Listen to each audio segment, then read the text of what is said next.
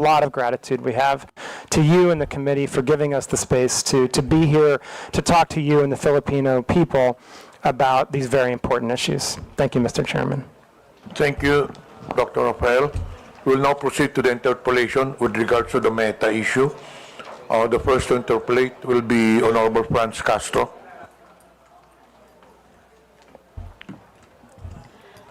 Thank you, Mr. Chair, and I also thank the Meta for coming here after 3 notices. Thank you. I have some specific personal question about how the Meta is detecting community standards violation, or what you call violation of community standards. When you look at the when you look at your platform, we have here several. When you report like a content, you will find here several violations like scam, fraud, or impersonation, unauthorized political ad, adult content, selling or promoting restricted items, violence, hate, or exploitation, bullying or unwanted content, intellectual property, suicide or self-harm, false information, problem involving 18-year-old or someone under 18 years old. Well, I was a victim of your platform, where my official Facebook account were taken down by your platform due to it said there impersonation. So I cannot understand why do you take down an account due to impersonation? So how does it happen? So how will you determine that really is this account is impersonated? Because this account was reported to COMELEC as my official election account for my daily activities during election. Thank you, Madam Congressman. Mr. Chair, if I may. Madam Congresswoman, thank you for your question. Certainly impersonation is a violation of our community standards. And there, I can say that I don't know the specifics of your case, but let me talk about a little bit about how we try to deal with issues of impersonation, right? First of all, there can be a number of different reasons that an account might be taken down, right? There can be repeated violations of our community standards, or there can be very severe violations of our community standards. But other times, it can be because someone was able to, unfortunately, gain access to your account. Not your account, but anyone's account, right? It can happen that unauthorized access can take place. Right? In those cases, they may, once a hacker has gained access to an account, then, and sometimes what we see is they go and delete the account, or then they take over that account to use it for their own purposes. And what we do in those cases is we work with the rightful account holder to retake control of their account, right? So we ask for credentials. It could be a government ID. It could be various email addresses or other identifying information that were used with that account in order to regain control of it. I think one thing we've seen and that we know is an extremely effective guard against having accounts taken over by hackers is two-factor authentication.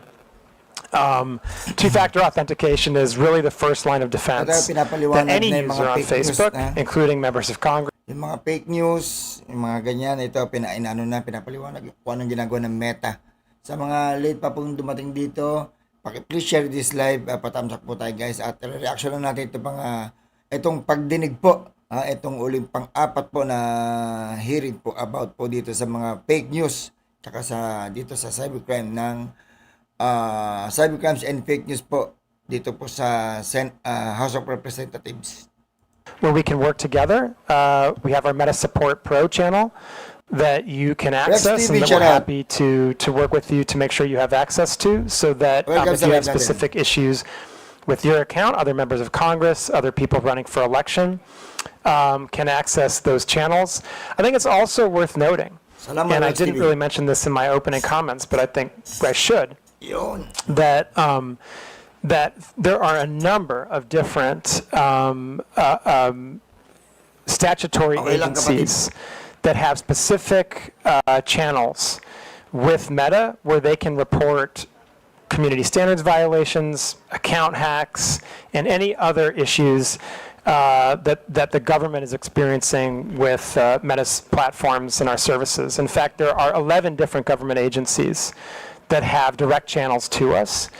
And so those are other channels that can certainly be Please share the utilized in guys. Check cases natin, like- where members of Congress experience those types of actions. And I would just like also say, it does also happen from time to time that we make mistakes. That is also something that happens, and we're sorry for when that happens. We know it's a really poor experience. We don't want that to happen. We take those instances very seriously. We do everything we can to try to minimize them. Janet And so Magusi, shout that's out. also just something that can happen sometimes. So when my account was took down, we complained to we write to the Meta about my account, and then why is it that you are taking down specific account without explanation or without any justification to the subscriber? Like, for example, just take the Subscriber? account and that's it. So no explanation at all. So you will just explain if we will write to you on what happened to the account.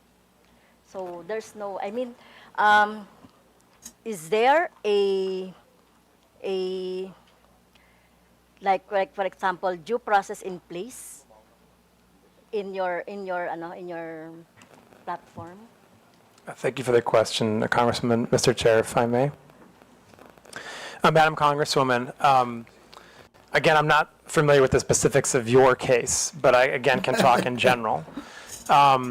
Users should receive notifications if actions have been taken against their account. That is certainly part of the due process that we have in place, and users have a right of appeal.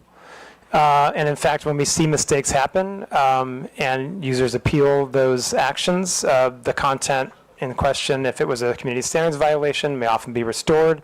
In some cases, the account would be restored. I do just want to highlight, in the specific case of hostile takeover of accounts, or what Meta believes may be a hostile takeover of an account, that can be a more complex process for very good reason. We want to make sure that we are not providing access to the account of someone who shouldn't have it. And so, Madam Congresswoman, I would just emphasize again that if you or another member of Congress is having any types of these issues, we can certainly provide you access to our Meta Support Pro and other channels so that we can solve these problems together. Mr. Chair, may I ask also that, are you familiar with troll armies? Troll armies, or mass reporting of an account so that it could be take down Rosemary for Reyes, any shout out other sa'yo, ah. reasons.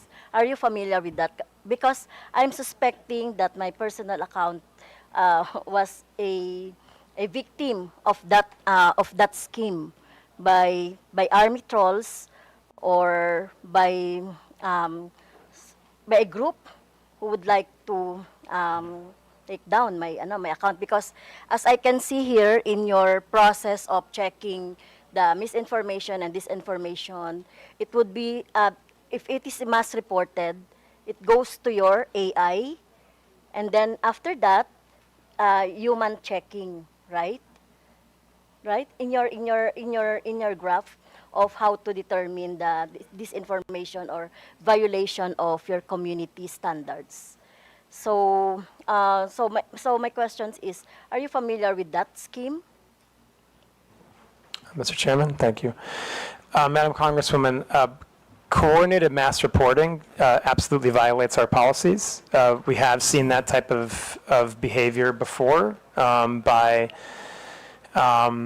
and certainly if we detect that type of behavior, then we would seek to make sure that any decisions that are made about accounts are the correct ones. And then we would also try to go after the people who are engaged in the coordinated mass reporting, because that clearly does violate our policies. And that's the type of abusive network that we would seek to prohibit from utilizing our platforms.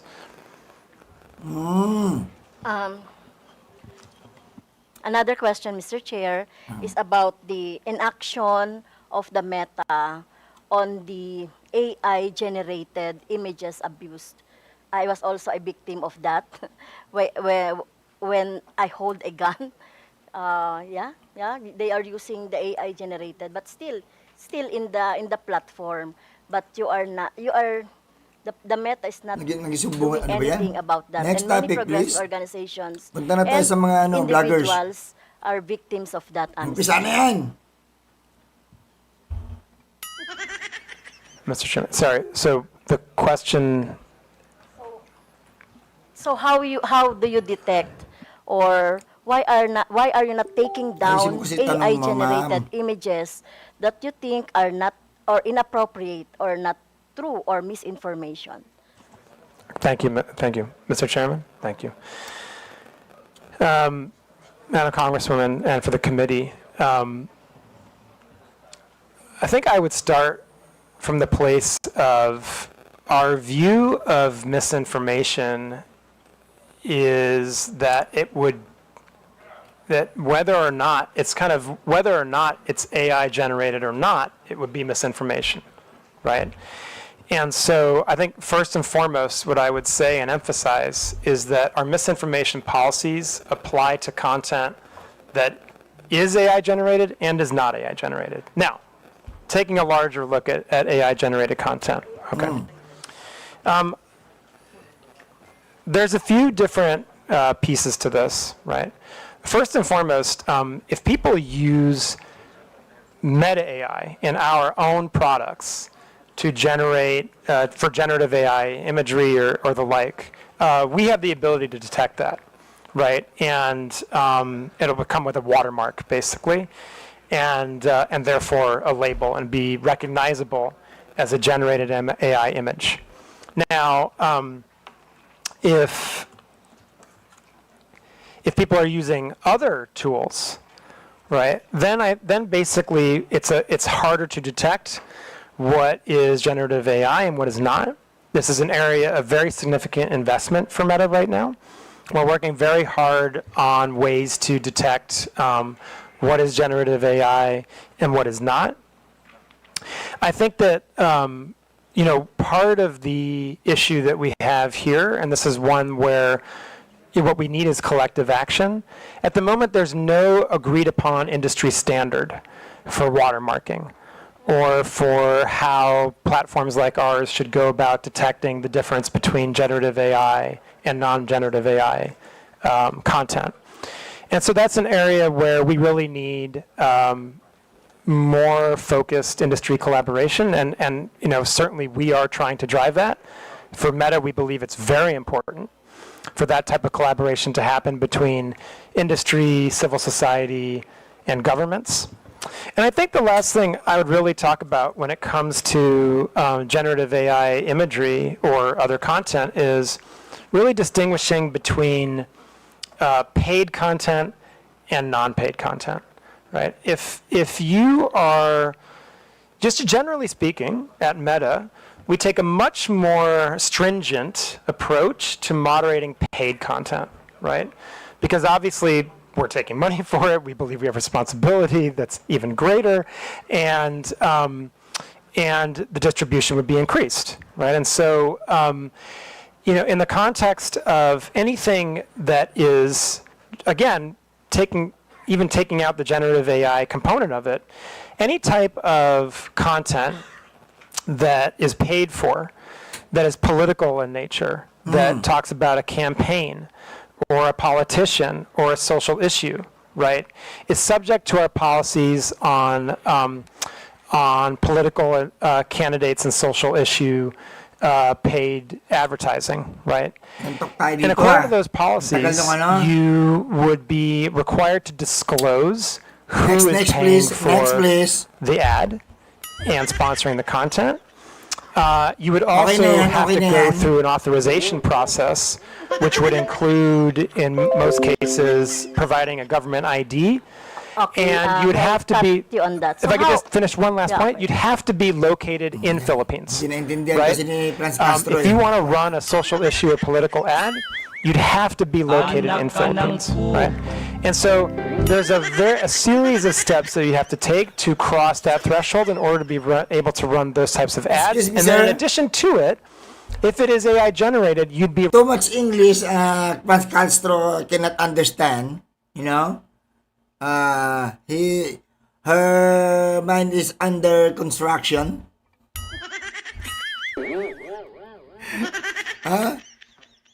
The intelligence of Miss Ma'am Franz Castro is still under maintenance.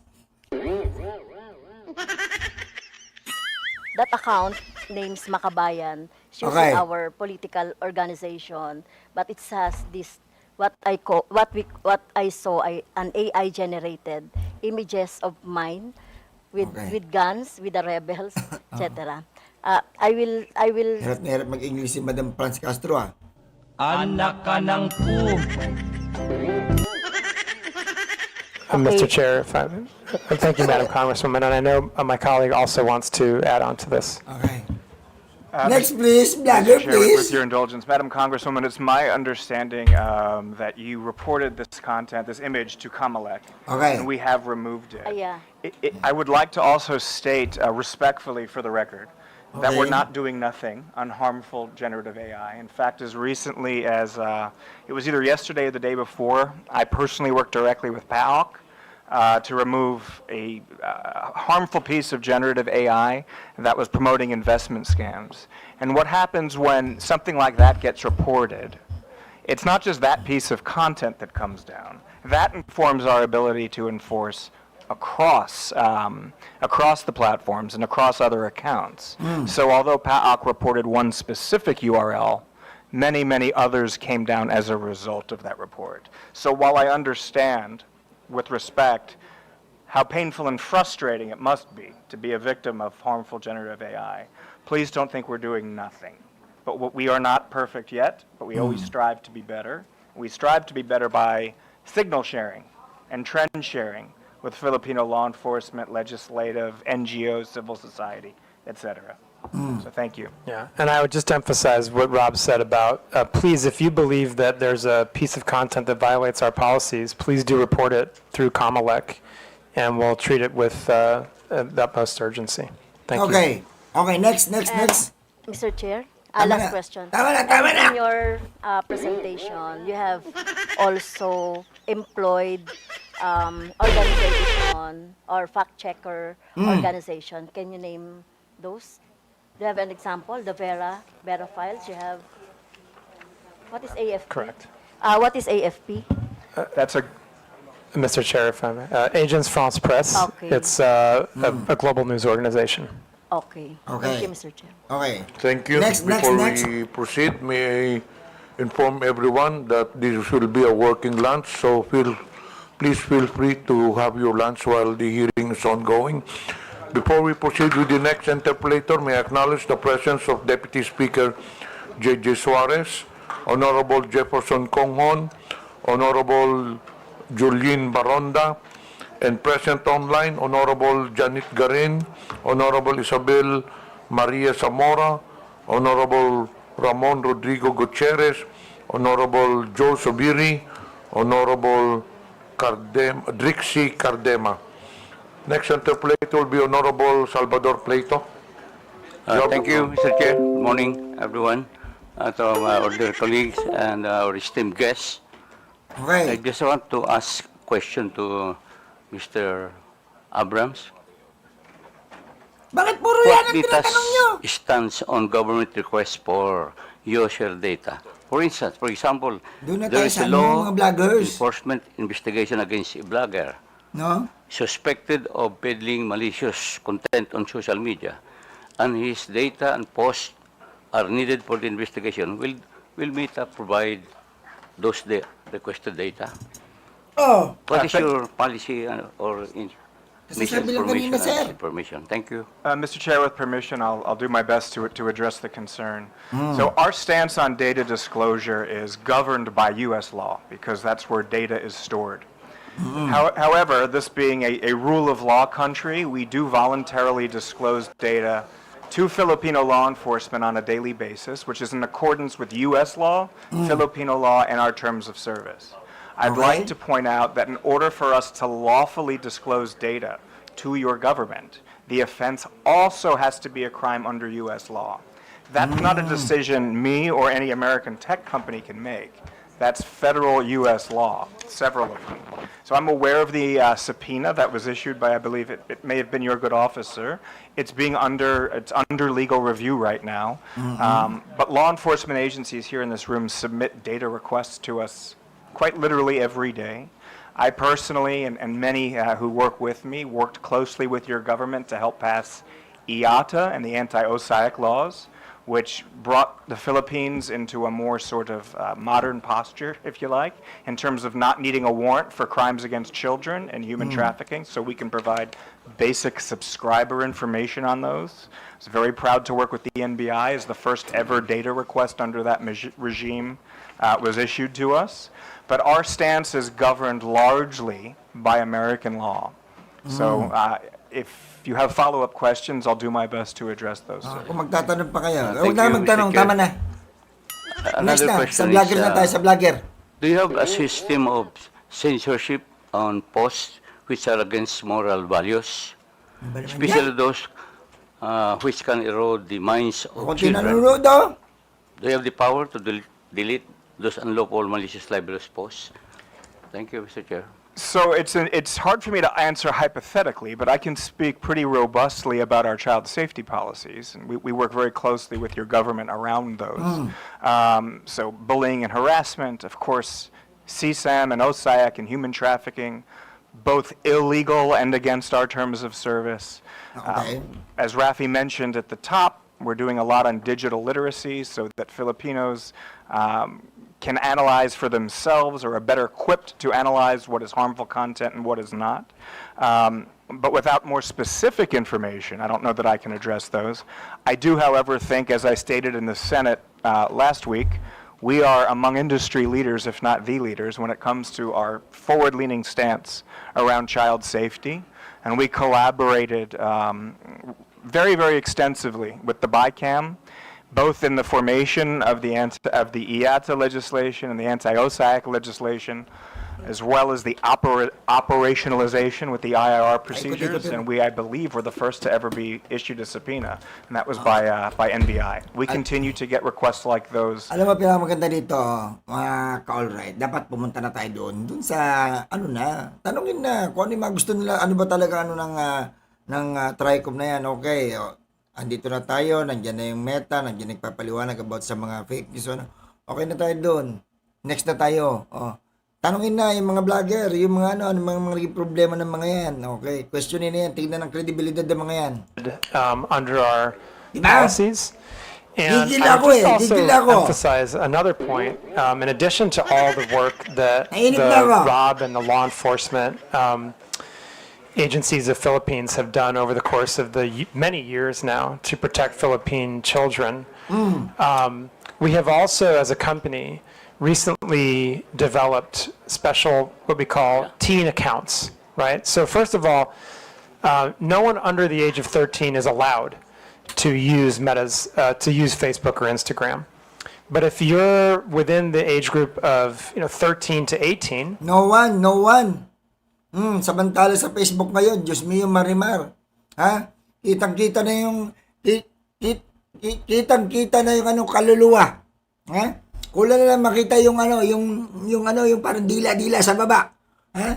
Oh, pero grabe ha. Yun hindi na Talagang ano ko, grabe, nakita yung mga Facebook ngayon, yung mga, lalo na yung mga reels, ako, Diyos mio, Marimar.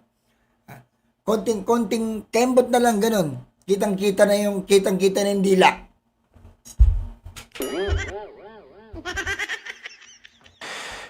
If you're in the range of 13 to 16, there are specific elements of parental supervision and indeed control that are built into those accounts so that parents can really supervise what their teens are doing online. There are provisions to remind teens to not to, like, Hindi nyo pa basically rin mapipigilan yan.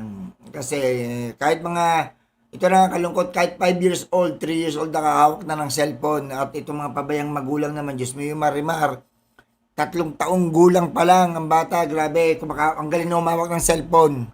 Okay? Kaya tuloy, dahil marunong na umawak ng cellphone, akala mo naglalaro-laro anak mo, yung minsan yung pala yung anak mo nag-scroll na ng FB ninyo, tapos nakikita yung mga malalaswa, yung mga murahan, yung mga sayaw-sayaw na pang ano, grabe, yung kula na makita yung ano, yung dila ng nasa baba. Diyos mio. Last question, Mr. Chair. Okay. I Alas was na yan, ha? asking, do you have the power to delete this unlawful, malicious, libelous post? Natural. You have the power to delete. Natural. Mr. Chairman, if I may. Mr. Chair, I was asking if you have the power to delete unlawful, malicious, and libelous post. Mr. Chairman? Please. Sir. Basta nasa guidelines. Sir, I think it's hard to talk about unless we see a specific piece of content, right? But if I can, I'll be happy to talk about our general approach to those types of issues. As I said, we do not allow hate speech, bullying and harassment, incitement to violence as general part of our policies, right? Those types of content are prohibited. In some cases, as I'm sure you may agree, you may have a hard time defining exactly where to draw the line between something that is fair criticism and or libelous or defamatory under local law. I think it's worth mentioning that, there are, we do allow for criticism under local law, criticism under our community standards, especially if it involves public figures. If there's a political campaign. Tagal lang ano. And as Philippines is a very vibrant and robust democracy, you have a very vibrant debate about political issues and about candidates. And so I think, we do allow for criticism of public figures, of politicians, of office holders, right? But where we would try to draw the line is where it goes into matters of true hate speech, incitement to violence, threats of physical violence, that type of thing. I would also say that, again, I would just go back to something that Rob mentioned earlier when it came to the Congresswoman's question.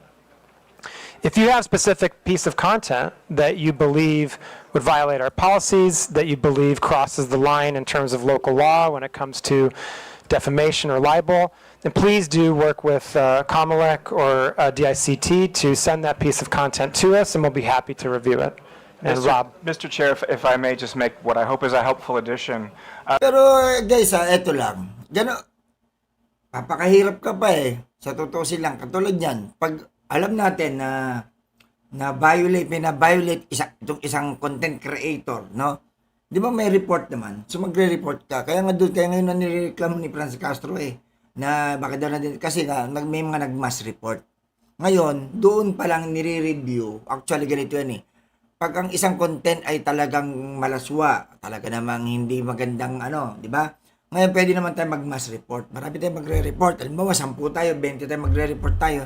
I-report natin yan, same complaint. Halimbawa, kung ang complaint natin is nude, or ito tawag dito, malicious talaga, yung talagang grabe, talagang hindi kaakit-akit, hindi talaga maganda, hindi appropriate yung ginagawa. Halimbawa, kunwari sabihin na natin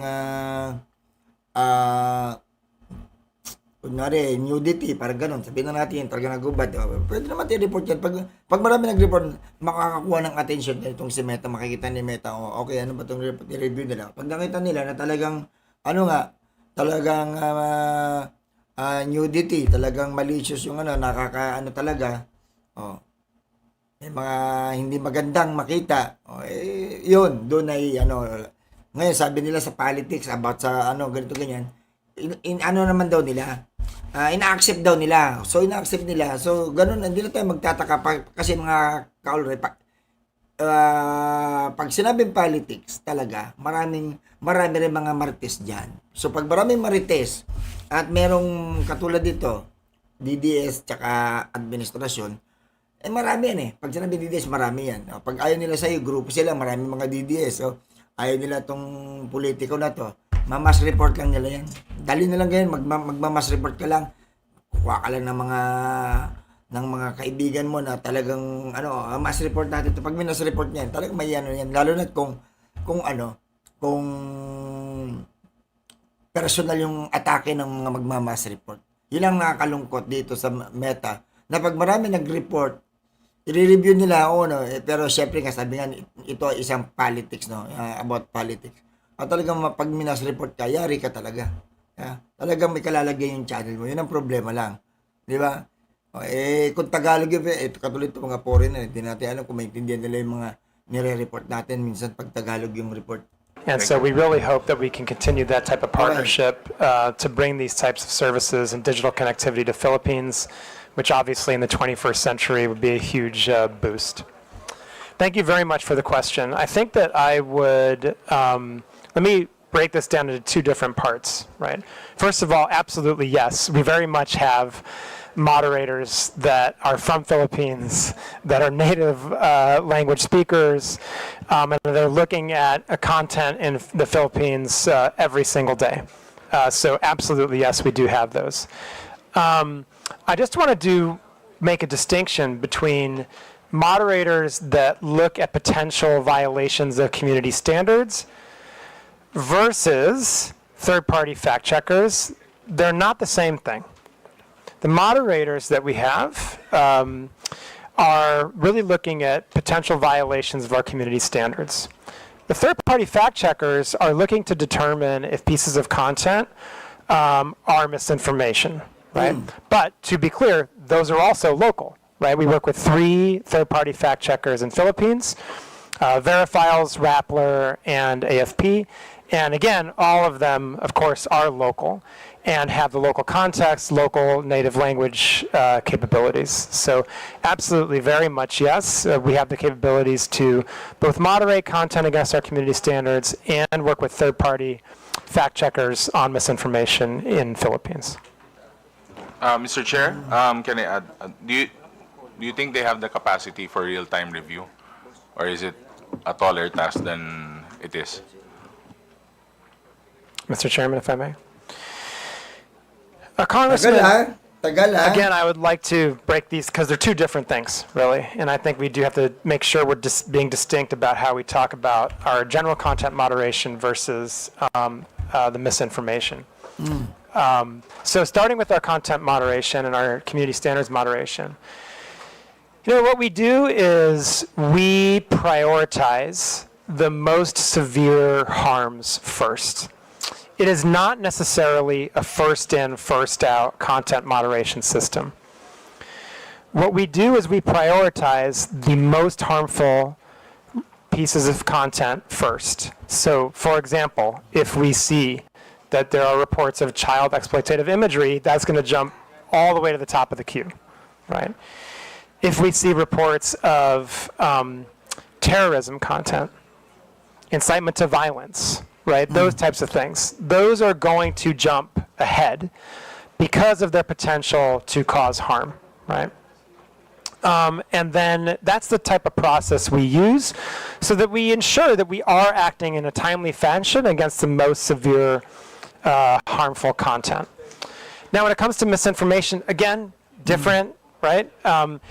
What we can do is we can ourselves send content for the fact checkers to check, Or the fact checkers can do it themselves. They have the ability not to wait for us and to actually check content on their own. And what we see in the Philippines is they are very robust. I think we have some of the most robust fact checkers in the world active in the Philippines, and very active in terms of many of the political. Ang problema, kung yung sinasabi nga nila mass report, diba, kung isang grupo kami, halimbawa grupo kami, 50 kami, o mag-mass report kami, kahit wala namang mali dun sa ano niya, basta alam mo naman, basta pagbabatikos lang.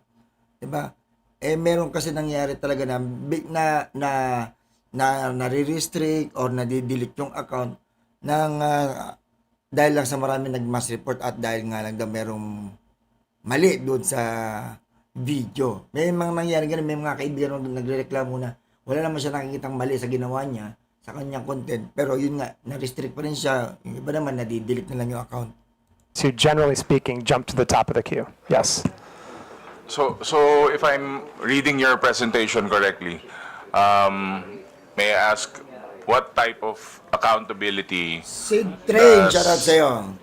does Meta have in the Philippines Magandang araw at sa lahat. when these things go south, or even Hello. if we tend to go to something a lot worse than regular trolling, regular misinformation? I would like to be clarified on that, sir. So, Mr. Chairman, if I may. So, just to emphasize again, I want to be really clear. These systems are operating in parallel. Our ability to remove content that has the potential to cause offline harm has no impact on our ability to work with third-party fact checkers on misinformation. Those are operating in parallel, right?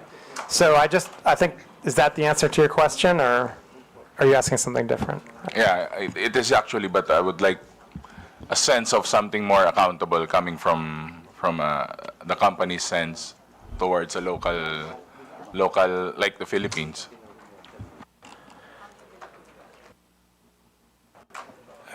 Mr. Chairman, if I may. Yeah, Congressman, I think that, first of all, we're sitting here today, which I'm glad to be doing. I think it's very important that Meta, as a company with such ubiquitous and important services, answer your questions on these really important issues, especially in the lead up to an election. Okay. I'd like to point out that maybe we didn't actually show that slide now that I think about it, but we put a slide on our presentation that showed the award that we received from Comelec after the last election for the work we did to protect the integrity of the election.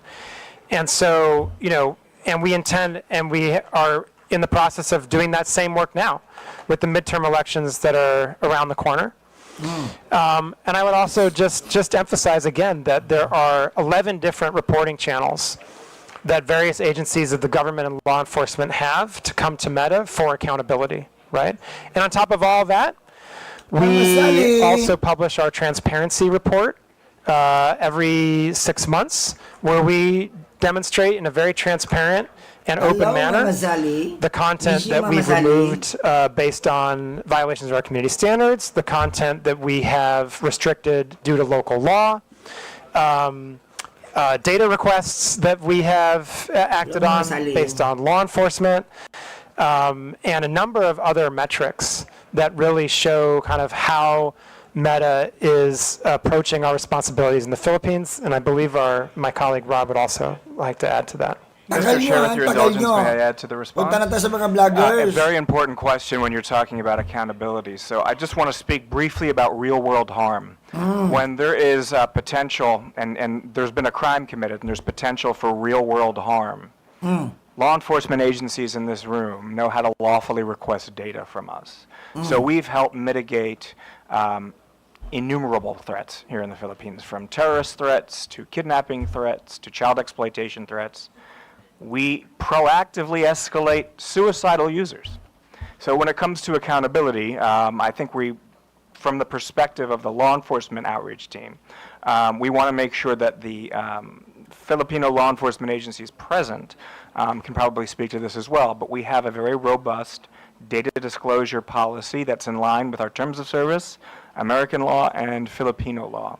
And it's used each and every day by Filipino law enforcement so that they can go after the actual bad actors that are operating off-platform and coordinating off-platform harm. Thank you, sir.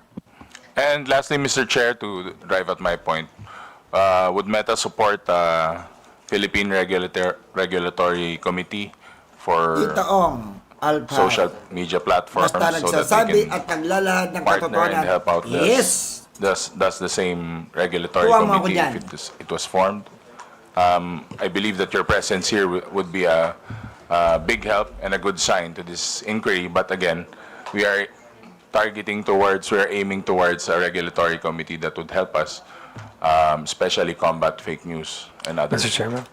Thank you so much, Congressman. I'd be more than happy for Meta as a company to engage with the Philippines government and Congress on any type of regulation that you're considering when it comes to these issues. I think we have now many years of experience in terms of working with governments around Southeast Asia, Asia Pacific, and indeed globally, to come up with modalities and regulations that really can help protect users, but also protect freedom of expression, that try to properly balance freedom of expression and safety, and that, of course, account for local nuance. It's really important that countries have their own solutions, and we're happy to share what we feel like works, what's been more challenging, and what doesn't work, and we'd be very happy to engage Congress further on that issue. And I'd appreciate the opportunity, and thank you for it. Okay, Thank you, Mr. Venus. Chair. I'll Next, reserve next, some next, of my next, questions next. for the second round. Thank you, sir. Honorable Arlene Brosas is recognized. Yes, thank you, Mr. Chairman. I have a few questions also, Mr. Chair. Mr. Chair, how many websites or applications are under the Meta umbrella? Ano ba yung tama na. Okay, so, Mr. Chair, if I may. We have Facebook, Messenger, Instagram, Tumatagal na naman. WhatsApp, Threads, which is part of Instagram to a sense. We have our Quest devices, which are virtual reality devices that also have application, and we have specific application for our Meta Ray-Ban glasses that we are now producing together with Ray-Ban. There's a specific application for that. And then, of course, we have the various websites that also operate these platforms, including now Meta AI. Thank you, Mr. Chair. If you'd like a very complete, thorough, total list, I'm happy to provide that for you in writing. Thank you, Mr. Chair. Mr. Chair, my next question is, do you have for example, a study of which is the most to have a content of disinformation and fake news? Which of this Kami pa pati si Gcash said, Ay, ay, salamat, salamat, Mama Sally! have the most? Is it And dahil Facebook? dyan, Mama Sally, Mr. Chair. dahil dyan,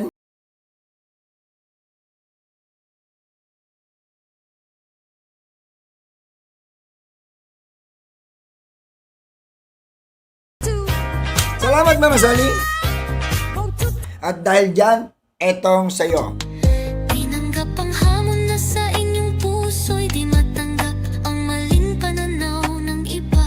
At sa inyong pagbabalik mula sa madilim, Thank you, Mama Sally! muli mong itinataas ang pangalang minahal ng sambayanang Pilipino at ng mga loyalistang hindi kayo iniiwan. Bongbong Marcos, lumaban ka, ikaw ang pag-asa namin sa pagbabago na matagal na naming pangarap. Bongbong Marcos, ikaw lang ang siyang nagbigay ng pag-asa na unti-unti na naming nararamdaman. Thank you so much, Mama Sally. Mr. Sambaluga, shoutout sa iyo, ha? Salamat, Mama Sally. Yan. Tuloy na natin. The Tagal kasi, AI no? generated, Tagal na itong, dapat content. ganito sa mga vlogger. Gusto ko na, Do you have Gusto ko naririnig yung paano nila ba, gisain yung mga fake news vloggers na to eh. a Diba, Mr. content? Isang Baluga? If Ma'am Sally, it's salamat sa labi-labi, a ma'am. disinformation or Salamat, fake salamat. news, motu proprio. For example, if it's not reported and it's being generated, so those are two different things, right? One is reported and one is not reported. If there's no report of that, but it's an AI generated and it's a disinformation or fake news kind of news. Mr. Chairman. Thank you, Congresswoman. The fact checkers that we work with, the third-party fact checkers, have the ability to, and they do very often, fact check content even if we have not reported it to us. So the answer is yes. And I would say, I just reiterate, from earlier in my presentation, that whether a piece of content is AI generated or not, we would still treat it the same as misinformation. So there's a form to if there's no report, you can actually flag it as a disinformation or fake news, right? Mr. Chairman, if I may. Yes, so Sa mga nanonood po sa live ko ngayon, no? Sa mga nanonood po ngayon, papaliwanag ko lang mo sa inyo, para hindi na tayo ang daming tsetche-boreche eh. Okay.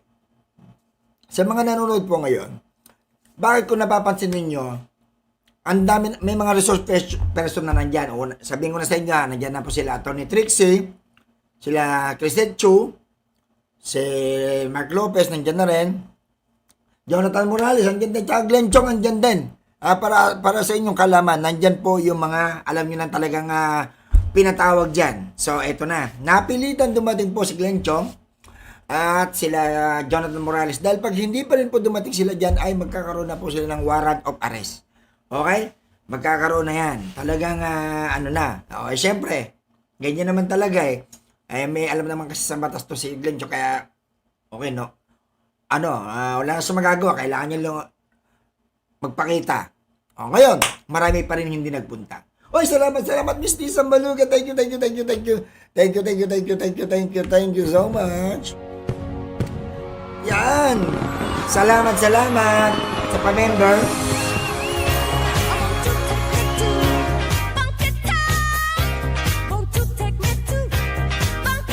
Thank you sa pa-member, Ma'am Mr. Sambaluga. Yan. So, eto na. Ngayon, bakit ba karamihan ng mga nagtatanong ngayon, ng mga nasa committee ngayon, ay focus sila ngayon dito sa Facebook Philippines, about dyan sa Meta, about dito sa mga fake news, okay? Paano kasi para may alam na po ninyo. Okay, papaliwanag ko na kasi yung iba diyan late na ako kayo dumating, hindi niyo naintindihan yata yung mga napag-usapan Ang pinapaliwanag po dito ni Facebook Philippines, yung about dito sa Meta, na yung bang mga fake news na yan, na kung saan ang karamihan ng katanungan dito, madalas natin narinig kanina, pagkakarintindi ko sa mga nagtatanong kanina, ang inireklamo nila, bakit nadidelete na lang, nang ganun-ganun na lang ang isang account, nang walang pasabi. Ayon sa sinasabi ni Franz Castro, yung iba naman, bakit yung mga sobrang laswa, sobrang fake news na, sobrang hindi nakikita ni Meta. Okay.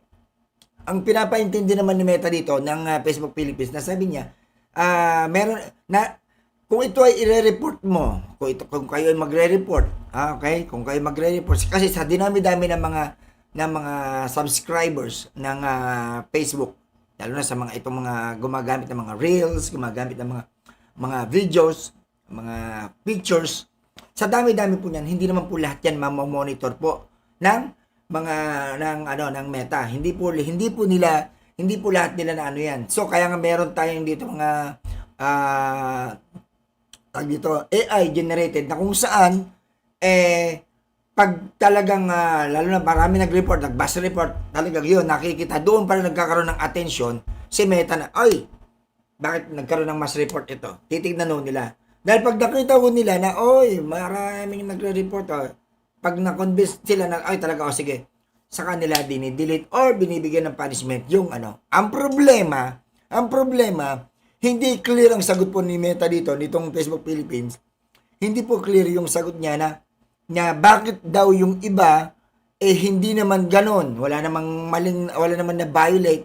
Although, about politics naman, about lang naman sa pagpapaliwanag niya, about sa mga nangyayari, bakit ganun pa rin nare-report pa rin ang ganun? Hindi ba dapat pag sinabing chinek, kahit mag-mass report, di ba dapat pag kahit chinek ka, binerify nila kung gano'n ka legit yung report na mass report na nangyari, hindi ba dapat, merong resulta? It means to say na, meron ba dapat na ino-notify itong si owner, halimbawa, ako ay may-ari ng Facebook, may matatanggap ang report, you are reported by violating this, ganito, ganyan, cheche bureche, ganon. Dapat may ganon. Wala nangyayaring ganon. Basta na lang, ikaw ay, nakalagay doon, violating the, ganito, ganyan, yun lang nakalagay. Pero dapat, nagpapaliwanag, bakit, parang gusto sabihin ng ating mga nasa House of Representatives, dapat, kung i-delete ang isang account, ipapaliwanag or i-remind sa isang nagka-violate na ano yung na-violate mo, anong specific content yung na-violate mo. Di ba? May magana dapat ganon. Sabi ni Robin Padilla, ipagtatanggol niya ang DDS vlogger na hindi basta nabubura ang video. Yun. Di ba? So, yun po yung napag-uusapan dito. Kaya kung napapansin nyo, kadalasan ang tinatanong ngayon, wala pa doon sa mga vloggers. Pero para sa akin po, mga ka-alright, sa mga nanonood sa akin, dapat ang tinatanong dito yung mga vloggers na doon na tayo. Then, saka nyo balikan itong mga, itong meta. Ito nagpapaliwanag dito about sa meta. Kasi ganito yan Inuna nyo muna to. Okay na. Given na yan. Pero tumatagal Tumatagal. Ang daming resource person dyan. Ang daming nagpunta dyan. Dapat doon na tayo. Yun ay balangkasin natin. Yun na dapat ginagawa ng HR dyan. Pero wala tayong magagawa. Ganun talaga. So, yun ang setup na gusto ng House of Representatives. Nang tanungin muna is itong Facebook, itong Meta, itong mga foreigner na to, ano ba yung mga violation, paano ba nila ginagawa yung paghihigpit ng mga dito sa mga videos, posts, yan, paano nila gano'n? Yun ang inalam muna na. So, although alam na natin yan, kaya nga sabi ko nga sa paikot-ikot na lang. Iba-iba yung mga nagtatanong, na-comment natin, pero sabi ko nga, halos ganun din naman, paikot-ikot. Kaya, sorry medyo nainip lang kasi ako. Ang inano ko lang dito, dapat doon na tayo sa main point. Diba? Sayang yung nandyan na yung mga resource person, tanongin na. Questioning na ninyo yung credibility ng mga yan kasi yun naman ang kailangan talaga. Then, sa kanyo balikan itong mga foreigner na to, itong nagpapaliwanag na to, itong sa meta, kung may nabayil ba, ito ba nakita nyo, parang gano'n. Okay? Tuloy na natin. Pasensya na. Tao lang. I would certainly not wish on anyone. I would just like to emphasize that red tagging violates our policies. We view red tagging as a form of coordinating harm on our platform, and that is prohibited. When we're made aware of it, then and we confirm that it's red tagging, then we will remove that content. We've done that in Aray ko. Ang pangangalo niya. many cases for a number of years now. And I would just emphasize again that does violate our policies, and we will remove it when it's reported to us. So I would encourage. Yun na nga sa mga sa mga committee na nagtatanong diyan. Yun nga, pabalik-balik lang tayo. Tignan niyo po, pabalik-balik din ang sagot itong nagpapaliwanag about dito sa Meta. Na talagang doon sila nagre-rely. Sa madaling salita, nagre-rely sila doon sa report, based doon sa report. Kaya nga merong sa mga video may mga report doon Mag-report mo, hindi appropriate, hindi maganda, na malaswa, hindi fake news siya, hindi siya report. Yun yung tanging paraan i-report. Diba? Then, saka nagkakaroon ng action itong Meta. Yun ang gusto nila paliwanag. Kasi hindi naman lahat kasi na monitor nila kung fake news o ano yan. Di ba? Kaya nga may pwede ka mag-report. Yun ang gusto nila ipaunawa. Kasi hindi naman, kumbaga, sa milyon-milyong taong gumagamit ng social media, hindi po lahat yan mamomonitor nila kung ano yung mga pinag-upload ng mga yan, kung ano yung mga pinopost ng mga yan. Okay? Pero, dahil nga meron tayong report na tinatawag, may re-report mo sa kanila para at least ma-aware sila na, ay, may nag-report. Ba't kayo marami nag-report? Titignan nga nila. Yun dapat. Pero syempre, dapat gumawa rin ng batas na pag na-report yan, halimbawa na-report yan, bago may report yan, para sa akin, ako tatanungin nyo, na-report yan, fake news talaga siya. Then, pag na-receive ni Meta, nakita ni Meta, bago niya i-delete, syempre, kailangan meron din coordination sa ating gobyerno or sa ating halimbawa, sa Cybercrime Division, gito din yan. Ito ay nag-fake news talaga siya, gito, meron gano'n. Ewan kung paano sistema ang gagawin nila dyan, basta yun ang lumalabas dito na kahit ano pang itanong nila, still nagre-relay pa rin itong si Meta at base doon sa report. There's a type of content that very clearly violates, it's not even close, it's a clear violation of our community standards. You know, the really obvious examples are child exploitative imagery, terrorism, graphic violence. I mean, it is much easier to moderate that kind of content. Yan, katulad yun. Kasi, sa Meta kasi may mga gano'n. Yung, halimbawa, yung bata, tinutorture, ganyan, Ay, love dito, shoutout sa iyo, Right? Now, it doesn't mean we don't take it seriously. We take it very seriously, right? You have guidelines on that. We absolutely have guidelines on that. We absolutely have guidelines For on red example, tagging. Red tagging per se. Sorry? Red tagging. Do you have guidelines for that? Yes, we have guidelines on red tagging. Rob, do you want to add anything on this point? Just say in general, red tagging often involves doxing, which puts people at risk. So that would be a red line, for example. But I think, again, to emphasize, as Rafi has made clear, this is often very nuanced.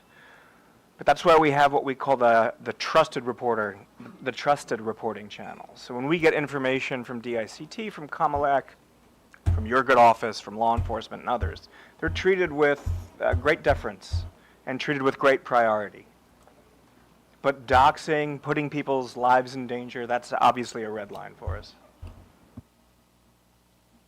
Yes, thank you, Mr. Chair. Mr. Chair, knowing how bureaucratic and to an extent slow the processing of legal actions in the Philippines, we are more concerned on your mandate and mechanisms as Meta, as a multinational technology conglomerate in terms of taking action on these matters.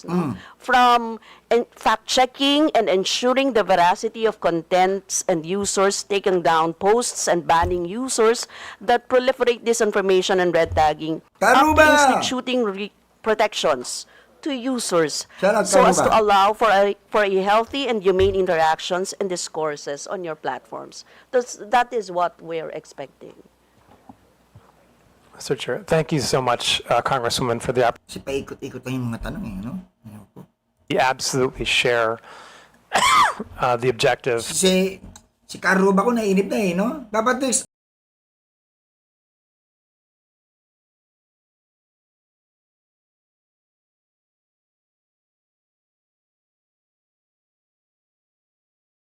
Thank you so much. Thank you so much.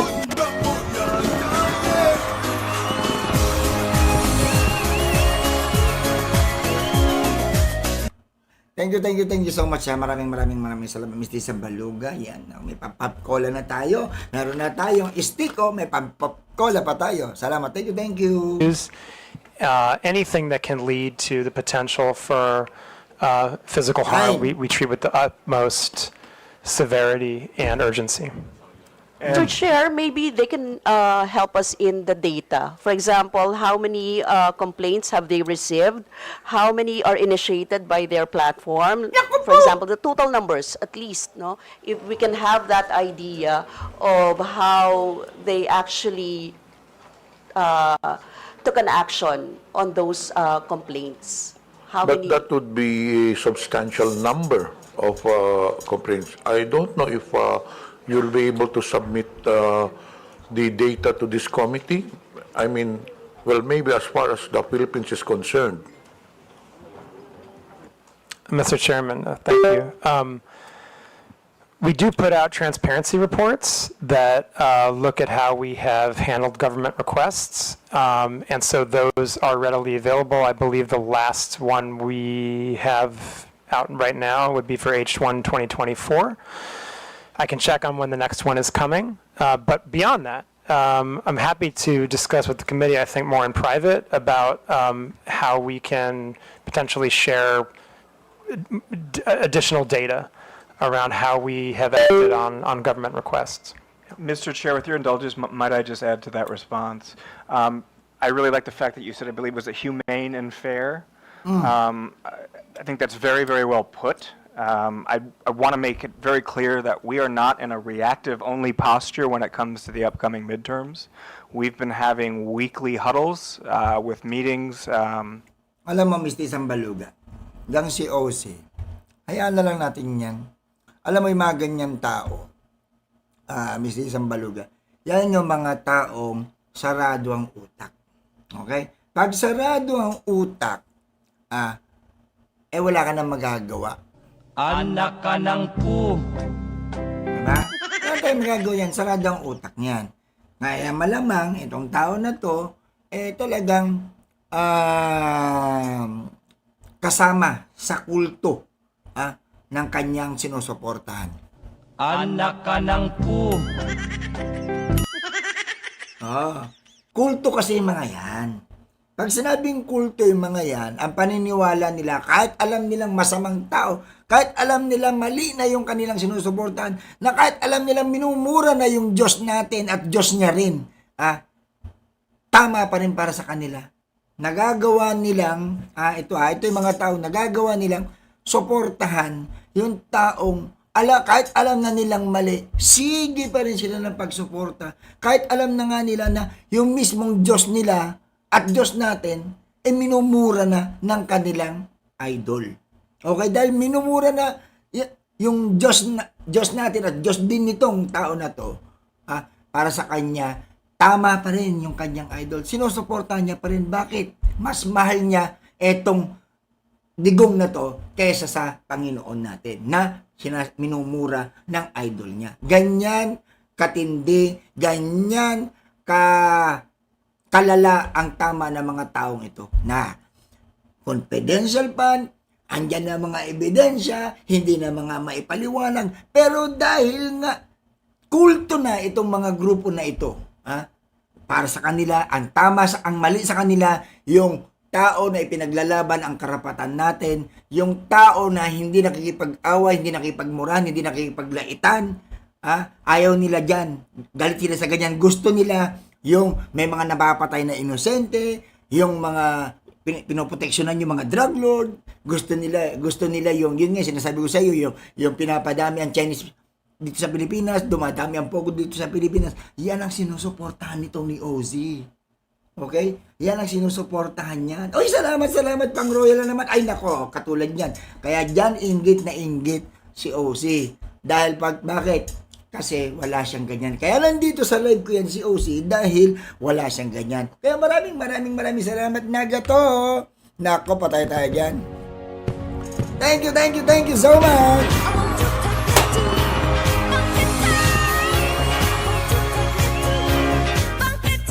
Yan.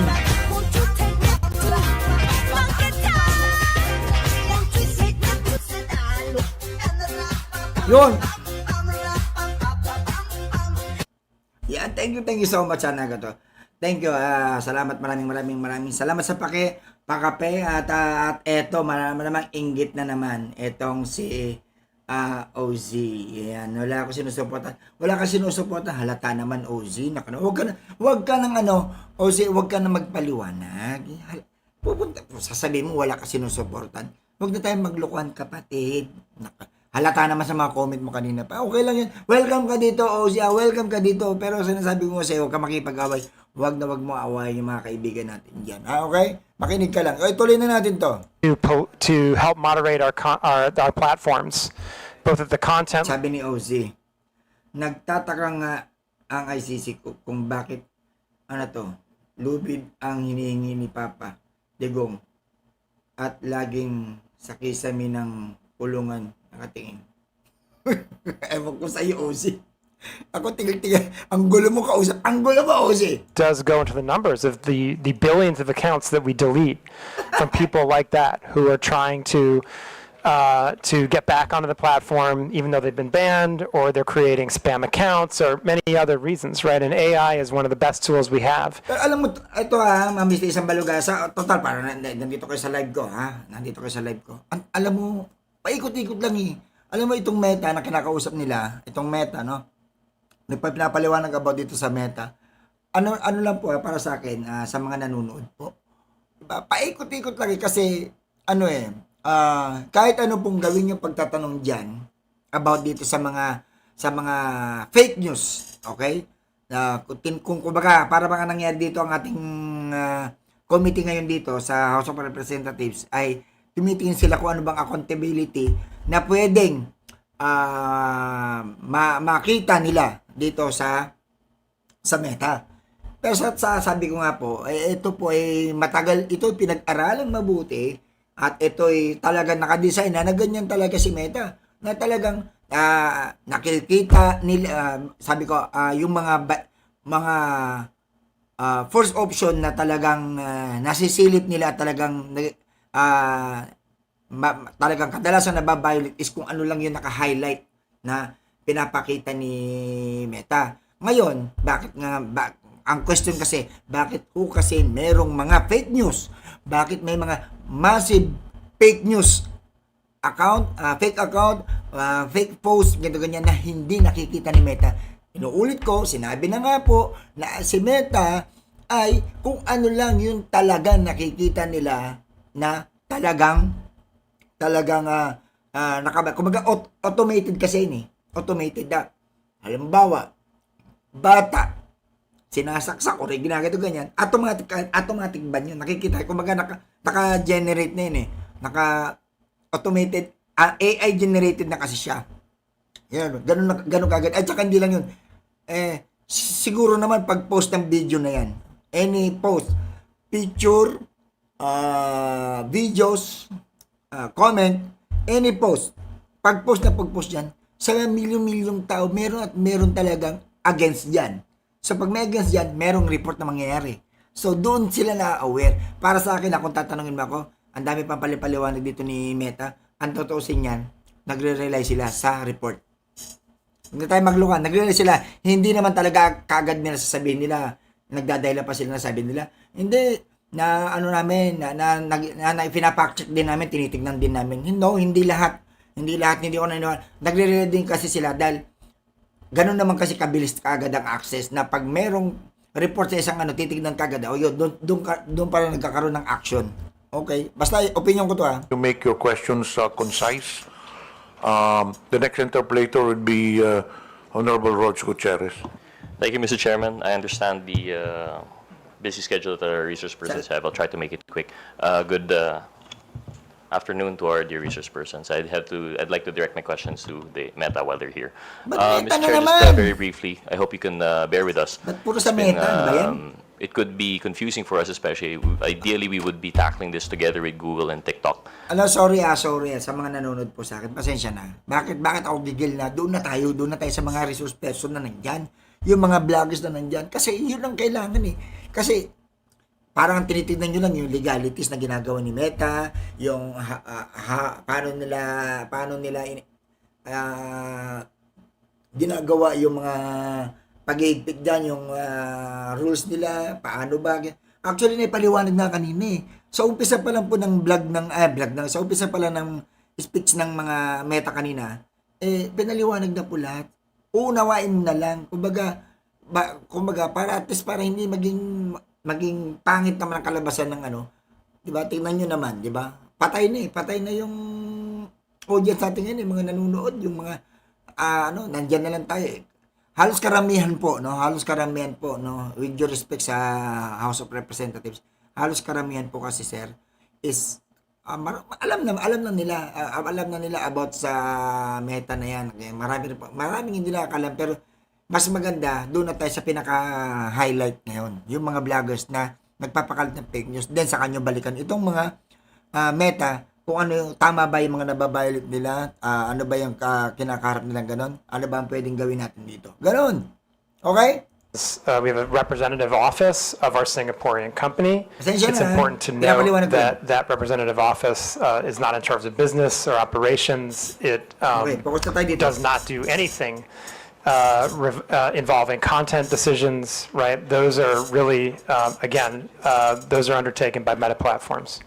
Mr. Chair, I'm glad you brought that up, and actually that would be my next question. So if you are representing Facebook Singapore, and you are doing these regulatory work in behalf of Meta Platforms through Singapore, I assume for Southeast Asia, what is it that Facebook Philippines, what do they do? If it's not anything to do with the support services or content regulation or the actual business of Facebook, Meta Platforms, sorry. It's actually it's very much about the business of Facebook. So we have very robust sales and support team. Our public policy team, who's based here, while not involved in takedown decisions and data disclosure decisions, do work very closely with COMELEC and with DICT and with many NGOs.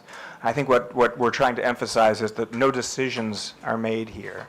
Those decisions are undertaken by our parent entity in Singapore or in the US. So this is really a sales and support office that exists here in BGC. I'd also say there are various programs that we run that are supported out of our Philippines office, including some of those I talked about earlier, which revolve around digital literacy. And the digital literacy programs with Digital Tayo that we've used to train over 6.5 million people.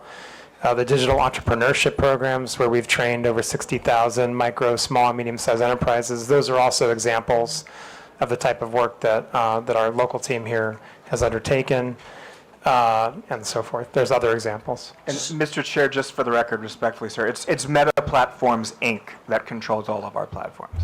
Okay. If that's helpful, Paul. Thank you for that clarification. And in fact, it is more helpful, so we have a better idea now. So Facebook Philippines is mostly in the business of, well, the business, which is sales, and I would assume this is advertising? Yeah, we're an ads-based business. So it's advertising. How about Facebook Marketplace? Is that also within the purview of Facebook Philippines?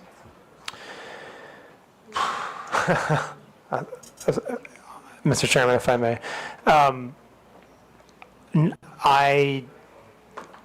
I want to check to make sure I get you the totally accurate answer, but I believe the answer is no. I think that Facebook Marketplace is, again, operated by the parent company in the United States, but I do want to qualify that by saying I definitely do want to check to make sure that's correct. Thank you. So I hope you understand where our confusion is coming from. So I would assume that Facebook Marketplace would be part of the business end of Facebook. So we would assume that that would be something within the purview of Facebook Philippines, considering that there would be regulatory requirements under the So, DT. ibig mo sabihin magkaiba? Facebook Meta? It does get a little complicated, right? I mean, to be clear, so there, there's no commerce that's taking place on Marketplace, right? And so that type, but it doesn't mean that we don't comply with local law, right? We, as a global American company that lives up to the best legal standards in the world, we always want to comply with local law. So just because any of the platforms are being operated by an American company doesn't mean that we still won't comply with local law. Yeah, Mr. Chair, absolutely agree with you, and we are not implying any disregard for local law, but precisely, I think, if you've been listening to our fellow colleagues here, what we're driving at is accountability, which goes beyond just the legal requirements. So I hope you understand where we're driving at with this, and why I'm asking these questions. We aren't implying that you aren't following local law. And in fact, we do appreciate all of these efforts that you've done above and beyond the legal requirements that we may have, such as your public outreach programs that you may have, and your facilitating the requests of some of our stakeholders in government. However, I hope you understand that what makes it very difficult for us is that when we have problems, it's very hard to reach Meta Platforms, Inc.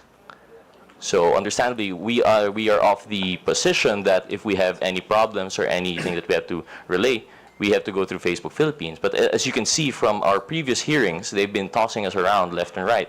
We go to Facebook Philippines, they tell us to coordinate. They have no Ganun involvement talaga. with Meta Platform Inc. We go to Meta Platform Inc. and they say that no, we're American hirap- company, we ang- won't be ang going there. hirap ma-reach out So ang we're now Meta. trying to understand, for our purposes in crafting legislation, what legislation can we make given the very specific, special structure that social media corporations tend to have. I hope you understand, because generally what we're trying to regulate here now is within the purview of publication, for example, media. But unlike media, which would operate specifically within a country, we're talking now about, a foreign entity that would now be in the business, not just of, public expression, but also the commercial side of it and advertising. As you said, you're a ads-based business. So now we'd like to just differentiate. So going back to my question, I hope you'd bear with that. So Facebook Marketplace is not with Facebook Philippines. Facebook Philippines deals with the public outreach programs that you mentioned and the business side. So anything that has support for the Meta Platforms Incorporated in relation to content regulation and, for example, double-checking terms of use, if compliance with terms of use, these are not within the purview of Facebook Philippines. That much is clear, correct? Mr. Chairman, if I may. Okay. Thank you, thank you, Congressman. And now I understand where you're going with these questions. So let me just clarify again. The platforms, whether it's Facebook, Messenger, Instagram, Marketplace, they are operated by Meta Platforms, Inc. in the United States. So for the purposes of these hearings, we are the people that can come and address them. And I just want to clarify, and by the way, also, if you would like to have further discussions on regulation that you're considering, we're happy to do that. And I also just want to really, really clarify and emphasize a specific point. We always intended to come to these hearings. I really do want to make sure I say that. And Ang dami pasikot-sikot pa. Direct to the point. we always intended to come to these hearings. We needed a little bit of time to make sure that me and Rob could get here. The other times, the dates we were given, there was just very short notice, and we had other commitments. We both have profiles that are regional. And so there was always an intention to come to this hearing, Salamat, Mr. Isambaloga. Sige, which no we problem. absolutely Salamat, Mr. agree Isambaloga. you deserve.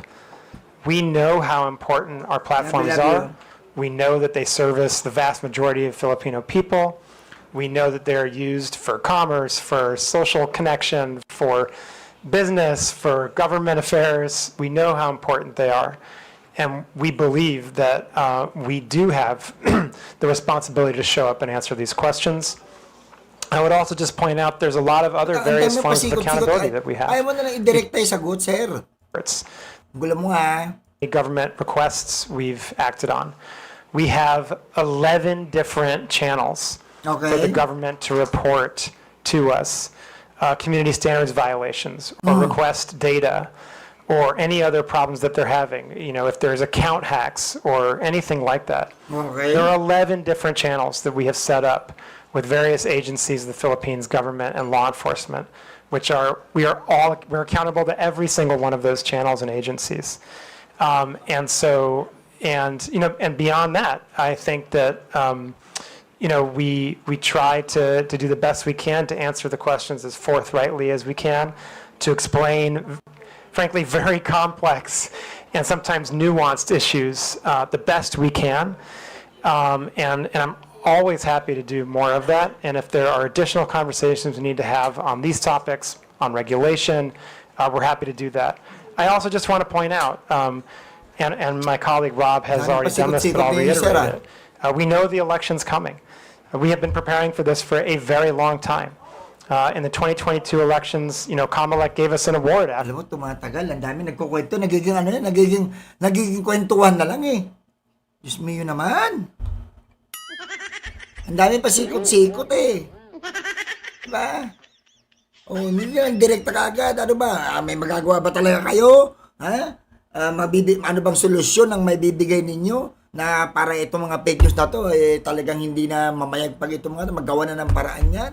Ano ba ang batas na pwedeng gawin ng ating House of Congress? Diba? Baka sakaling makatulong kayo. Aminin nyo na kung talagang hindi nyo kaya ang mga naglalaba sa mga fake news na yan, na hindi kaya ng inyong ahensya ng inyong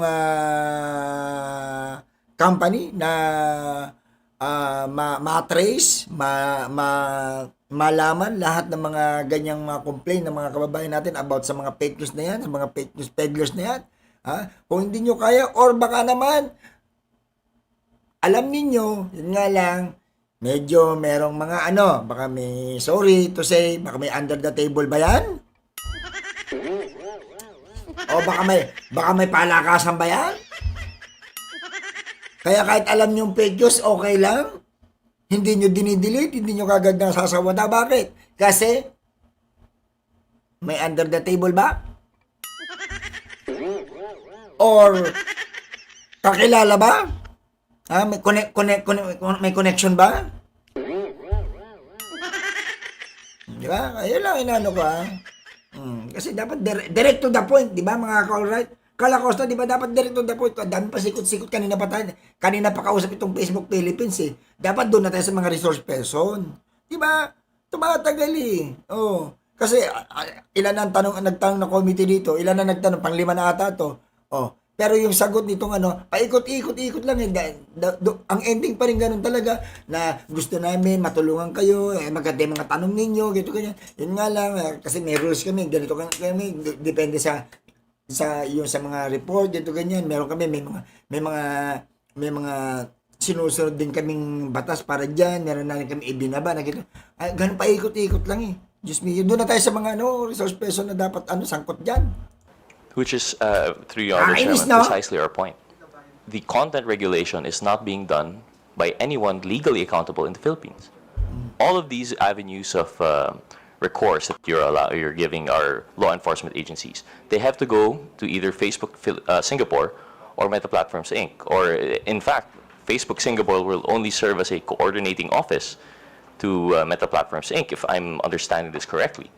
So, can you just correct me if for this statement that if Facebook Philippines does not control the platform, there is no Meta-affiliated entity directly accountable in the Philippines?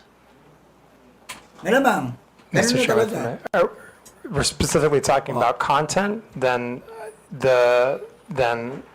again, the platforms are operated by Meta Platforms Incorporated in the United States. Precisely. So there is no Meta-affiliated entity responsible for the content regulation in the Philippines. Thank you. Thank you for that.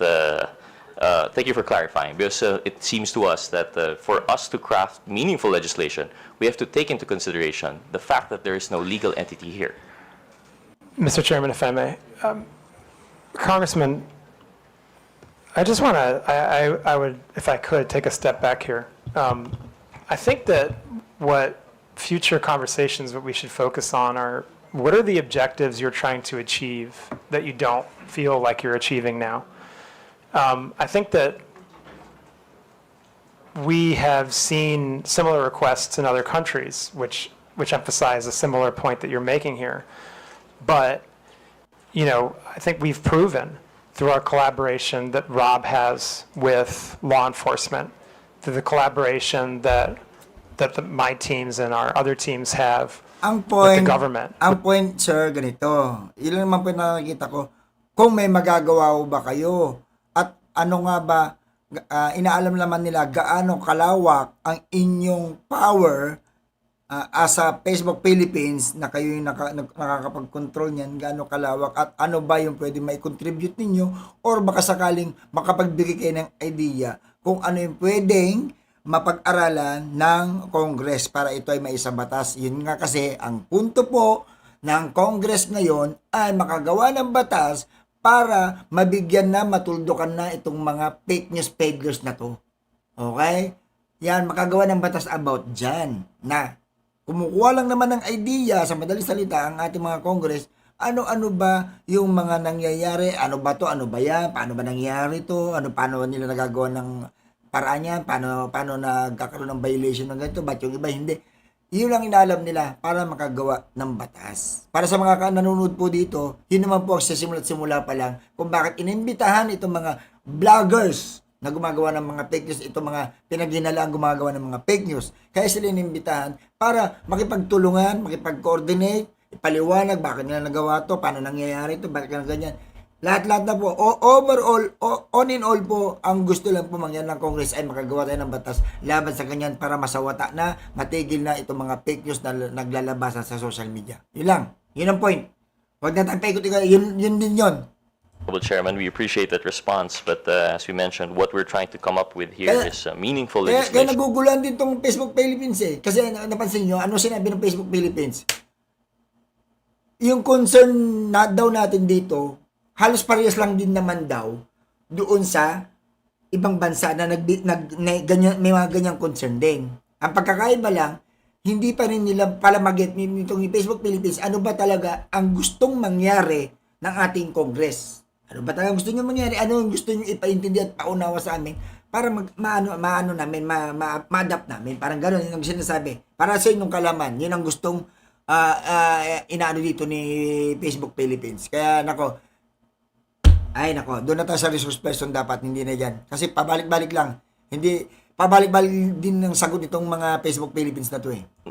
To just drive that point, perhaps, Mr. Chair, I'd like to make a quick side question to maybe one of our officials from the CICC. For example, to our CICC, when we have requests for takedown from Facebook, what is the general turnaround time?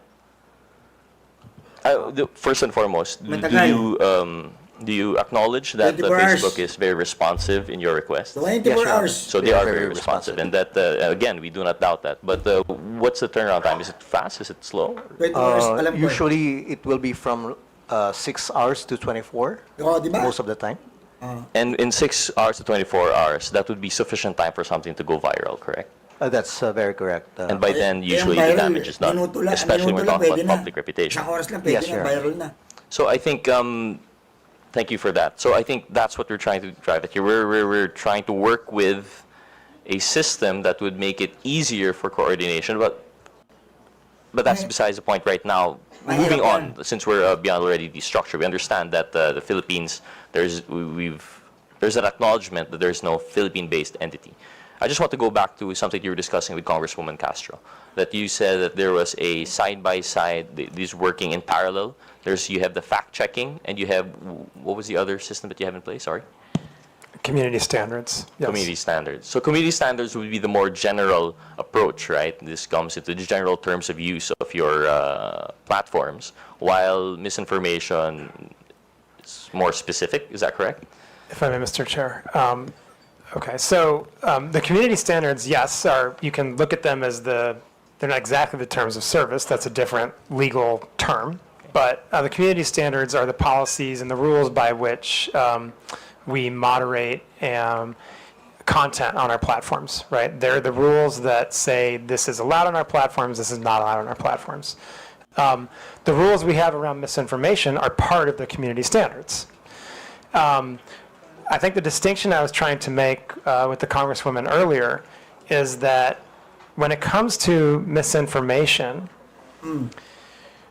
because we believe that it's really third parties that are the ones that are most capable and most appropriate to determine the veracity of information, there is a parallel system that we have in place, which is the third-party fact-checking system, right? And that system is in place, and those fact-checkers can proactively act even without any action on our part. They can act if we send them content that we want them to review from misinformation, but they can also act on their own if they think that there's a piece of misinformation that's going viral and could potentially cause harm. That's what I was trying to distinguish between. Whereas the other community standards violations, such as hate speech, incitement to violence, bullying and harassment, terrorism, child exploitative imagery, those community standards, those would be looked at by our content moderators, right? And who will make a determination about whether they violate the community standards or not, and therefore are removed or not. And I think Rob would like to add to that. Your point, Mr. Chair, if I may, your point is very well taken in terms of how the internet works and virality, and we've all seen how that works. The upside to that is when we have a piece of content that's violating, I'd like to just underscore once again that that feeds our ability to prevent its future proliferation.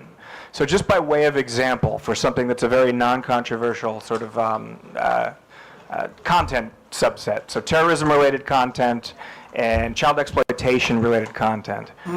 Every piece of video or every photograph that's uploaded to Instagram or to Facebook is compared against an enormous bank of hash values, digital fingerprints, if you like. So once we identify one of those and it's added to the bank, so to speak, it can no longer be spread on our platforms. And as members as the GIFCT, the Global Internet Forum to Counter Terrorism, we share those with our partners. We don't compete when it comes to safety, we collaborate. But to your point, yes, 6 hours is enough time for something to go viral. When you're operating at a scale that we are, a little bit south of 90 million users here in the Republic of the Philippines, just on Facebook, 6 hours we think is pretty good. We would love to get it down to 30 seconds. I don't know how realistic that is, but I do want to thank Director Hesolios for... Pero may point naman kasi si Facebook Philippines dito na hindi naman ganun kasi kadali. Kaya kung bakit 6 hours to 24 hours nagkakaroon ng action, nabibigyan ng action kagad yung report na yung inire-report. Kasi nga po, siyempre, kailangan mabusising mabuti, malaman mo na mabuti kung gaano ba ka-legit yung mga complainant. Diba? Hindi naman ganun kadali. Kasi, kasi ang gustong iparating po, para sa inyo pong pagkakaunawa, alright, sa mga late na po dumating dito, ang gusto po ng mga House of Congress na, kasi po, pag may nag-post po ng photo, video, nagba-viral siya after 1 hour, there's a possible na in just 1 hour, 2 hours, 3 hours, 4 hours, viral ang video. Tama, mali? Yun ang pinupunto po ng House of Congress na anong solusyon ang gagawin natin, ang mairekomenda ng Facebook Philippines or pwedeng i-absorb ng Facebook Philippines kung sakasakali na teka 6 hours to 24 hours pala bago magkaroon ng take action, bago ma-actionan itong reported videos or posts. Okay? Kasi nga po, ang concern lang po ng House of Congress is once na pinost ang isang video or any post, video, comment or photos, di ba?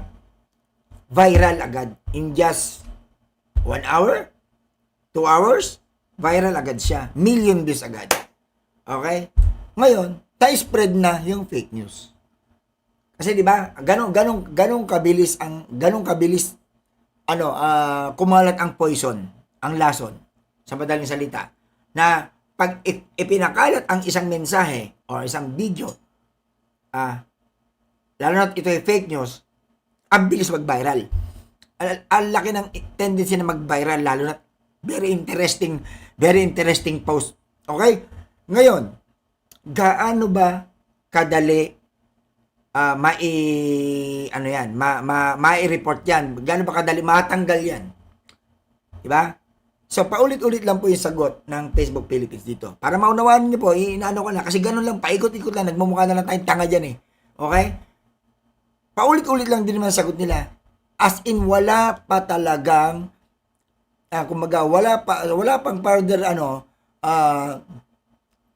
solution about dyan sa gustong imungkahi nitong ating House of Congress. Bakit kanyo? Kasi kaya nga napaka-imposible naman, sabi nga nung isang foreigner na kanina, napaka-imposible naman, although mahirap na. Teka, kung kailangan ba pag ni-report talaga na ito talaga fake news ito, kailangan ba in just pag nag-report in just 1 click, seconds, 30 seconds, delete na? Ganon ba? Ganon. Ganon ba kaagad? Diba? Parang ganon. Kasi kaya sinasabi lang mahirap kasi sa dinami-dami, sabi nga, marami kasi nagpo-post ng mga fake news. Okay? Mga hindi magagandang mga post. Marami. sa dinami-dami, hindi na naman po nakapokus si Facebook Philippines sa politics. Okay? Hindi lang sila nakapokus sa politics, hindi lang sila nakapokus sa mga showbiz, hindi lang sila nakapokus sa other upload videos na mga other content creators. Marami yan sila. Kaya nga, sa madaling salita, para sa inyong kalaman, sinasabi naman ni Facebook Philippines na kadalasan nakarely sila about sa mga report ng mga tao, ng mga taong subscribers ng Facebook. Okay? Nakarely sila doon. So, more report. Pag marami nagre-report, nagkakaroon sila, kumbaga ano sila, na-alarma sila, uy, ba't ang daming report nito? Dahil nga meron ding auto-generated na AI na pag maraming report at pag-check ni AI, ng AI, ng auto-generated, pag-check niya ganyan, pasok siya doon sa naka-install, doon sa AI na yon na pasok siya sa violation, automatic yon, restrict or deleted. Okay? Hindi tao yun, ha? Mga call-right, hindi yung tao yun. AI yun. AI na pagpasok siya sa standard ng Meta na okay, may nag-report, check ng AI, pag-check ng AI, pasok siya doon sa violation na ini-impose ni Meta, automatic yun. Pero pag hindi siya pasok, pero bakit may massive report? Hindi siya pasok, hindi makikita ni AI yun. Hindi kagad maano yun. Ano mangyayari? Doon na papasok yung human na. Tao na ang magtitingin. Check na nila. Kaya natatagalan. So, anong solusyon? Ito yung point. Mga kaulrat, ano ang solusyon para yung mga viral videos na yan, fake news na yan, hindi mag-spread kaagad. Once na may nakakita kaagad na, uy, fake news to. Reported. Pagka-report, tanggal ba kaagad? Wala pang solusyon. Mahirap po yan. Bakit po? Ako tatanungin nyo, mahirap po yan. Both side mahirap yan. Bakit? Katulad natin, lahat tayo dito, pwede tayo mag-report. Tama? Pwede tayo mag-report. Whether fake news or hindi, pwede tayo mag-report. Kung ganun na lang ba kadali, ang action na gagawin ng Facebook Philippines. Baka pati mga hindi fake news na mga videos or mga posts, take down agad. Bakit? Kasi kailangan mabilis ang action kagad eh. Kailangan pag nag-report na ganyan. Okay, pag nag-report na ganyan, wala nang review. Delete na agad. Basta pag politics, basta ganito ganyan. Yun nga, sa tingin ko medyo mahirap po yun. Kaya nga, may mga, tama naman ang sinabi ng Facebook Philippines, may mga ahensya naman po tayo, may mga partnership naman yan. Kaya nga po, i-report ninyo yan. At pag i-report ninyo yan, doon lang nila gagawa ng aksyon. Pero yung sasabihin yung viral videos, nangyayari kasi ang mga viral videos na yan, talaga, kasi, marami talagang magagaling gumawa ng clickbait. Diba? Ang tao kasi talaga, madali tayo magmarites. Madaling pumasok ang marites diyan kung very interesting yung post. Okay? Very interesting. Alam mo naman, maraming marites sa Pilipinas, mga ka-alright. Dahil maraming marites sa mga Pilipinas, yung mga ganyang, mabilis mag-viral. Ay, si bakla pala. Ay, si ganito, ganyan, grabe, ganun palit, ganito pala yan. Oh, ay, grabe, naghamon na. Oy, nakulong na si ganito, ganyan. O, yan. Post na ganyan, mabilis. Kaya nga, ang problema po dito, the main problem dito po sa nangyayari sa mga fake news, nagiging pera ho kasi yan. Okay? Kumikita po si Meta dyan. Okay? Kaya, bakit ganun na lang na parang walang pakialam? Na para bang napapasin natin, ba't ganun nangyayari kay Facebook Philippines? Bakit nangyari itong Meta? Ba't hindi ka agad nasasawata? Bakit hindi nabibigyan ng action? Itong mga fake news na to, kumikita po kasi sila dyan. Correct nyo kung mali ako. Correct nyo, comment below. Press 1 kung tama ako. Kumikita po kasi si Meta dyan. Okay? Di ba? Nag-viral yung post. Sa tingin nyo hindi kikita si Meta? Kikita si Meta dyan. Diba? Kaya ganun na lang na hindi agad-agad po nila nadi-delete or kahit siguro nakikita na nila na na-violate, may na-violate na standard ni Meta, May na-violate sila doon, pero teka, nag-million views yan. Pero yan, kumita yung company. Now, comment below, sabihin niyo kung mali ako. Yung mga nanonood dyan. Alam natin na alam ni Meta yan. Alam ni Meta na pasok sa sa violation na tawag dito. Pasok yan sa sa mga na dapat hindi baga substandard, kumaga substandard ba tawag doon, nalilito tuloy ako. Yung violation ni Meta, kahit pasok siya doon, pero dahil nag-viral, marami nag-subscribe, may ads yan, bayad yan, anong gagawin ni Meta? Di ba? Kung hindi naman, wala na nakapansin, teka, saglit ng pera yan comment below kung dito to sinasabi ko. Ako ang daling mahuli. Kaya todo ganito paliwanag to mga foreigner na to, sa totoo silang, mahirapan lang, paikot-ikot lang yan. Doon na tayo sa mga resource person, dapat sa mga vloggers tayo, doon na tayo. Kasi kung sasabihin nyo sa amin, pag-uusapan nyo pa dyan, mga sir, sa mga nakakaunawa po, ang fake news, pinagkakakitaan din ni Meta yan. Aminin na ninyo, sorry Meta, pinagkakitaan ninyo yan. Okay? Kaya, may totoo ang mga complaint na bakit may mga account na namamayagpag pa rin kahit alam yung fake news. Diba? Totoo lang na ang fake news, kahit alam ni Meta na violate nila yung rules ni Meta, pero nag-viral, huwag ka na kayo magtaka bakit hindi nadidelete agad. Kahit may mga nagre-report. Kasi kumita kumita yung video Ako para ganito lang yan ang laki na yung pinasok nito na pera sa akin. Kasi yung content creator na nag-post ng video or photos or comment na yon, nag-viral. So pag nag-viral, may ads. At dahil may ads, may revenue. So, kung ang revenue na pumasok doon sa content creator is, sabihin na natin, $1,000, sa tingin nyo, how much more pa kaya ang pumasok doon sa company? Diba? Kasi, kailangan yan ang gustong-gusto ni Meta Yung nakukuha mo yung atensyon ng tao. Kasi yun ang kailangan ni Meta. Yung atensyon ng tao para mai-post nila, mai-spread nila yung ads. More views, more income, sa madaling salita. Okay? Para sa inyong kalaman, maraming views, maraming income, malaki ang income. Ganun kay Meta. Kaya wala akong mangyayari dyan. Sa totoo sin, manghihinayin kagad si Meta dyan Bakit? Ang laki mawawalan pera sa kanila dyan. Kaya ako nakikita ko lang dyan, wala na lang.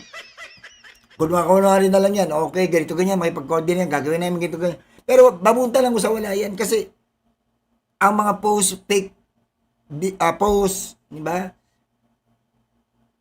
Basta nag-viral yan, ang laki ng pumapasok sa kanilang pera. Real talk. Malaki ang pumapasok sa kanila ng pera. Kaya hindi ganun kadali na nakikipagkasundo or makikipag-coordinate sa inyo ang Facebook Philippines. No, sorry. Hindi ko na yan. Hindi basta-basta. Although siguro, magagawa man tayo ng solusyon yan, pero at the end of the day, ganun pa rin Hindi pa rin yan. Hindi pa rin. Nandyan na yan Ito na yung meron sa social media, sa advanced technology natin ngayon. Na any post, fake or not, basta kinagat ng taong bayan. Ganyan tayo Kung saan may awayan, kung saan may bangayan, kung saan may balahuraan, andoon nakatutok ang tao, doon nakapokus ang tao. Kaya nagba-viral. Real talk. Okay na. The Meta people would agree Sige with na tayo. that. As we have heard, Facebook Philippines does not control the platform, nor does it handle content regulation or policy enforcement. This makes it difficult for Filipinos to seek timely and effective recourse when harm occurs online.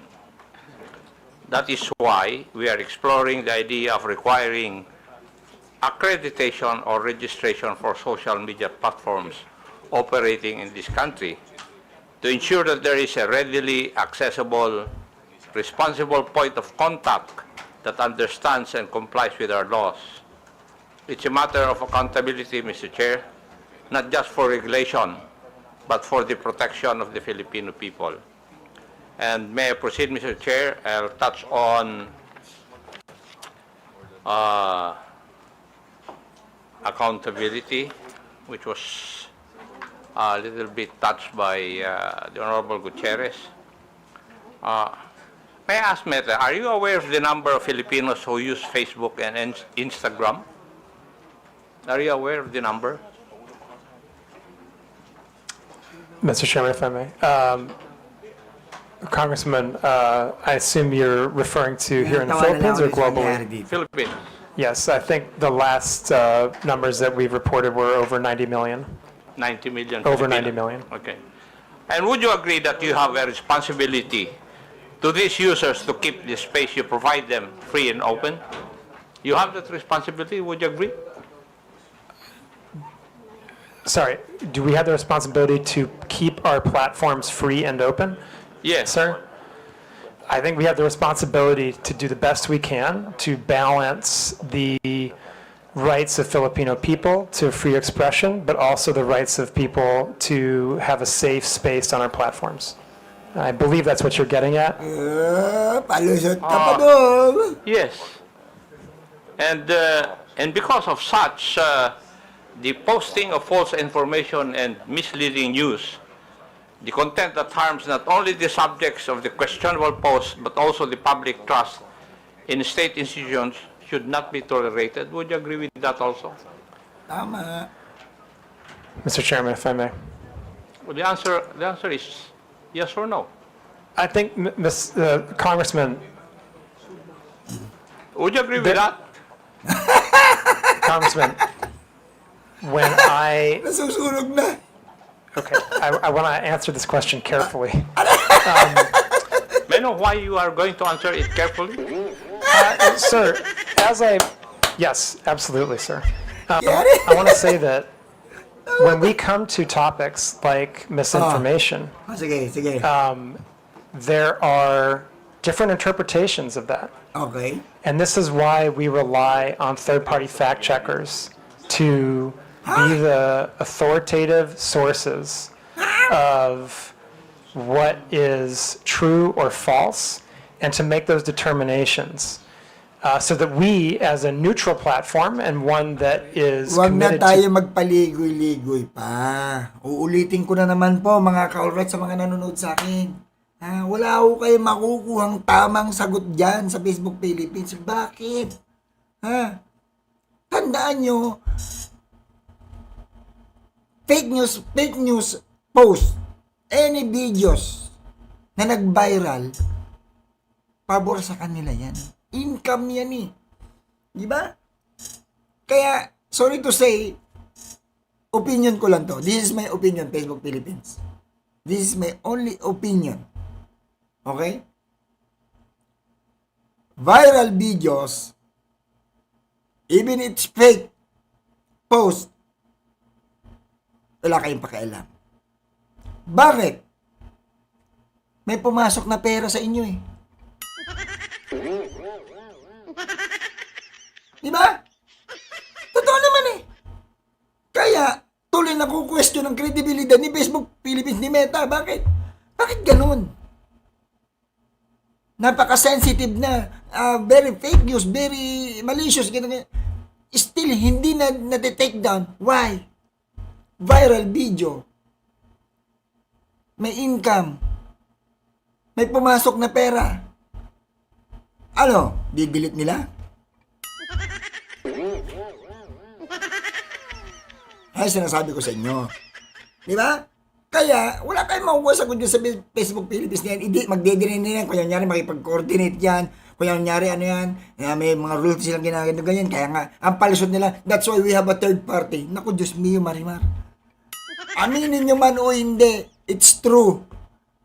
Whether it's fake news, basta may nag-viral. Ibig sabihin, nag-viral, pag ang nag-post is monetized, may ads, ang laki ng papasok na pera. Real talk. Yes or no? Mr. Chairman, if I may. But Congressman, again, I want to just emphasize the point that people disagree. We're in a world right now when people disagree on what's true and what's not Are true. you trying to tell this committee that you do not agree with that? I'm trying to explain to the committee, Mr. Congressman, Josie Aquino said that. the approach we have is based on remaining a neutral platform that tries our best Oh, come on, in Facebook very Philippines. difficult circumstances, Meta, come on. in very robust Don't democracies me. like Don't the me. Philippines, where there are Don't me. very charged political debates going on. We do our best to balance freedom of expression on the one hand and safety on the other, and that our view on the Freedom of best way to expression. do that Eddie, wow. is to rely on third parties to make the determination when it comes to true or false or somewhere in between. And we think that that's the best way forward. And Mr. Congressman, actually, I would say, I don't think you necessarily want us to be the ones that determine what's true and false. I don't think you would want us to undertake that kind of Hindi kayo that kind nagkakaintindihan. of power, basically. I think that, this is, in a democratic system, this is kind of the best balance we can possibly strike when it comes to how to moderate these types of issues on our platforms in the type of context that we have in the lead up to an election, for example. And I would just note again that we take our content moderation very seriously. We take our fact-checking program very seriously. We have 11 different channels between the government and our platforms to address any type of misinformation or other harmful content. We undertake network disruptions if we see that there's a coordinated abusive pattern when it comes to misinformation or disinformation or any type of foreign interference. And as a result of that, and I would just, again, in the last election cycle, we were given an award by Kamala for this work. And so I just have to continue to lean on that posture and on that approach as the best way that we can support the community that we have here in the Philippines. Thank you. But as we have discussed earlier, that there are systems and controls in place to remove posts that violate community guidelines. So we can both agree that some posts do not belong on the platform. Yes, we Would can that be correct absolutely also? agree. We can absolutely agree on that, yes. You can agree with that That already. there are some posts that don't belong on the platform? Yes, absolutely. And as the platform itself, you would take action to remove these posts? Yes, sir, that's correct. And If they violate our therefore, community standards, we would remove them. yes, thank you. And therefore, it's fair to say that the platform has a duty to prevent the spread of such posts because they can cause harm. Would that also be correct? Yan na. Tignan And nyo Mr. paano Congressman, sunodin ni we kong have a hakop yan. duty to act on content that violates our community standards. And in some cases, specifically if it violates local law. No, That- Doctor, my point is that you have a duty to prevent the spread of such posts because they can cause harm. That's the gist of my question. We have a duty to remove posts that we're aware of that violate our community standards, yes.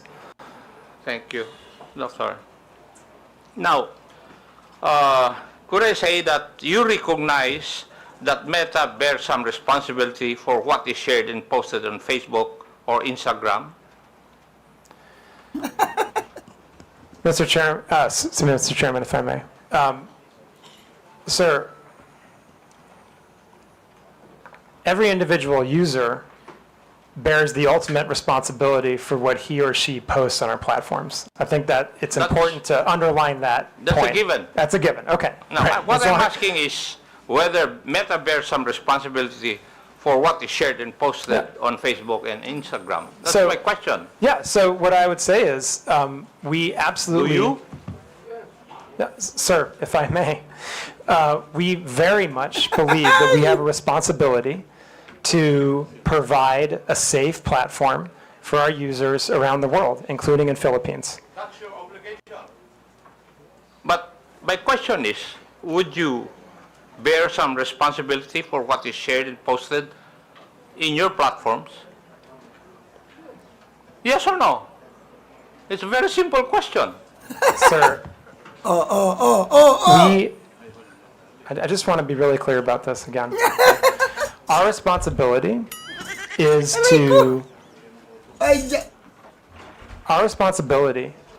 to make sure that we are doing the best we can to balance between voice and safety.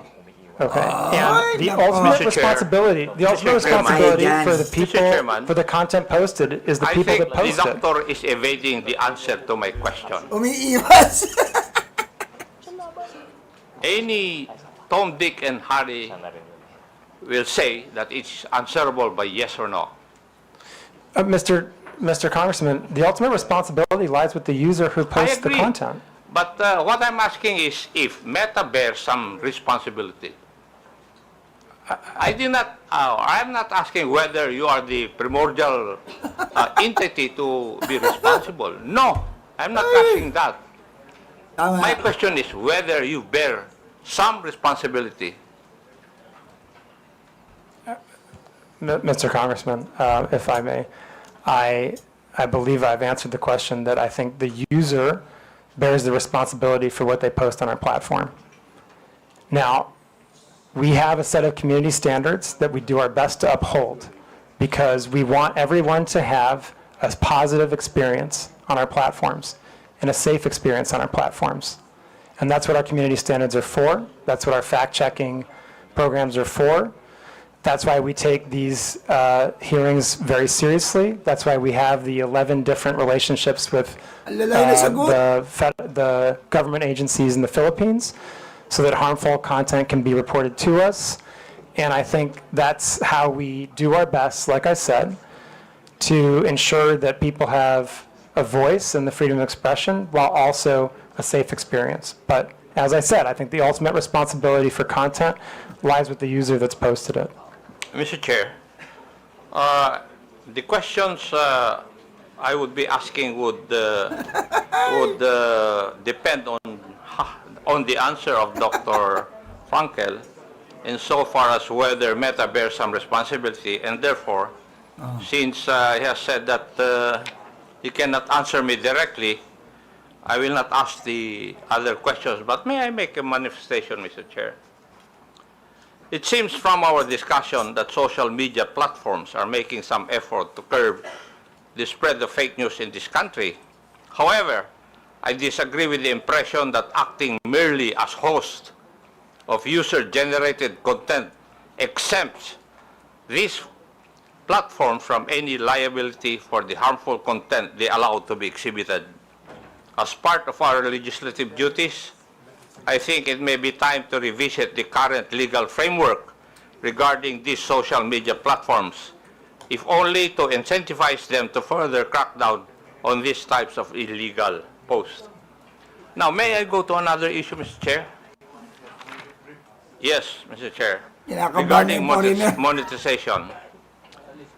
Doctor, can you confirm whether Facebook or Instagram allows content creators in the Philippines to earn revenue directly through the platform? Ayan na. Galing, galing, Yes galing. or no? Galing kong akop dito. Yan yung point ko, di ba? Yan yung point ko kanina. Sinabi ko na sa inyo eh. The Congressman, I believe the answer is yes, but I want to make sure to check on that. I believe we have content creators that can monetize on our platform in the Philippines, yes. Thank you. And would this mean that Facebook directly pays users upon fulfillment of certain requirements Ayan and na. upon reaching Sinasabi ko sa specific inyo. targets? Sinasabi ko niya. Would that be correct also? Kaya kahit fake news yan. I'm not familiar exactly with the Nag-viral yan. modality of payment, but Once na again, I nag-viral, believe, yes, we nag-viral do yan. provide May pumasok na na pera sa content kanila. creators with the ability to monetize Kumita na here. yan sila. Thank you. And what are the means of earning through the meta platforms, Facebook and Instagram? Natumbok mo. Natumbok mo kung nga po. I'm sorry, sir, what? Ay, What salute are kung the means of ako. earning through the meta platforms, Good Facebook job kung and ako. Instagram? Good job. There's different ways. You can monetize your content using something we call stars. There's ways that you can we can have partnerships. I think there's 2 or 3 different ways that creators can monetize. Thank you. And are there specific content guidelines that monetized accounts must follow? And Yes, if so, absolutely. how are these enforced in our country or in the Philippines? Yes. Yes. Yes. So there are content guidelines. Creators, like anyone else, must abide by our community standards. Now, is there a process also for demonetizing content that is later found to be false, misleading, harmful, or otherwise violative of the community guidelines? Any user that is monetizing on our platform can be demonetized if they have repeated violations of our community standards, including repeated violations of misinformation. Yeah. Now, can you describe to this committee the revenue sharing model? How much of the ad revenue goes to Facebook and how much goes to the content creator? Good, natumbok Sir, I honestly mo. don't know the answer to that. I'm happy to provide that if we can take that under a question to come Natumbok back mo to the kung ako. committee. Galing who mo would- nga ako. who- Galing mo. Who would be the proper authority from your group See? to answer that question? We Believe can come me. back to you on that. There's a few questions I think Sama that na we're going naman to put dyan. Kanina, together as sinabi mo na, part of di the ba? follow-up to this, and we can happily add that as one of them. Tugma, di ba? Tugma yung sinasabi ko. Thank you. Now, Fake news, nag-viral. my Wala na silang last pakialam dyan. question. Kumita sila eh. how does Kaya Facebook hinahayaan ensure lang that nila. creators don't exploit the algorithm by posting inflammatory or misleading content just to gain more views and Kasi- earnings? Kumikita kasi Mr. sila Chairman, dyan eh. again, if I may, as you pointed out, sir, we have policies that will demonetize pages if they engage in repeated violations of our community standards, or if they engage in repeated instances of misinformation. For curiosity's sake, can you provide data if available on how much content creators in the Philippines have earned through Facebook's monetization programs over the past years?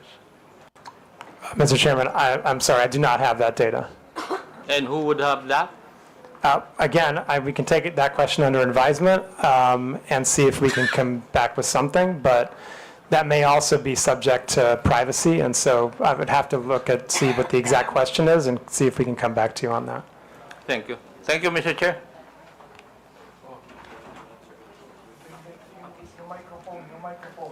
Pakipatay. Thank you. Okay, See? for a last yun. manifestation, you're given 5 minutes, Honorable Abante. Mr. Chair, thank you very much. I really would like to ask some questions, but I'm not going to ask any questions anymore. But as I listen to your explanation, I begin to realize, and I don't understand what Meta actually is, all right? I have to admit I'm ignorant of what you're trying to do.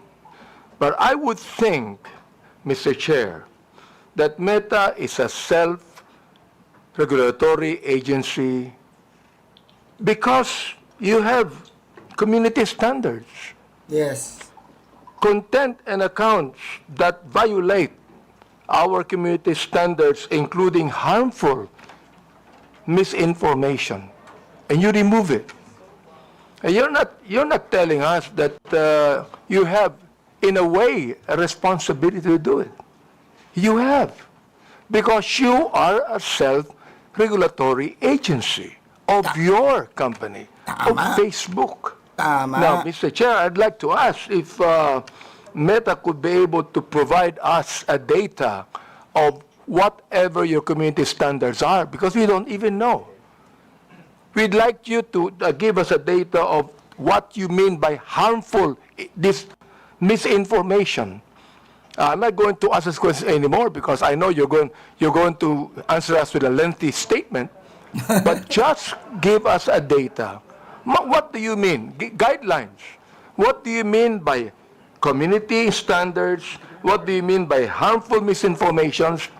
Just give us the guidelines for that. Can you do that, Mr. Chair? Mr. Chairman, if I may. Congressman, our community standards are publicly published and available on No, Mr. Chair, I'm asking that you give us the data. Not being able to see it on public. We would like to ask you to give us the data. Anyway, Give us the guidelines for your community standards. there are many requests as per interpellation from the different congressmen. So we will incorporate all these requests, requesting data. Thank you. Including your Guidelines. request regarding the community's standard guidelines. There was a request also from Arlene Brosas. So we will incorporate this on our official communication, and hopefully you'll also to give us a feedback. Just one thing, Mr. Chair. Comparing the Philippines to different countries, do we have more misinformation here and violation of community standards? Do we have more of that than any country in the world? Do we have more? Mr. Chairman, if I may. Congressman, I think that I would have to go back and look at the statistics, but we publish our transparency report on community standards enforcement every 6 months. And our fact checks, again, are also very transparent. That information is publicly available, as is our community standards. All the information that you've just requested is publicly available information. So, Rob, Thank did you. want to add Thank you. anything?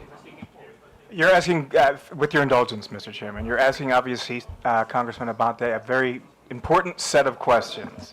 The first thing I would say is just to reiterate, our community standards are readily available online.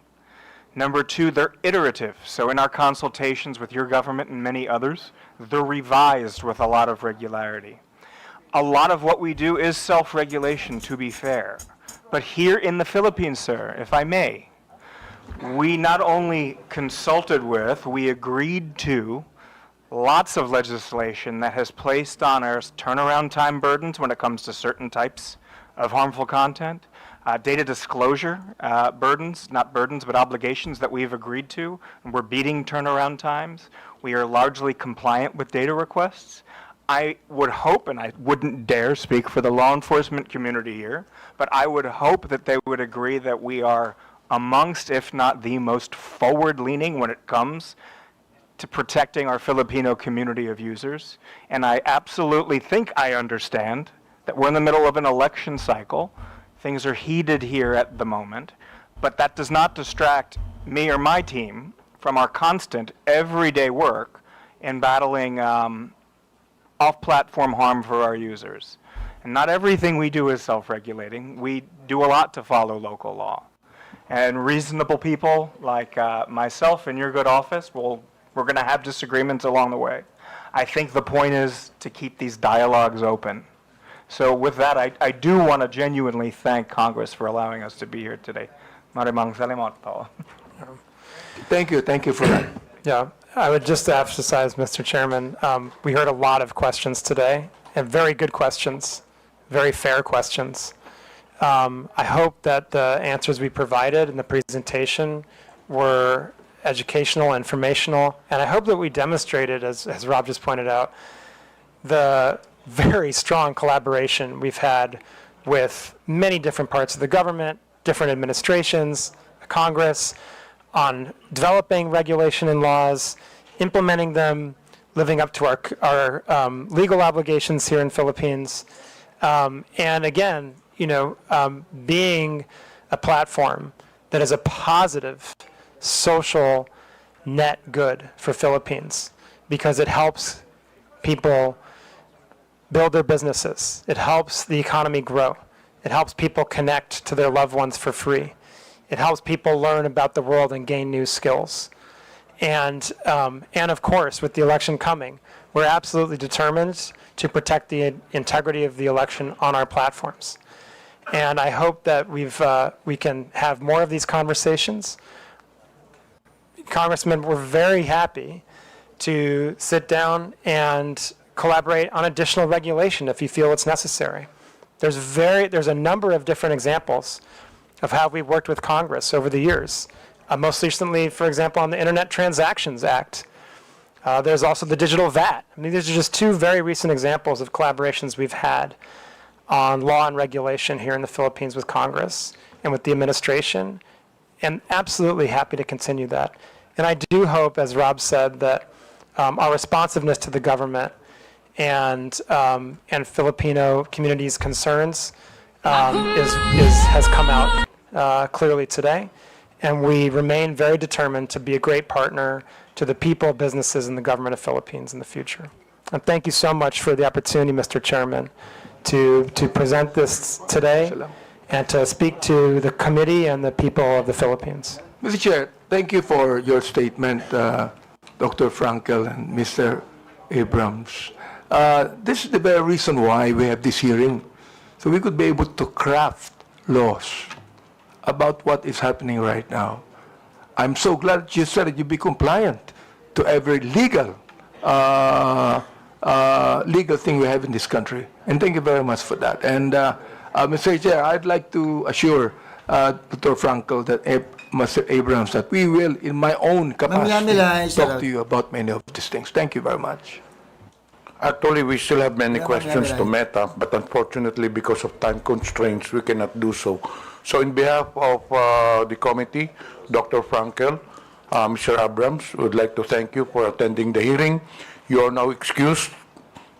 It's already 1 p.m. You go direct to the airport. You might miss your flight. Thank you very much. Thank you, Mr. Chairman. Thank you, committee. The chair acknowledges the presence of Senior Deputy Speaker Ay, salamat. Aurelio Natapos din. Gonzales, Tumagkalan tayo dyan. Honorable Ernesto Junicio Jr., and online, present online, Honorable Arjo Ataide, Honorable Jonathan Flores.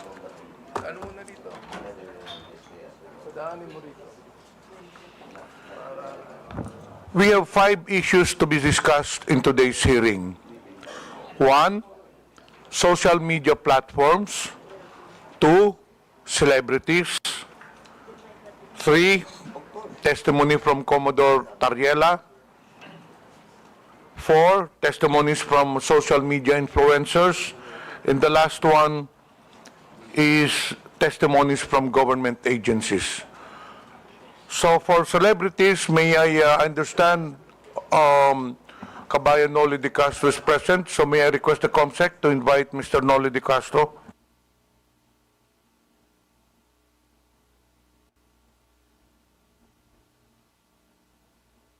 Ano meron din?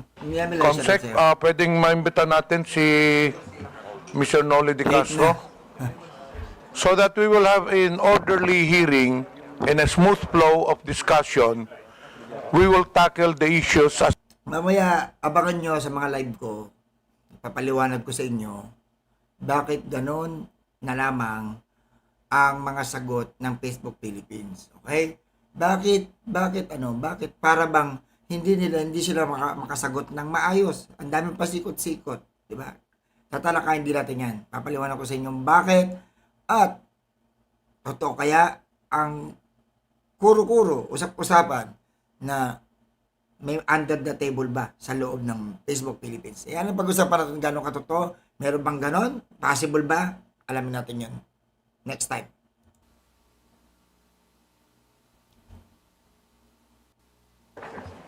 COMSEC, paki-escort lang sa upuan si Mr. Noli de Castro.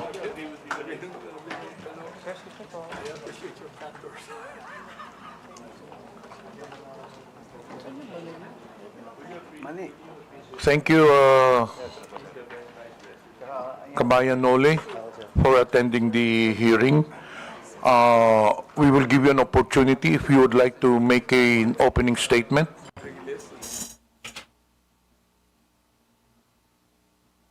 Go!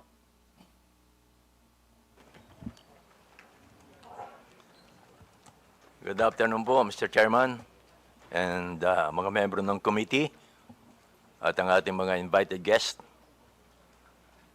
Kanina po nanonood ako doon sa loob ng hearing ho ninyo.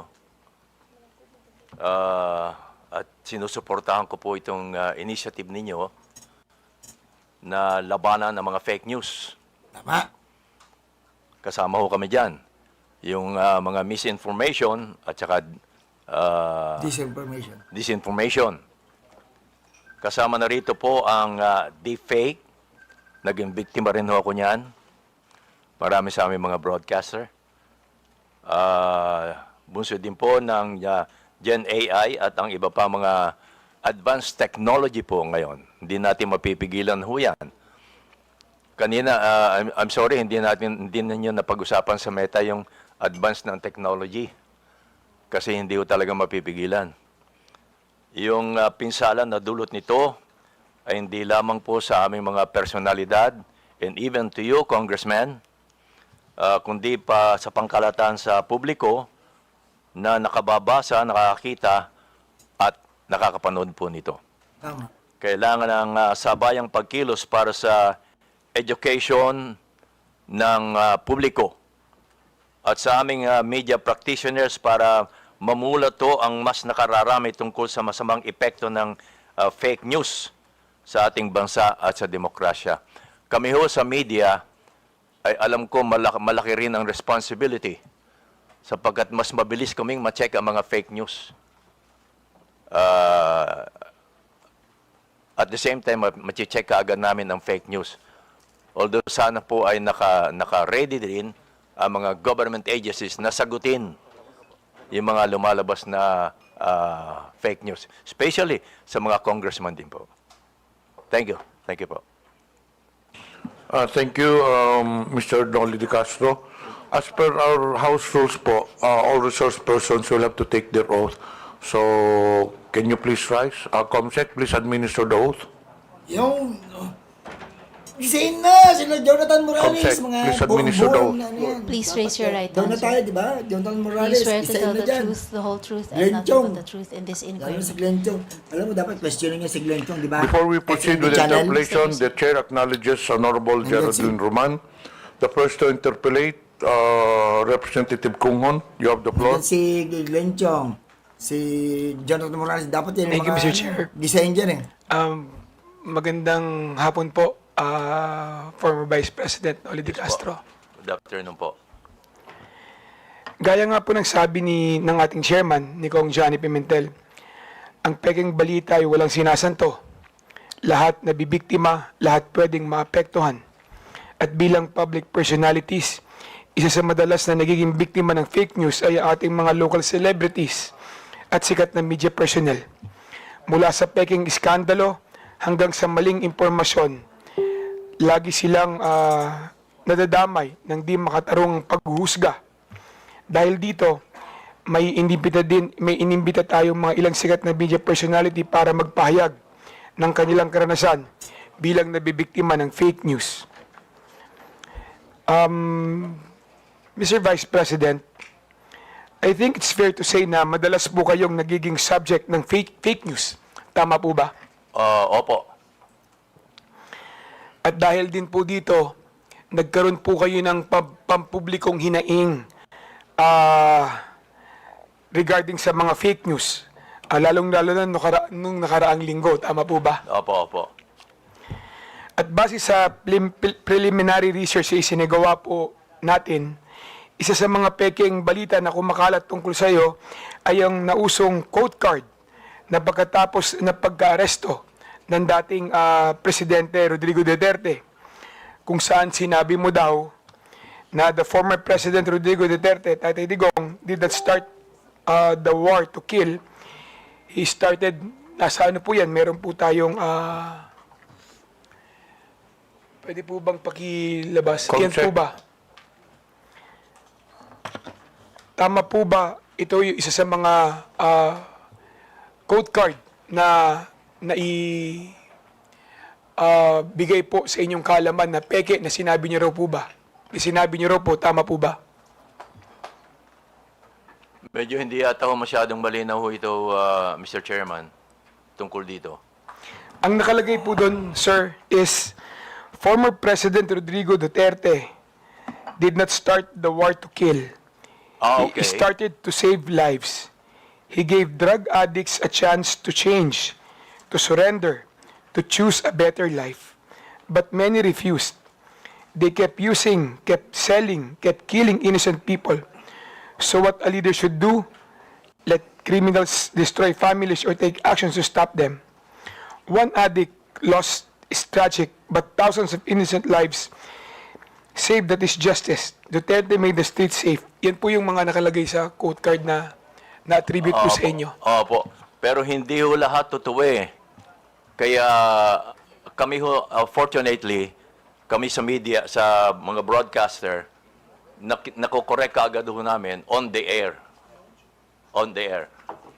Once na lumabas yung fake news, nakokorek kaagad namin. In my case, meron po akong IG na ginagawang ko kaagad doon ng word na malaki na in bold letter na fake. Tapos nakikiusap po ako sa aking mga kaibigan na may Facebook din, may IG, and other form na ipakalat naman nila na yung lumabas na ba na news item ay fake. Wait. Yun ang mga ginagawa ko para mabilis na nakakakalat yung information na that item ay fake. Thank you, Mr. Vice President. Mr. Vice President, nakikita niyo po ba yung nakalagay sa screen natin ngayon? Opo. Ito po ay galing kay ito po ay pinost, no? Ni JM, di ko alam kung paano i-pronounce itong Almine o Almine? O Almine. Ayan, JM Almine. Nakalagay po dito, sabi niyo raw po na di ko binoto si PRRD dahil gustong-gusto ko talaga si VP Lenny. Aha. Familiar po ba kayo sa napabalita ang sinabi niyo daw po? Opo. Alam ko ho, fake ito. Kaya gumawa kaagad ho ako ng version ko at nilagyan ko ng in bold letter na fake. Mr. Vice President, kilala niyo po ba si JM Almine? Hindi po. Hindi ko po siya kilala.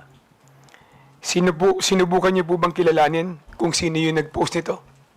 Hindi na po dahil baka mamaya hindi tunay na tao ito eh. Uso ho ngayon yun.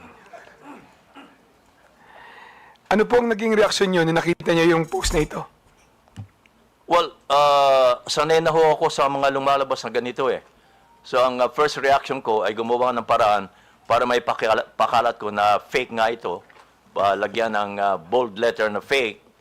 Kumisano, ginagawa ko pa ay naka-flash yung fake. At makiusap sa mga kakilala ko na may mga Facebook, IG at iba pa, na ipakalat din nila para marami po makabasa. Nung nakita niyo po ito, ano po yung personal na naramdaman ninyo? Dahil karamihan po sa nakabasa nito, naniniwala na sinabi niyo raw po ito. Well, of course, ang iba maniniwala ho, lalo na kung hindi ako kilala. Pero sa newscast, nako-correct naman ho namin ito eh. Itong mga ganito. Kaya madali lang ho eh. Hindi ho ako masyadong naapektuhan kapag ganito. Maswerte lang ho kami dahil mga broadcaster ho kami. But kung pag-uusapan ho yung pangkaraniwan tao, yun ang madaling maapektuhan. At wala silang means, wala silang source para makorek agad yung lumabas na fake news. Mr. Vice President, pagkatapos po kumalat itong mga fake na quote card na ito, madaming organisasyon ang nag-post at nag-fact check din ng balita na ito. Alam niyo ba kung ano-ano yung mga organisasyon na ito tulad ng ABS-CBN Fact Check, Opo, meron po Verifies, kami ganon. etc.? Opo, meron po kami ganon. Ang ABS-CBN may fact check at inilalabas po namin yan sa TV Patrol. Yung mga fina-fact check po namin. Sa inyong personal na opinion po, Mr. Vice President, nakakatulong ba sa pagtigil at pagkalat ng fake news ang pagpa-fact check ng ABS-CBN, Rappler, Verifiles? Nakakatulong po ba ito? Well, nakakatulong ho, pero hindi ko alam kung ilang porsyentong naitutulong nito. Pero nakakatulong ho. Thank you. Definitely. Thank you. Sir, isa na naman pong balita na kumalat sa inyo ay yung pagkakadulas ninyo. Naalala niyo po ba ito noong 2021? Nadulas. Meron pong fake news na kumalat noon, yung pagkakadulas ninyo, pagkakoma at pagkamatay umano. Noong October 26, 2021. Opo. Naalala niyo po ba ito? Opo.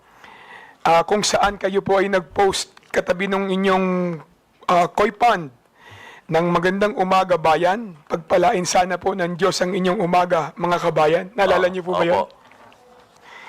Kasunod po nito, yan po yun, kabayan, nasa screen po natin. Kasunod po nito ay nag-post kayo ng isang video na may caption, miss ko na po kayo mga kabayan, abangan. Opo. Naalala niyo rin po yun.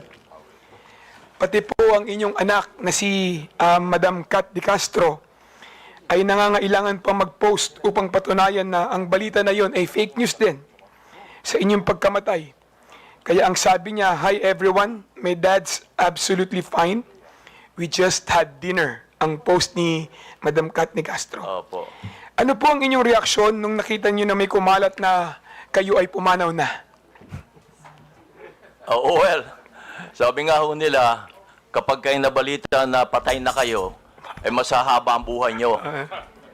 But isa pa ho, sabi ho namin kami mga personalities, bad news or good news ay publicity pa rin ho. Kaya kung may ganyan, ay pag-uusapan pa rin kayo. Pero may mga news naman na medyo masakit na. Lalo kung affected ang ating bansa, Kung ako lang, okay lang 'yon. Pero pag affected na ho ang bansa, iba na 'yon. Mr. Vice President, yung mga tao sa paligid nyo, yung pamilya nyo, naapektuhan ba sa fake news na ito? Medyo ho, mas una silang naapektuhan kapag may mga fake news na involvo ako. Naniwala ba sila agad nung nakita nila yung balita na yan? Ay hindi ho, dahil alam mo naman nila nangyayari ho sa akin. Kaya hindi sila naniniwala kaagad. Kaya lang, nag-worry lang sila. Sir, yung mga taong hindi mo naman personal na kilala, tulad ng karamihan na yung mga viewers, na yung mga fans at supporters, ano ang naging reaksyon nila sa balita na yan? Well, ang nababasa ko lang ho, hindi rin sila naniniwala. Yung iba naman, nagko-condolence na. No? Lumabas ng balita na ako'y patay na. Grabe naman yun. So, sinasagot ko sila, hindi ho, buhay pa ho ako. Yung mga ganon. Grabe naman yan. Sir, sinubukan niyo po bang alamin kung sino yung nagpalaganap ng fake news na ito? Gusto ko ho lang alamin, pero wala akong means na alamin kung paano Kung ang meta nga, walang masyadong means para alamin Napansin ko kanina sa tanong nila, Congressman Gutierrez Sir, ni-report niyo po ba yung fake news na ito? I mean sa Facebook, sa Meta? Hindi na po. Hindi na po. Lately ko lang nalaman na kinakailangan pa palang i-report mo para umaksyon no sila. Kailangan pang i-report. Actually, pagkatapos nung kumalat na kayo ay pumanaw na, marami din po ang nag-fact check, no? Na organisasyon para siguraduhin na may tama yung kumakalat sa inyo na balita na kayo ay pumanaw na.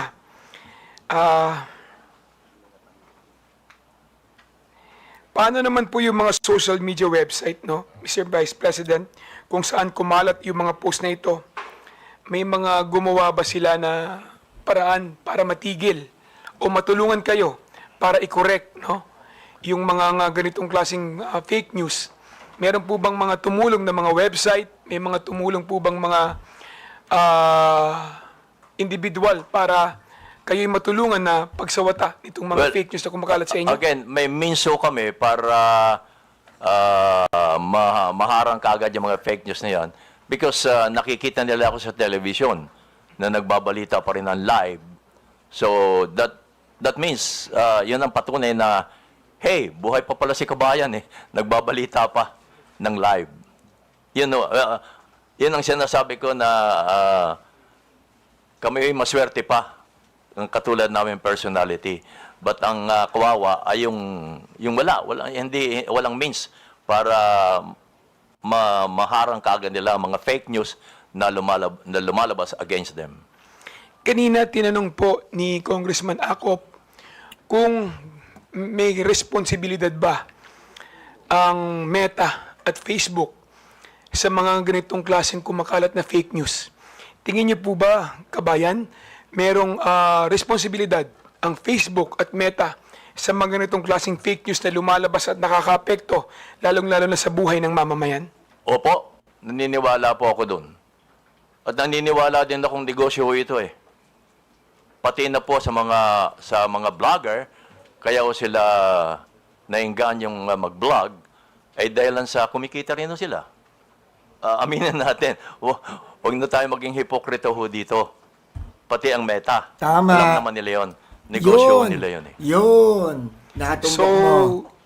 Tingin niyo po, hindi lang sa content creator o nag-post ang sole responsibility pagdating din po sa mga post na pinopost nila, pati rin po ang Meta. Opo. Meron tingin nyo, meron din pong responsibilidad. Yes. Patungkol sa mga post na ilalagay sa kanilang Tama. platform. Kumikita sila Mahalaga dyan po eh. yun.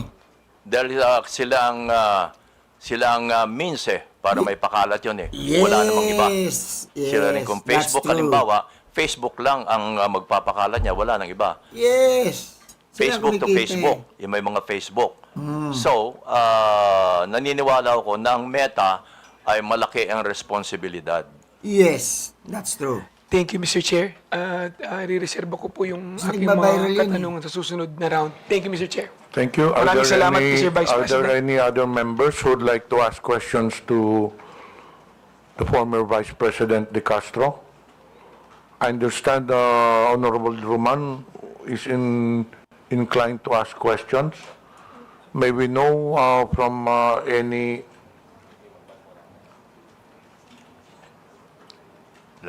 Nagpalista po si si General Honorable Roman.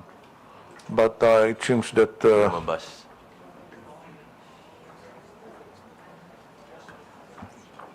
Dito po. So the next interpolator is Congresswoman General Din Roman.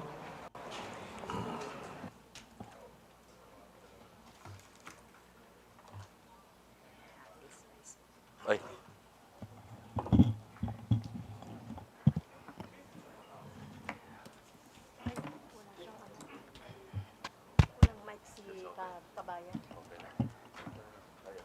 Hindi ko naman kayo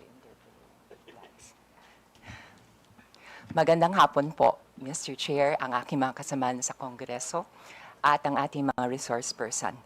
Today, we are celebrating the fourth TRICOM meeting, whose aim is to eventually eradicate fake news by means of state regulation. What have we established in these past 4 meetings? What has become obvious to all of us is that the different social media platforms lack a uniform regulation that would require them to, number one, establish a legal entity in our country. Ito po yung kadahilanan kung bakit ang ilang social media platforms po natin ay walang physical presence sa ating bansa. Wala rin po tayong isang regulation kung saan nasasaad na ang kanilang perang kinikita ay dinedeclare o binabayaran ng corresponding tax. Pero hindi ko na po panghihimasukan yan sapagkat yung aspekto ng taxation ay beyond our objective here in the TRICOM. Also, we do not have a regulation that will actually establish the duties and obligations of the different social media platforms in relation to the other stakeholders, such as the content creators. Paano po ba ang relasyon ng mga social media platforms sa content creators? Also to the advertisers, digital advertisers. Also to the government itself. It is this void that I think that our committee can be most useful to regulate the social media platforms. I know I am thinking ahead, but this is how we work.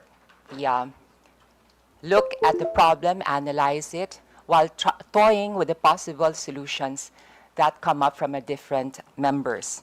So we can regulate social media platforms. But to actually regulate the area of content creation is potentially and most probably unconstitutional. In my research, I have discovered that any kind of state regulation over content creation should pass the strict scrutiny test that will be actually applied by the Supreme Court or any corresponding court if the constitutionality of this state regulation is questioned. So from a pragmatic point of view, mas mabuti pa sa puntong pa lang ito, alam na natin kung ano ang haharapin kung tayo ay magkakaroon ng state regulation over content creation. Why? Because content creation is the expression of our fundamental right to free speech. And this is guaranteed by the Constitution. We cannot regulate opinions. We cannot regulate how and what content creators should produce.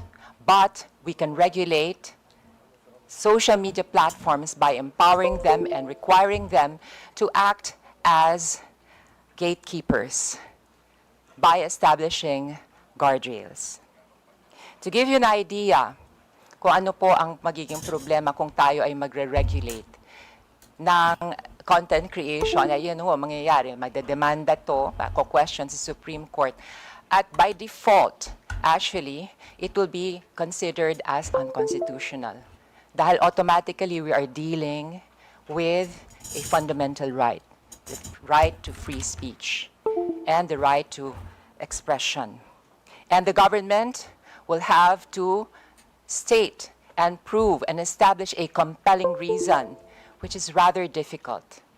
So if you were to ask me, and this is something that I've been wanting to tell my colleagues, if we are to regulate, let's regulate the social media platforms.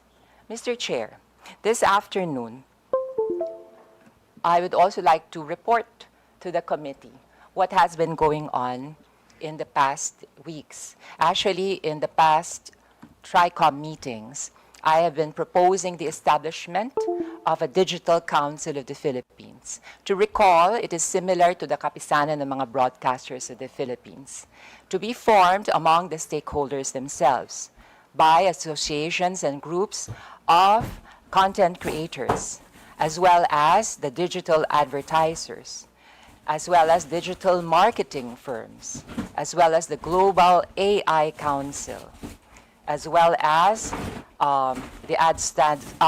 members of the academe, rather, because the idea was to make the Digital Council of the Philippines a medium by which we can educate the public, in particular the youth, on the responsible use of social media and, most importantly, critical thinking. We also wanted representation from the DICT in the Digital Council of the Philippines, as well as the NBI and the PNP. So the idea is basically self-regulation. It has worked for the advertising world, when commercials are submitted to the scrutiny of the Ad Standards Council to see, based on their own code of ethics and standards, if the commercials are fair and true. So, depende po sa findings ng Ad Standards Council of the Philippines, ay aaprubahan ng isang commercial o hindi. Sa kapisanan ng broadcasters ng Pilipinas naman, sa aking pagkakaunawa, ito po ay hindi government-controlled. Ito po ay self-regulating. And they came up with their own code of ethics and standards, which is to be followed by its members. And they also have their own redress system. And to my knowledge, the Kapisanan ng mga broadcasters in Filipinas also acts as a guild of sorts for its members, to give its members legal assessment and counseling, as well as legal assistance in case any of its members encounter, I don't know, a lawsuit or something in that like. Or as a group, as a guild, because there is strength in unity, it could use its position to leverage if there is something they have to negotiate with the government. So, going back to the Digital Council of the Philippines, in the past weeks I have met with the CICP, I have met with the Global AI Council. I also met with the Digital Marketing Association of the Philippines. And they are all in agreement that they would rather that they form their own council and that they come up with their own code of ethics and standards than being regulated by the government. Now, you may ask me, para pa tayo entonces nag-investigation? Well, as I said, the regulation should come with regards to the social media platforms. Okay. Kasi mukhang interesado si Vice President Noli de Castro, I will briefly explain kung anong functions itong Digital Council of the Philippines. Yun na nga, unang-unang kailangan meron siyang ma-formulate na code of ethics and standards to be followed by its members. Number 2, ito po ang mag-serve as a vehicle to address complaints of victims of fake news. It has the technical means. Ito po yung parang konseho na magsusuri at magfa-fact check kung ang isang complaint ay may basihan, kung tunay na biktima ang isang grupo ng isang scam or isang businessman ng isang scam o kaya ng isang government agency, ng isang fake news, and it will come up with its findings. So what do we do with the findings of the Digital Council of the Philippines? Pag nalaman po niya at napagtanto ng isang piece of information ay walang basihan at fake, ito po ay ifa-flag niya at sasabihin doon sa social media platform. Para po, by law, ang social media platform will be obliged and required to flag a certain piece of information as fake or to take it down, which is already being practiced by TikTok, to my knowledge, and also by some other social media platforms that have community annotations, community notes, no, na nagsasabi itong informasyon na to ay lacking information o ito'y walang basihan. So this is a way of administering justice without stepping on the constitutional right to freedom of speech or expression. Kasi sa laban po sa fake news, ang kalaban po natin talaga dyan, syempre, of course, is the piece of news itself. Ako po ay naniniwala kapag ang isang piece of information ay walang matibay na pundasyon na nakapatong at nakasalalay sa katotohanan, ito po ay babagsak. Pero kailangan nga lang ho ay mag-cooperate ang ating mga social media platforms.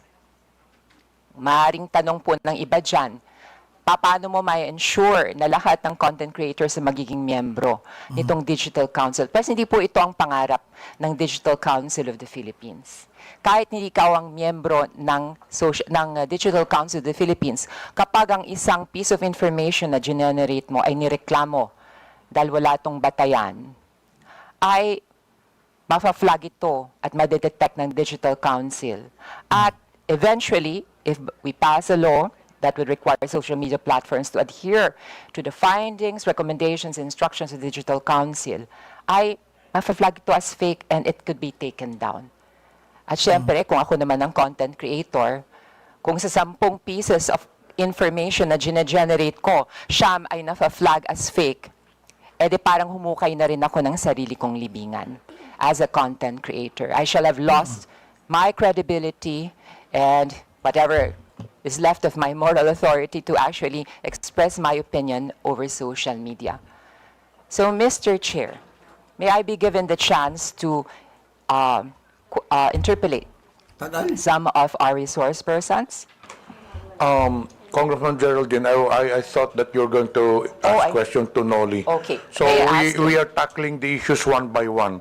Layo ng pinagsabi. Yung, the Iba fourth naman issue will be the social media influencers. So May I I think you reserve your question dun sa social media. The resource person that we are now asking question to is former Vice President Noli De Castro. May I have the pleasure of interpolating our former Dami- Vice dami President kasing pa- and fellow journalist, Yes po. Noli De Castro. Kumusta po kayo, Mr. Mabuti Vice po, President? mabuti po. Yes. Kayo po bilang isang mamamahayag, gaano nyo pinahahalagahan ang ating constitutional right to free speech and expression? Of course, kami yung mga broadcaster, kami tayong mga broadcast journalists, mahalaga po siyempre ang constitutional rights natin to free speech, freedom of speech. Number one ho yun. Pero, as a broadcaster din po, sinabi niya sa kapisanan ng mga broadcaster ng Pilipinas, during our seminars, way back, ang ini-instill sa aming utak ay maging responsible journalist. Responsible on the air. That means ang sasabihin namin ay may batayan, may source, sabi nga ninyo, ay titindig yung mga balita. Kahit sinong komisyon ay nakatindig yung mga balita, may mga patunay. So, yun, responsible journalist. I remember that, I cannot forget that, be a responsible journalist. Mr. Chair, maidagdag ko pa po, kayo po ba ay kasapi ng kapisanan ng mga broadcaster ng Pilipinas? Yes po. Automatic po yun. At meron po ba kayong sinusundang Code of Ethics and Standards sa loob po ng KBP? Meron din po. Maliban doon sa Code of Ethics namin sa ABS-CBN. Okay, meron din sila sa ABS-CBN. Opo. Ngayon po, sa inyong karanasan, meron na ba kayong na-encounter na isang kasapi ng KBP na hindi tumalima sa inyong Code of Ethics and Standards? Well, unang-una ho, hindi na kinakailangan dumaan pa sa KBP pag may ganon. Yung mismong station ang nagdidisiplina sa kanya tungkol diyan. Kasi kumisan, inaamin ko rin naman na may mga broadcaster na may mga political leanings. Lalo na ho ngayon, malapit ng eleksyon. So, meron ding mga broadcaster ang nagagamit ng ilang mga, well, of course, kandidato dahil sa malapit ng election for monetary reason. Yes po, Opo. Mr. Chair. Kung sakali po, yung mismong radio station ay kakonsyaba noong, I don't know, ng isang politiko, paano yon? Ina-apply po ba sa ganitong instance Iyon lang yung ho. Code of Ethics at saka standards ng KBP? Iyon lang. Baka ho mamaya ay utos din ng istasyon. Opo. Pero po, ang sabihin ko, doon po, meron po bang in that case, i-apply ang KBP? Meron dapat to magreklamo ang isang kandidato sa kapisanan ng mga broadcaster ng Pilipinas. Okay po. Mr. Chair, nais ko rin tanungin si Vice President Noli De Castro at ito ay related sa kanyang karanasan bilang mamamahayag. Kung kayo po ang tatanungin, gusto niyo po ba magkaroon ng ahensya ng pamahalaan na magre-regulate ng content o kaya ng balita na inyong binibigay? Medyo pumapasok ko doon yung freedom of expression Freedom of speech. Doon pumapasok. So, sa madalit salita po, Mr. Chair, hindi kayo sang-ayon? Hindi ho, pero pwedeng i-regulate to in some sense. Hindi ho yung pure regulation. Yes. Mr. Chair, for the information of our resource persons and my colleagues, there is already a law that actually addresses the problem within the world of journalism. This is the 2012 Cyber Libel Act. Basically, we have the freedom of speech and expression. But there's just like any other right, this is not absolute. Absolute. The state can regulate in order to protect public interest. But in regulating the freedom of speech, which is a basic constitutional right, it has the obligation to use the least restrictive means. At may dadagdag ko pa po, pagdating po dito sa pag-regulate ng free speech, it's parang it's a lost cause basically kasi iko-question talaga yan sa Supreme Court. Ganun po ang mangyayari. So maitanong ko po sa inyo, Ms. Kabayan, na pakinggan niyo po briefly yung aking sinasuggest na Digital Council of the Philippines. Kumbaga ito parang self-regulatory pero magfa-fact check din po siya. Tapos yung findings niya ay ipapasa po doon sa different social media platforms katulad ng Facebook, ng Instagram, ng X, ng TikTok, at nakabase po doon sa findings, pwede po nilang i-flag, pwede po nilang i-take down yung content. So, in other words, so, ang naturang mga platforms ay member din ng Digital Council Yes of the po, Philippines. maaari po silang member ng Digital Council of the Philippines. At yun nga ho, sinasangguni ko na maaari po tayong magkaroon ng isang batas para obligahan itong mga social media platforms na i-flag itong mga pieces of information na matutuklasan na fake. Opo, dahil malaga po ang sa hearing ho kanina at yung mga guests mula sa Meta, importante talaga ho yung mga platforms na sila ang mag-control, ika nga, or mag-monitor ng mga lumalabas sa iba't ibang platform nila. Yes po. Mr. Chair, matanong ko rin po kay Kabayan Noli de Castro, naobserbahan niyo po ba na depende kung ano yung social media platform, ay maaaring silang magkaroon ng parang community guidelines sa isa na kakaiba doon sa iba. Kumbaga, Facebook meron siyang sariling guidelines, ang Twitter may sarili siyang guidelines. Sa inyo pang karanasan at obserbasyon ay nakikita niyo po itong ganitong sitwasyon. Well, nakikita ko dito halos pare-pareho lang ang mga ang Twitter, ang Facebook, ang Instagram, pare-pareho din ng nilalaman nila. Opo. Ang content po nila and the way they disseminate Oo. information, Mr. Opo. Chair. Opo. But for the information of everybody, in the past three TRICOMs, we have already established na minsan, katulad ng TikTok, meron siyang redress system. Pwede po niya i-take down yung news. Minsan nakakalusot nga lang ho. At yung fact-checking, hindi naman po ginagampanan din ng Facebook.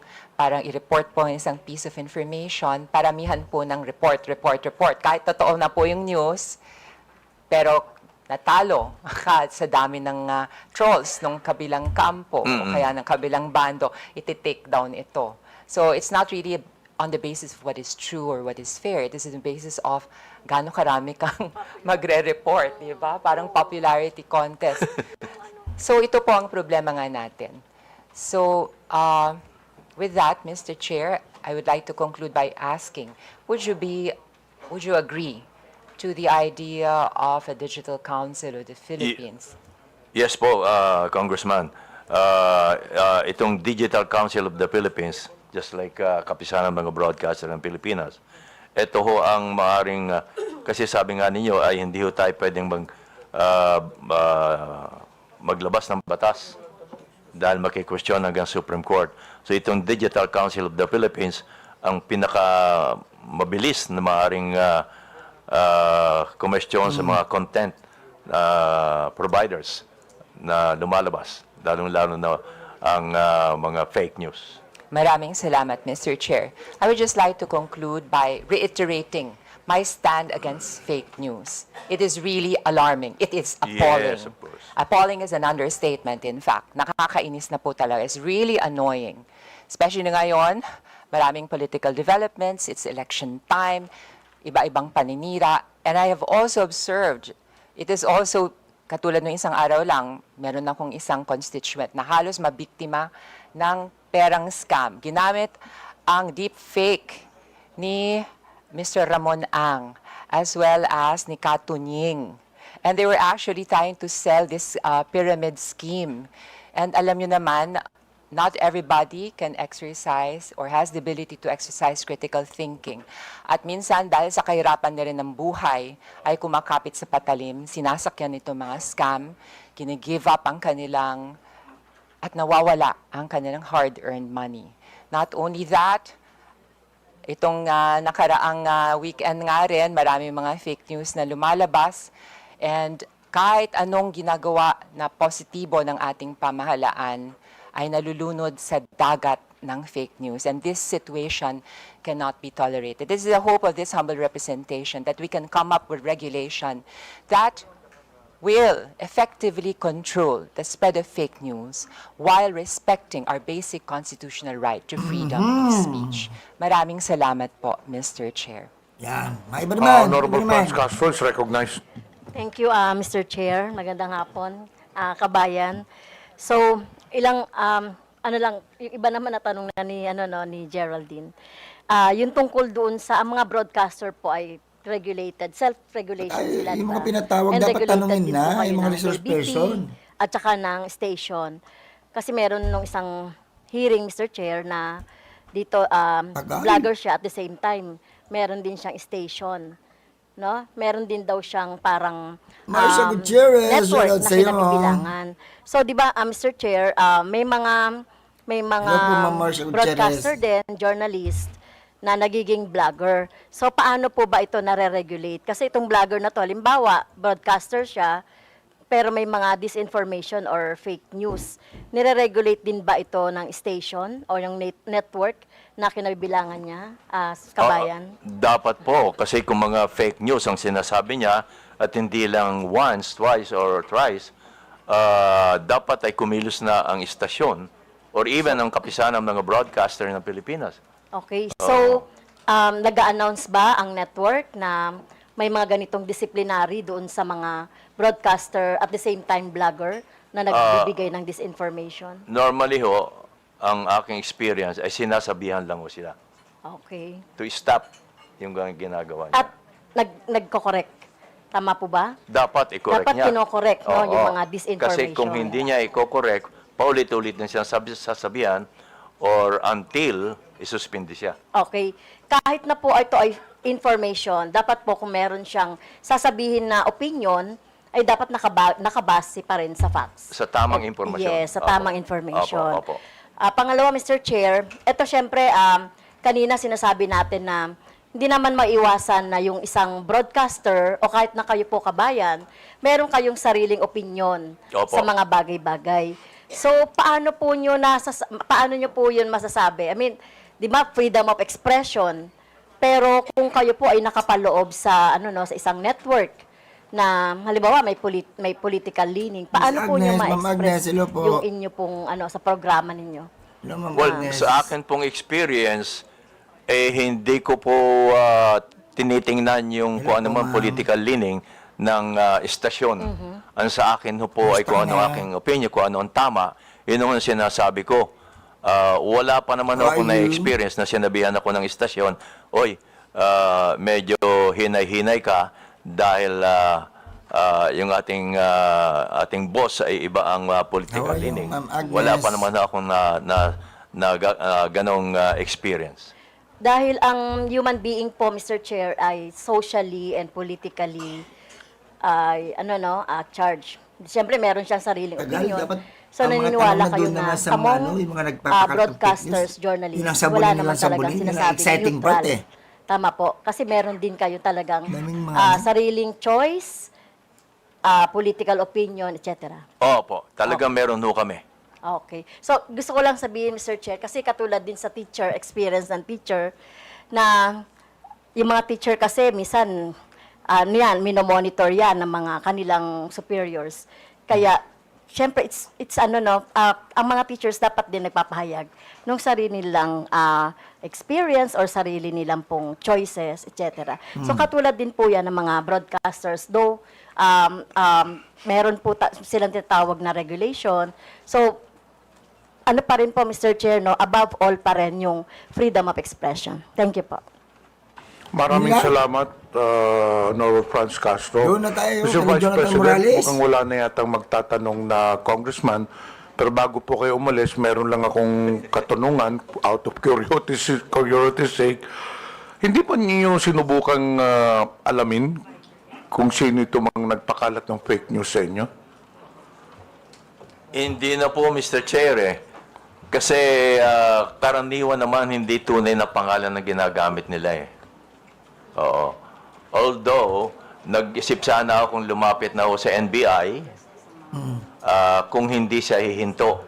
Pero huminto naman ho nung sagutin ko na sa pamagitan ng paglalagay ng bold letter nga na fake. Madalas po ba kayo ginagawa ng fake news? Well, pag ganito malapit ng eleksyon. Pero pag walang eleksyon, hindi ka na kayo ginagawa. Medyo tahimik ko sila. Pero sa tingin nyo, Vice President, bakit kayo ginagawa ng fake news? Meron ho bang galit sa inyo? Hindi naman no, siguro being a radio and television personality, nakikita nila na kapag akong ginamit, mukhang sisikat sila. yes, parang gano'n, no. Oo, parang gano'n, no. Pati nga, sorry to say this, ha. Pati nga yung utot ho, binibintang sa akin. Nag-viral ho yun, Sikat ho talaga kayo eh. You're well known all over the country. So probably some of these, I would say, bloggers are taking advantage of your popularity. Pasok sa inodoro lahat yan. Ginagamit kayo para naman sila maging popular din po. Sabay na po yun. Si Bonggolo lang po ang natitira po. Hindi ako kumikita, sila ang kumikita. Halos lahat po ngayon Hindi nasa kumikita naman kampungan po na kayo doon sa broadcasting. Last tanong ko po, yung ganyang fake news, hindi po ba kayo nasasaktan? Hindi po ba kayo nagagalit? Hindi naman po eh. Hindi ako tinatablan eh. Hindi ako Doon na ta sa iba. Hindi kayo naapektuhan, kagaya noon, na pinagbintangan kayo na Mahaba yung oras. hindi kayo bumoto kay PRD, bumoto kayo o yung sinabihan patay na po kayo, hindi ba kayo nadidepress o nagagalit? Hindi po kasi nasasagot ka agad. Yun ang advantage ho namin, nasasagot namin kaagad bilang isang broadcaster. Oo. Pero sa pangkaraniwan tao nga po, sabi ko nga, baka mahihirapan nung sila dahil hindi kaagad nila masasagot. Wala silang means para masagot kaagad. Alam nyo, Vice President, you're very well known sa broadcasting industry. And I believe that you are liked by the people around the broadcast industry. Pero nakikita mo kahit na magandang ang ikangang image mo sa broadcaster industry, wala ka namang kinakalaban, wala ka nang kinakaway, pero meron talagang mga tao na gusto lang talagang sirain ang isang tao. Hindi po ba? Kahit kayong mga congressmen. Next na po, next lalo na po kami, lalo na po ngayong eleksyon. Kahit maganda ang ginagawa ninyo. Lipat na po tayo, lipat naman. Iba naman ang resource patanungin. Iba ay palalabas nila. Sabi nyo kanina, hindi kayo naapektuhan kahit na anong fake news ipalabason ninyo. Ano bang pwede nyo i-advise sa amin? Kasi kami naapektuhan minsan eh. Ay sagutin ka agad doon nyo. Ganun po ba? Sagutin ka agad. So, kailangan sagutin ho namin. Opo, may mga kaibigan naman ho kayong may mga YouTube doon, may mga Facebook. Gaya na ginagawa ko nga ho, bold letter, at kung minsan nagpa-plus pa, fake. Tapos pinakikiusap ko sa mga kaibigan na ipakalat. Yan o. Kasi hindi naman kayo pwedeng o kaya, tumawag ho kayo sa mga broadcasters, sa mga broadcast journalists. At ipakiusap nyo kung pwedeng ma-interview kayo para ipaliwanag nyo itong lumabas na balita. Siguradong tatanggapin naman po kayo. Basta open lagi po. Yan ang pinakikiusap ko sa mga government agencies na open lagi sila kapag may lumalabas na balita. Kasi kung minsan ho ay kumakalat na yung balita ng mali, hindi kaagad nasasagot ng mga government agencies. Sa tingin po ninyo, kailangan ng Kongreso gumawa ng batas para mapigilan ang paglaganap nito mga fake news, para naman maprotektahan yung mga reputasyon ng mga tao. Kasi nakita naman ho ninyo, marami yung mga personalidad nasira rin ng reputasyon because of fake news. Tingin nyo, kailangan ho natin gumawa ng batas? Baka ho magandang pag-aralan nitong kay Congressman na Digital Council of the Philippines para lahat ng Facebook, YouTube, member ho dito para kung meron ng reklamo tungkol sa mga post na hindi maganda o hindi totoo, may papasok agad dito sa Digital Council of the Philippines. Kasi po, I don't know, Congressman, Mr. Chairman, baka ho kumisan pag may batas, napapalusutan pa ho eh. Tama po. Palusot pa ho pa sa batas. Umaabot ho hanggang sa Supreme Court. Baka ho dito, baka makatulong itong pag-aralan ho nating mabuti ang Digital Council of the Philippines. Baka ho mas may ngipin ho ito para mapigilan ang pagkalat ho ng fake. Hindi. Actually, Mr. Vice President, pagkatapos po nitong hearing na to, meron na ho kaming mga proposed legislations to counter this fake news. So hindi na po ako magtatagal, Mr. Vice President. In behalf ng committee, maraming salamat po sa presensya ninyo. Pwede na po kayo ma-excuse po. Kasi we'll now proceed to the next issue, which is yung kay Commodore Tarriela, and after that, the social media personalities. But before that, I noticed dito sa mga resource persons na inimbita, some of these, I believe, wala na pong question yung ibang mga congressmen dito ngayon. Some of the resource persons were requested to be invited by some congressmen who are not present. Sila po may gustong tanong. So, are there any questions for SWS rating survey company? May question ba, mga congressmen? Wala. So, andito po kaninang SWS, hindi po ba? So, I believe that there are no questions. Actually, there was one congressman, I will not mention anymore, who requested you to be present, also Pulse Asia, and then yung ibang mga survey firms.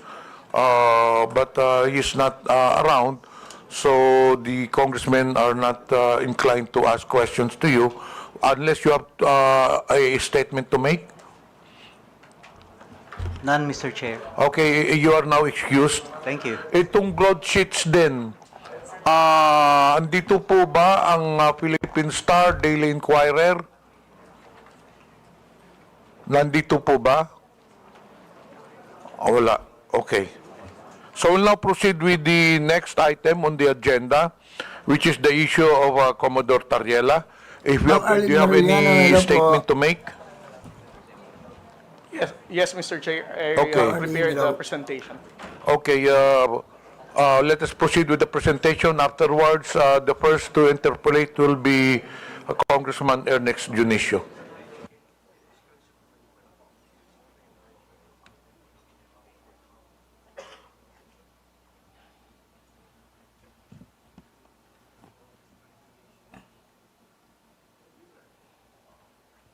Mr. Chair, can I proceed? Pakilapit lang po yung mikropono. Mr. Chair, can I proceed already? Yes, please proceed. Thank you, Mr. Chair. Isang magandang hapon po sa ating lahat. Sa loob po ng 2 taon, nagsimula po ang ating administrasyon sa pagpapublicize ng mga insidente na nangyayari sa West Philippine Sea, ay nakita po natin ang mataas na bilang ng pagtaas ng fake news and disinformation and misinformation pagdating sa usapin ng West Philippine Sea. Sa loob po ng 2 taon na inanalyze po namin ang mga fake news, peddlers, and trolls na nagpapakalat ng maling informasyon. According to our analysis, we can actually came up with 3 levels of fake news purveyors in terms of social media platforms. The first one is what we call the initiators. Ito po ang mga kilala po nating social media influencers na nagbibigay ng maling impormasyon pagdating sa usapin ng West Philippine Sea. On the later part of my presentation, I will discuss what are those information that they are using to counter the factual narrative of the Philippine government. At the same time, the initiators have high number of followers. Marami po silang followers sa different social media platforms, whether sa X, sa Facebook, sa Instagram, or sa TikTok. Sila po ang kinikilala nating mas known figure pagdating sa pagpapakalat ng maling impormasyon. We call them initiators because if we're going to trace the misinformation and fake news about West Philippine Sea, sila ang pinakaunang mga tao na nagpakalat ng maling impormasyon na to. The next level is what we call the disseminators. Gaya po ng sinabi ni Kabayan Noli de Castro, marami po tayong troll sa social media na soulless account. Alam po nating wala silang totoong identity, newly created ang account, but these disseminators are being Salamat po used sa by the nag-thumbs up. initiators Thank you. to spread this initiated information na mali. Sila po ay walang kilalang known network, but they are used Thumbs only up po tayo. to spread this misinformation and fake news about the West Philippine Sea. And then the third one is what we call the reposters. Ito po mga reposters ay kapwa po natin mga Pilipino. Maaaring sila po ay sumusuporta lamang kay initiator o meron silang sinusuportahan na politiko na umaayon dito sa narrative na ito na mali naman. And then the last level is what we call the general public. The general public is actually the victim of the disinformation and fake news in the social media.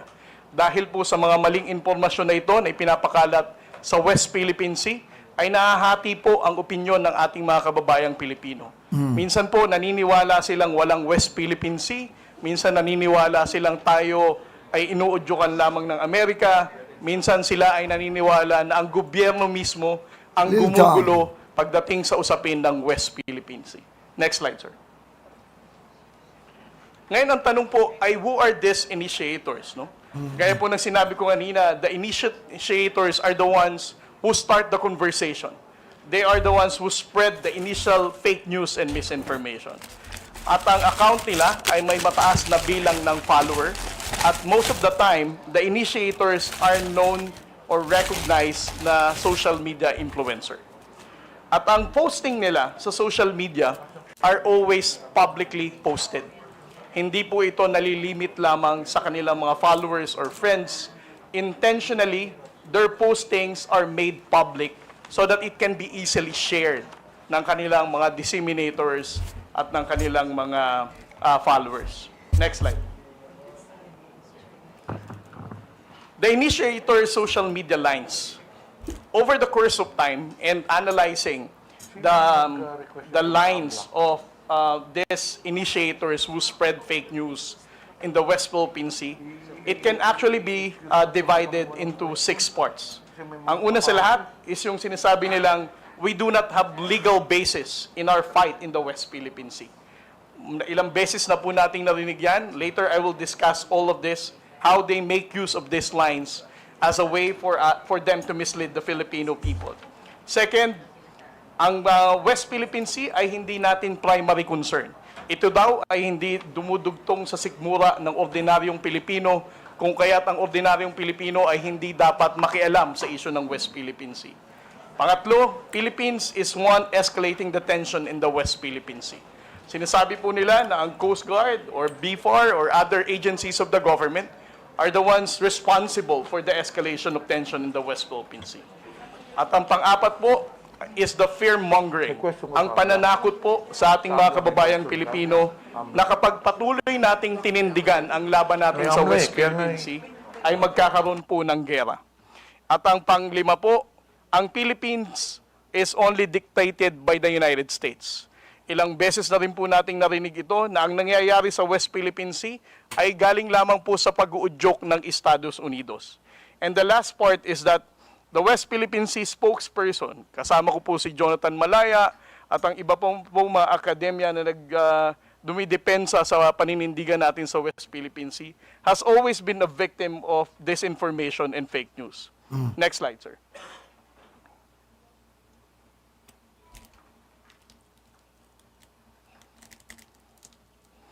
For their line na we do not have legal basis, paulit-ulit po nilang sinasabi na ang West Philippine Sea is just a fiction. Ito po ay gawa-gawa lamang daw nung panahon ni Pangulong Noynoy Aquino at wala naman daw po tayong basihan. Secondly, they always downplay the 2016 Arbitral Award. Hina-highlight nila na despite of the 2016 Arbitral Award, which is internationally recognized as a landmark victory for the Philippine government, they always downplay this, saying it is very difficult for this current administration to get the support of the international community because it cannot be reinforced. The second one is, we're the one escalating the tension. Kung makikita po natin ang mga posting ng mga tao na to, lagi nilang ang sinisisi ay ang Philippine Coast Guard. Kami daw po ang bumangga sa China Coast Guard. Kami daw po ang dahilan kung nagdala ng mga isda doon, kaya nagkaroon ng gulo sa Baho de Masinloc. Instead of criticizing the aggression and unlawful activity of the Chinese Coast Guard, Philippine Coast Guard po ang nilalagay nila sa kanilang mga posts, trying to distort the reality of what's really happening in the West Philippine Sea. Next slide, sir. At ang narrative na ang Pilipinas po ay inuudyukan lamang ng Amerika. Ito po ay paulit-ulit din nilang sinasabi, ang West Philippine Sea ay gawa-gawa lamang daw po ng Amerikano. Ang Amerika din daw po ang nagdikta ng naratibo natin pagdating sa usapin ng West Philippine Sea. At ang kanila pong favorite line, the transparency initiative of the Philippine government is actually dictated by Mr. Ray Powell, na paulit-ulit din binabanggit ni Mr. Mark Lopez sa kanyang social media posts. And then the next one is, West Philippine Sea spokesmen are pro-US and accepting bribes. I have been a victim of disinformation and fake news. Sinabi nilang CIA ako, sinabi nilang pro-US ako, sinabi nilang pumunta ako sa bahay ni Speaker at meron daw akong 3 black bag. Sinabi rin nilang tumatanggap ako ng $4 million as part of my talent fee sa US Embassy. Panglima po, WPS is not our primary concern. They are confusing the Filipino people by saying poverty is the main issue of the Filipino people and not the West Philippine Sea. Kanila pong binibigyan ng confusion uli ang mga kababayan natin para sabihin they should not care about our fight in the West Philippine Sea. And then the last one, sir, is fear-mongering. There will be war. Ilang beses na po nating narinig ito sa ating mga social media trolls. Sinasabi nilang kapag patuloy na pinanindigan ang ating laban sa West Philippine Sea, ay maraming mamamatay na Pilipino, hindi kaya ng Armed Forces of the Philippines na tindigan ang pakikipaglaban sa China. Pero simula po na naging Pangulo si Pangulong Bongbong Marcos, for almost 3 years now, he has been standing firm of not surrendering a square inch of our territory to any foreign power. Pero wala naman po tayong digmaan na naririnig pa. And then the last one, sir. Next slide. Next slide. Kung makikita po natin ang posting netong tinatawag nating mga initiators, there are actually 3 intersection points na common sa kanila. Una, they always counter our position in the West Philippine Sea. Secondly, kung titingnan din po natin ang posting nila, they also defend Alice Go and the Pogo. Third, they are also denying the presence of Chinese spies na nahuli ng NBI noong mga nakaraang buwan. Just to give you an example, I would like to share with you the posting of certain Miss Ana Malindog-Uy. I'm not saying that she is the one really managing this expose because I don't know her personally, but this is actually a public post. She said, with regard to Pogo, ano daw ang sabi ni DASA, upgraded ang Pogo seriously?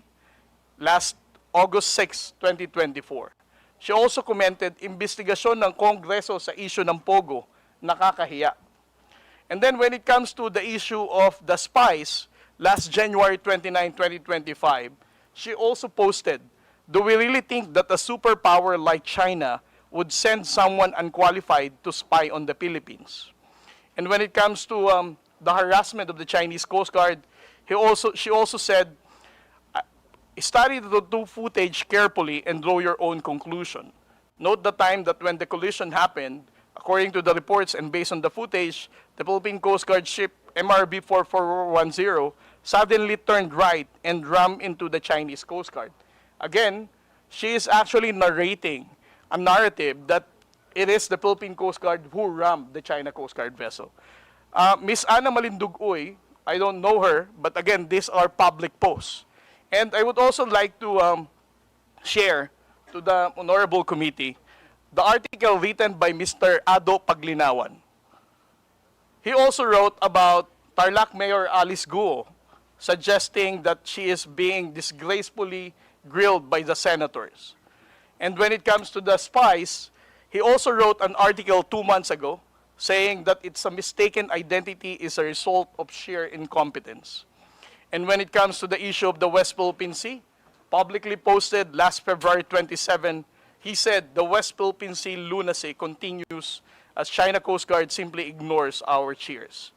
These are the types of the issues that I would like to present to the Honorable Committee, sir, to highlight that the issue of disinformation and fake news is actually countering our own position in the West Philippine Sea.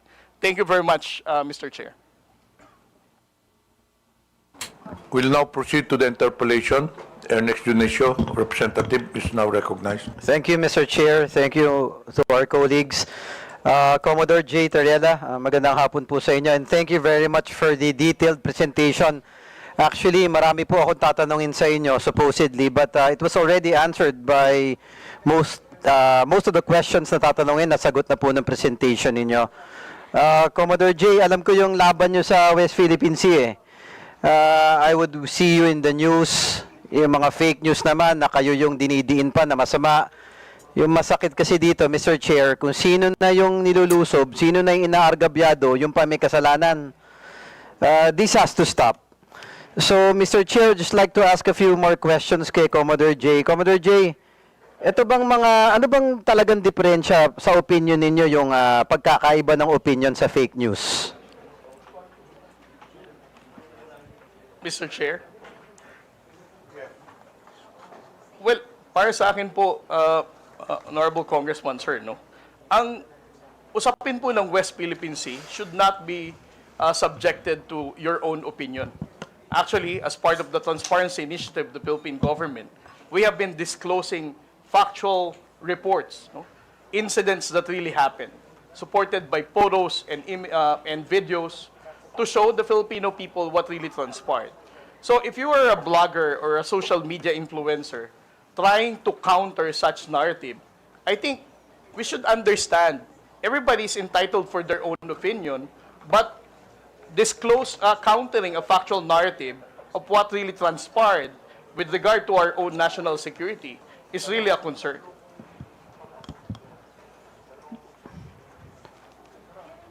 Yes, thank you for that. Mr. Chair, kasi yung West Philippine Sea, in my humble opinion, di lang naman kasi to geographic location, it's a symbol of our sovereignty. If I remember it correctly, Commodore J, di ba, nung last hearing natin, meron pa nga na nagkiklaim na lumalabas sa mga fake news na yung Palawan, pagmamayari ng China. Tama po ba? Yes, sir. Yeah, it's very alarming, Mr. Chair, lahat ng nangyayari na to eh. So, alam ko nag-imbestiga na kayo dito, Sir Commodore J.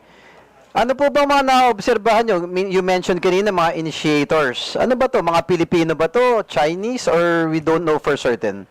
Well, right now, Mr. Chair, what we have are only public posting of social media accounts. Just like what the former Vice President mentioned, we cannot really ascertain whether these people are the ones managing those accounts dahil hindi naman talaga natin alam kung sila yon. Mr.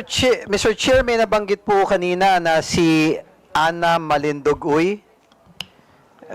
Yes, Mr. Chair.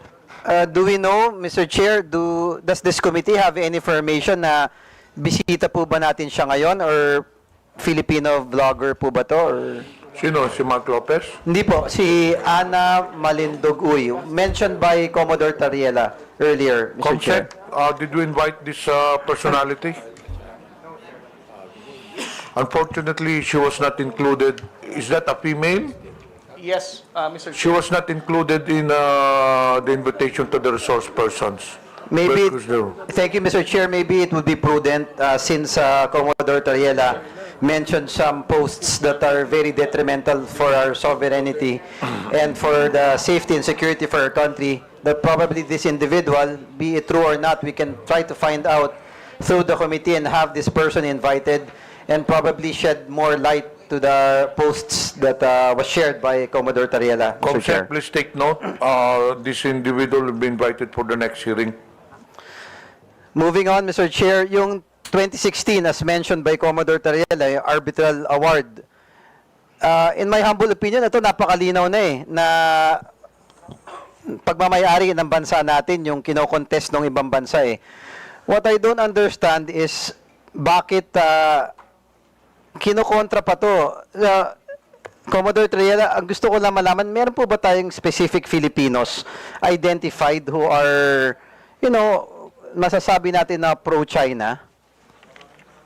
Well, Mr. Chair, if we're going to base on the social media posting of what they, how they appreciate the 2016 Arbitral Award and how they downplay our fight in the West Philippine Sea, I would say that they are really going against our national security and that they are not pro-Philippines, Mr. Chair.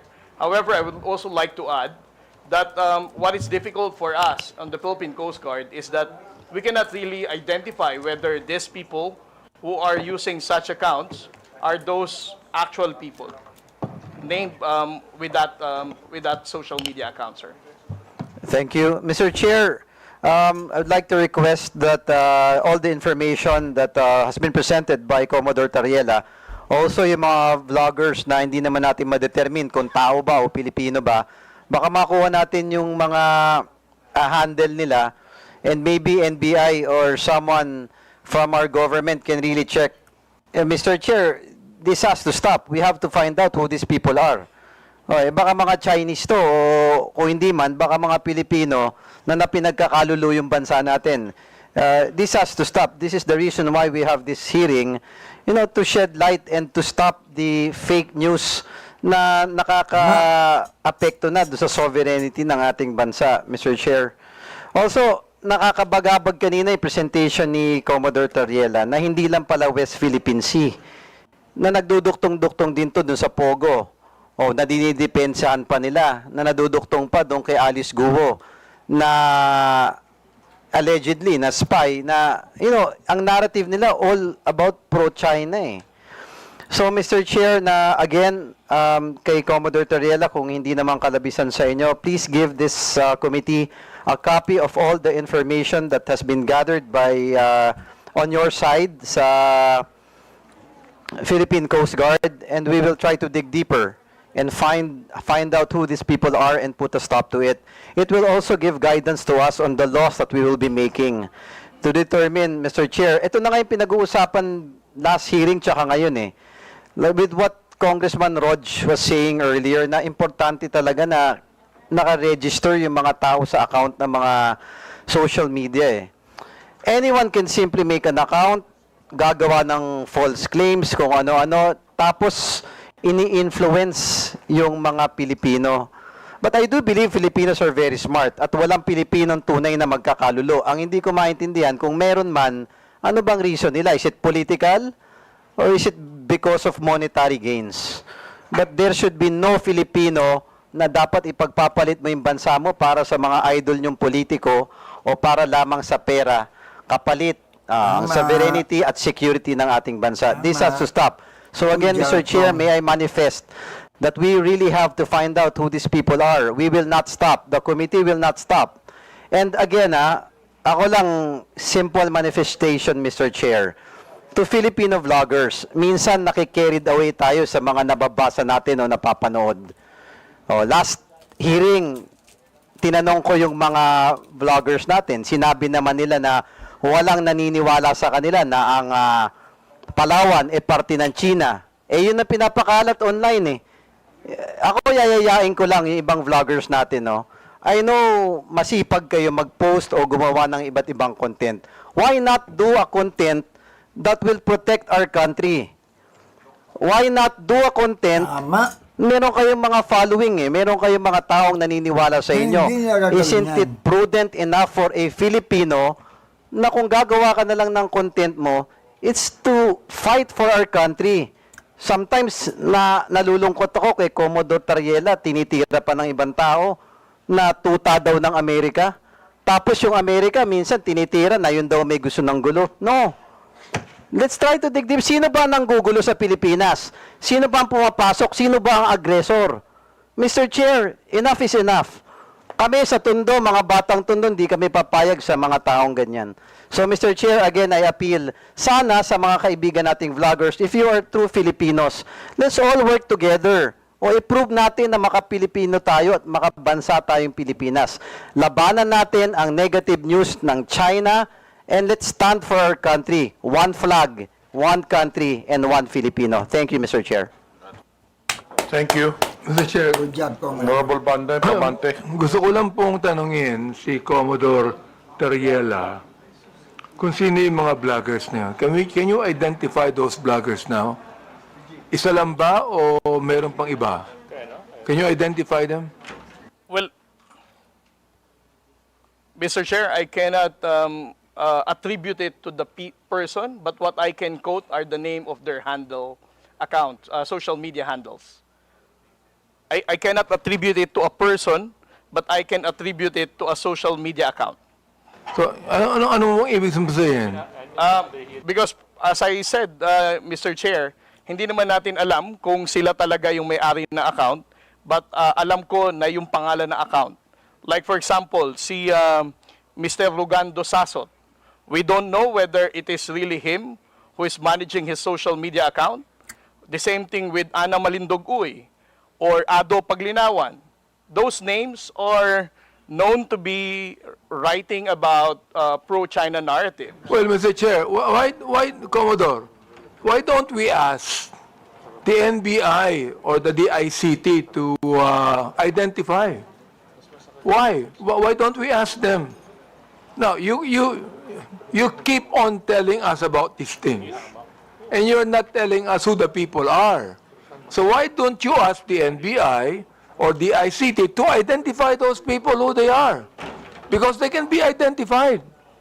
Oh, it's up to you because you're the one being bashed in this case. Perhaps even your statement here can even be treasonous. Why? Because these are Filipinos who are actually siding with China. Oh, saying things that are against our own sovereignty.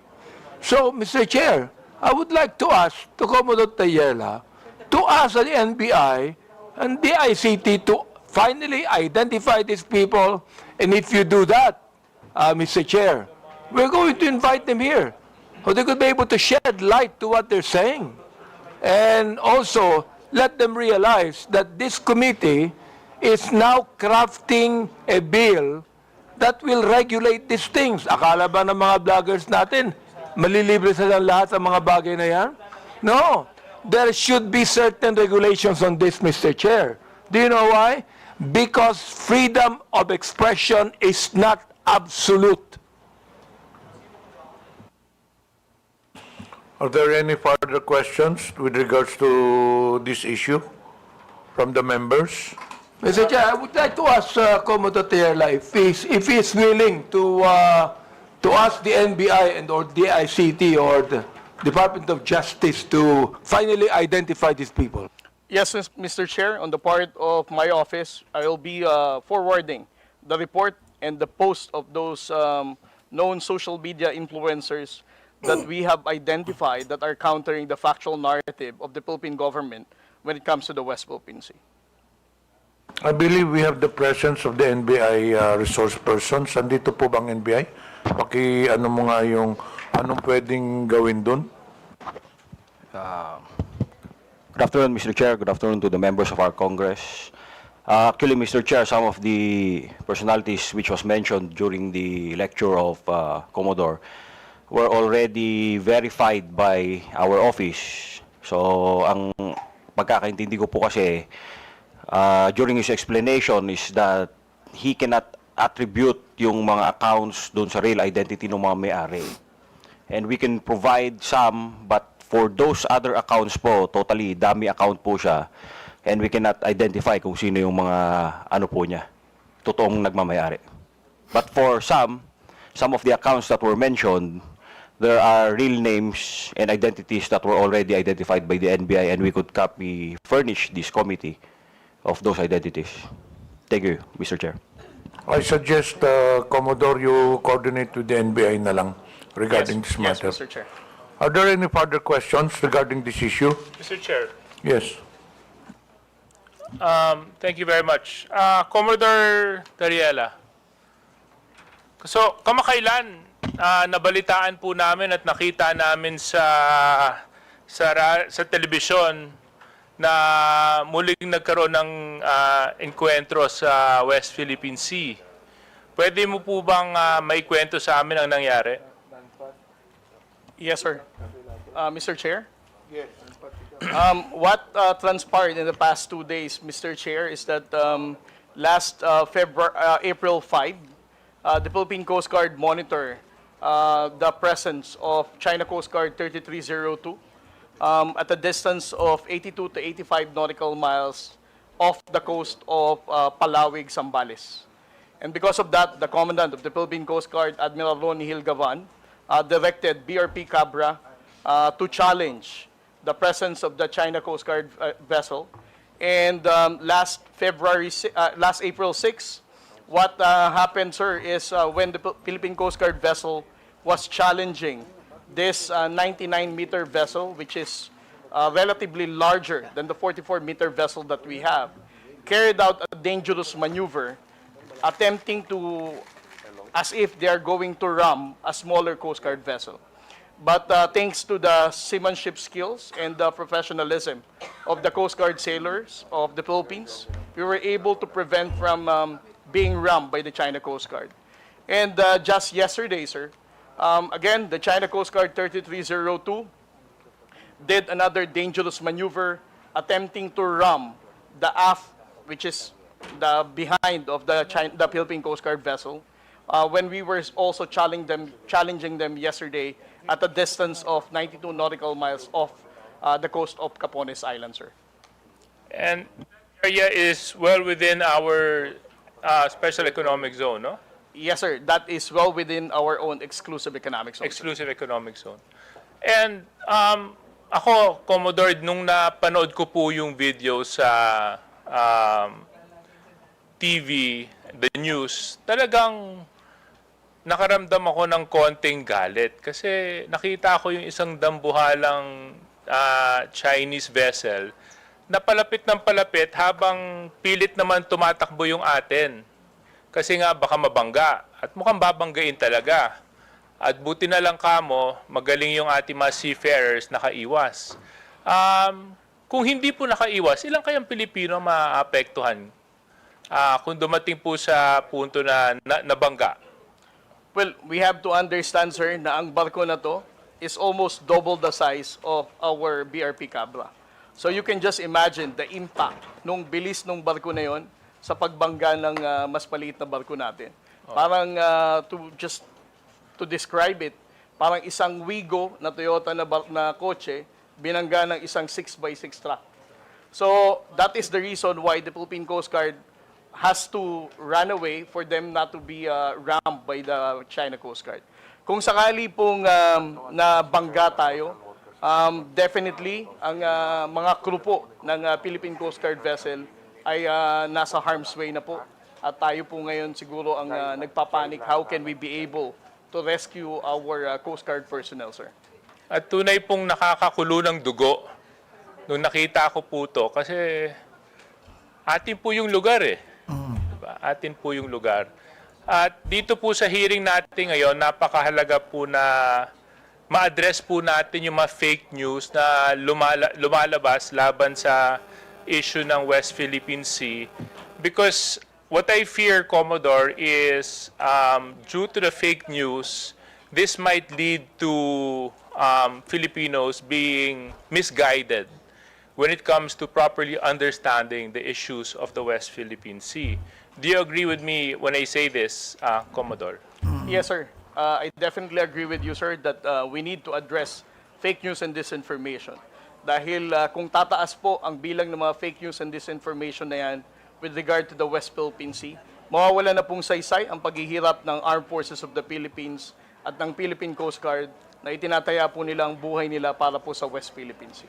So sa isang bahagi, Commodore, would you agree with me when I say that maaaring isang strategiya to na ginagamit ng isang banyaga laban sa Pilipinas para magkaroon ng confusion sa ating mga mamamayan sa paglaganap ng fake news laban sa Pilipinas sa usapin ng West Philippine Sea. Yes, sir. I definitely agree with you, sir, that most likely this is a state-sponsored misinformation tactic para gibain po ang pagkakaisa ng ating pong bansa pagdating sa pagtindig sa isyu ng West Philippine Sea. Okay. Thank you very much. Now to our vloggers present. Mr. Chairman, can I get a show of hands kung sino-sino po sila nandito ngayon? Actually, we will proceed on that. Tapusin na lang natin yung kay Tariela. Yeah, patapos na po ako, but critical lang po kasi sa akin yung mga vloggers dito. The social media personality that was mentioned by Commodore Tariela, George Paglinawan, is here. May know where George Paglinawan is? Oh, yan. If you have any questions. He was Sir, mentioned by if I may. Commodore Tariela kanina. If I may, Mr. Chairman, I am George Ahmed Mr. Paglinawan. Chairman, I think I have the floor. Okay. Yeah.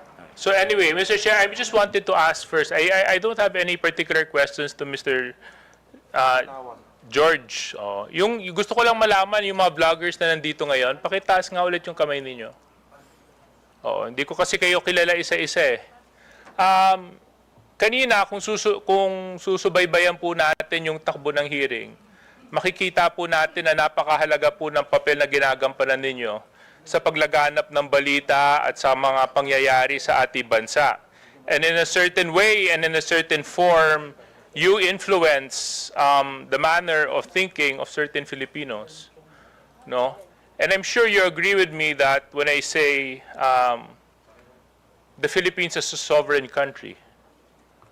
Now, I just want to find out from the vloggers present, do you condemn what China is doing in the West Philippine Sea?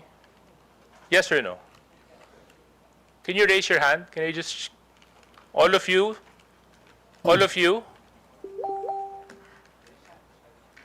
Yung mga nasa dulo, hindi ko po masyadong, sorry malabo kasi yung mata ko. Are those vloggers as well at the end? Yes? Do they also, are you also raising your hand? Yes? Okay, so you also condemn what China is doing in the West Philippine Sea. Is this correct? Yes, okay. If so, then, Commodore Tariela, you mentioned na maraming mga disinformation, fake news na lumalabas patungkol sa usapin ng West Philippine Sea. Can you further elaborate on this? Yes, sir. Just like what I mentioned a while ago, sir, no? There are 7 types of narratives that they're saying. Una, wala tayong legal basis. Second, dinidiktahan lang tayo ng Amerika. Pangatlo, Pilipinas ang gumugulo sa West Philippine Sea. Pang-apat, ito ay hindi ito priority ng ordinaryong Pilipino. At pang-lima, ang mga spokesperson natin are actually receiving bribe from the government and even the U.S. government. Okay. So, is Mr. Mark Lopez present? No. And, Comsec, can we check if Mr. Mark Lopez is present? Because I remember in our last hearing, he was very opinionated about this issue. Comsec?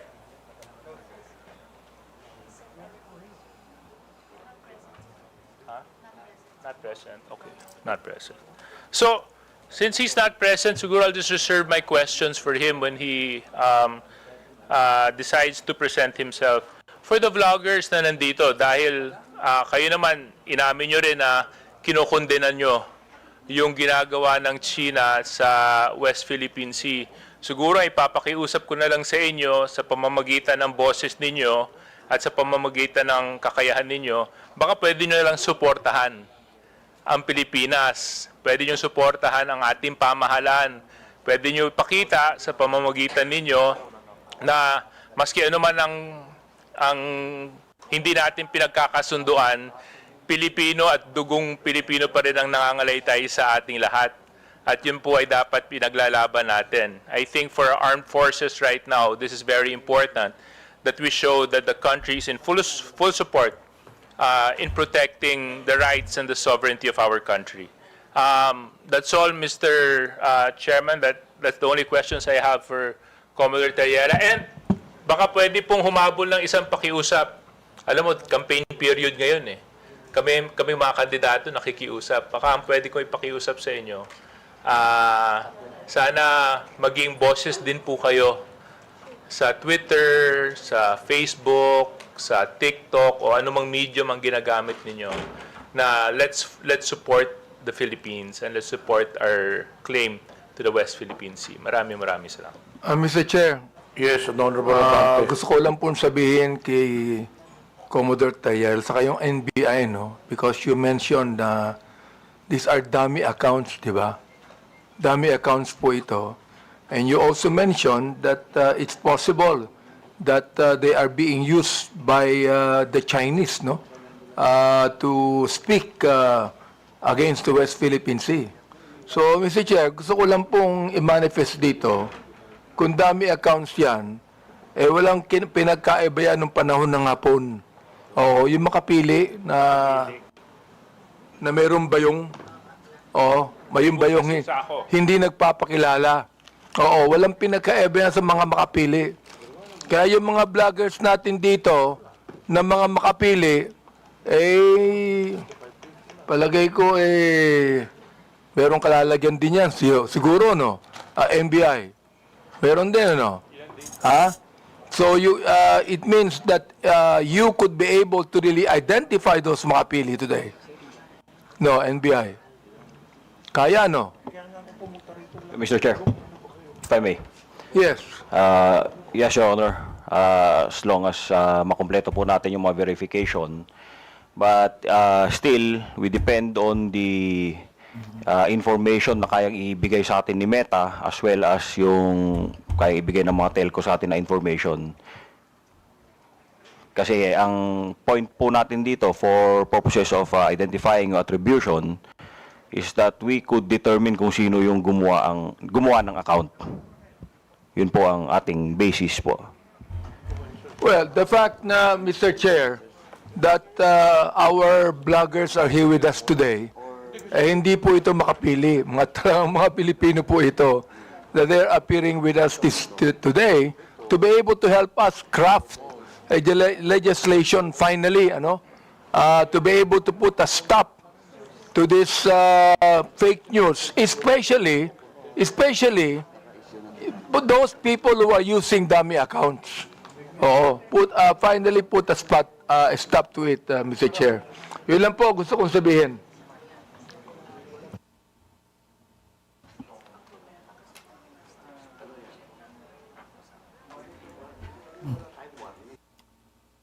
Tagal, sana mano yung mga ano. Ano na? Tutuloy ko na. I will continue. Okay, Yeah. Chairman Abante, please continue. Mr. Chair, thank you. Andito po pa si Miss Joey Cruz. Ayan. Miss Joey Cruz, andito po ba? Gusto ko Yes, tinatanong. Mr. Chair. Okay, Chairman. Asan po siya? Ayan. Gusto ko lang po alam nyo, sa totoo lang, marami po akong natatanggap na bashing eh. Hindi ko pinapansin. Hindi ko pinapansin yon. Katulad ni Kabayan, hindi ako naiinsulto, hindi ako nababagabag, hindi ko pinapansin, wala namang katotohanan yun eh. Kaya hindi ko pinapansin yan. Alright. Ngayon, ang gusto ko lang pong sabihin kay Miss Joey Cruz, in one of your blogs in YouTube, you directed this statement sa akin. No? Akin mismo. Unang-una, hindi naman kita kilala. Hindi naman kita kaaway. Wala naman akong ginawang masama sa'yo. Tama ba ako, Mr. Chair? Meron po ba akong ginawang masama sa inyo? There is no personal action. Kaya nga, Mr. Chair, sagutin mo lang ako. Meron po ba akong ginawang masama sa inyo? No Meron ba wala? None, Mr. Wala. Wala akong ginawang masama sa inyo, ha? Pinapatunayan nyo yan, ha? Pangalawa, hindi nyo ako kilala. Tama ba, Miss Joey Cruz? You do not know me personally. Correct, Mr. Chair. And Mr. Chair, I do not even know Miss Joey Cruz personally. Am I right? Correct, Mr. Chair. But, you made a statement against me. O ito, babasahin ko ha. O, ang sabi mo, ganito, kung abante, paswelduhan ka ng taxpayer, gago. Tinawag mo akong tinawag mo akong gago. O, bakit? Ba't mo ginawa sa akin yun? Gusto mo ba akong umiyak ngayon sa'yo? Sabihin ko, ba't mo ginawa sa akin yun? Bakit mo ako tinawag na gago? Bakit po, Mr. Chair? Please, yes. Mr. Chair, and I think it is already established that we do not know each other personally. Ano po yung pakilakas nga po? Hello, Mr. Chair? Mr. Chair? Okay. I think it is already established that we do not know each other personally. Therefore, the statement was said based in a not personal way, but it is an observation of my reaction Mr. Chair, on meron ka pang salita. Your observation is that I'm gago? Is that your observation? This pertains to the public function as I perceive it, Mr. Chair. No, you're public what? Public action, Public Mr. Chair. action. So you mean that is the public that is actually telling me that I'm gago? No, Or Mr. is it Chair, you? the statement Let me came ask from you, me. Mr. Chair, is it you? Yes, Mr. Chair. So you were the one that said that, right? Correct, Mr. Chair. Ayun. Pero hindi mo ko kilala. Wala akong ginawa masama sa'yo. Yes, Mr. Chair. It What is your already right to established. tell me that I'm gago? Because I am a citizen of What the is your Philippines. right to tell me I'm gago? That is part of my freedom of speech, Mr. Oh, Chair. is that right? Yes, Mr. Chair. So your freedom of speech is to tell a person that he is gago? Freedom of speech ba yan? My freedom of speech, part of my freedom Bay, ang of galing speech is mo. to react Ang on the galing mo. action of Ito a public pa, official. sinabi mo ha, in another post, ito sirahin mo. Pero alam mo, kaya tayo nagmi-meeting dito, parami na mention ko ito, no? Pero sa totoo lang, hindi ko pinansin yan, matagal na yan eh. Di ba? Hindi ko pinansin yan. Ito ha, ang sabi mo, you know, Kong Benny Abante, I can find all of this. Sunugin mo yan. Isasampal ko ito sa pagmumukha mo. Is that still freedom of speech? Mr. Chair, I am not very familiar. Yes on or that no, post. Mr. Chair? Is that still, you think, freedom of speech? When you said, isasampal ko ito sa pagmumukha mo. Mr. Is Chair, that freedom of speech? yes, Mr. Chair. Ganon. Oo. So, ibig sabihin, ganito, if I tell you right now, sasampaling kita, freedom of speech yan. That's part of your freedom, Mr. Chair. Pag sinampal kita, hindi na freedom of speech yan. Of course, sir. It's overt Hindi action na. already. Yes, Hindi sir. na, no? Yes, sir. Oo, ang galing. Mahusay ito. Oo, magaling ka. Oo. Ang sabi mo, I'm going to be Hindi ko masabi to Mr. Chair eh. F-U-C-K-E-D. Prepared. Binanggit mo yon? Mr. Chair, Bakit naman? Mr. Chair, Ano may ba I nagawa know kong when kasalanan that post sa'yo? was posted? Mr. Chair? Oh. Mr. Chair, so that I can answer intelligently on the question You of... can, Mr. Chair, may I know you can the date answer of the intelligently, post? I but cannot what you answer... said here, is that intelligent?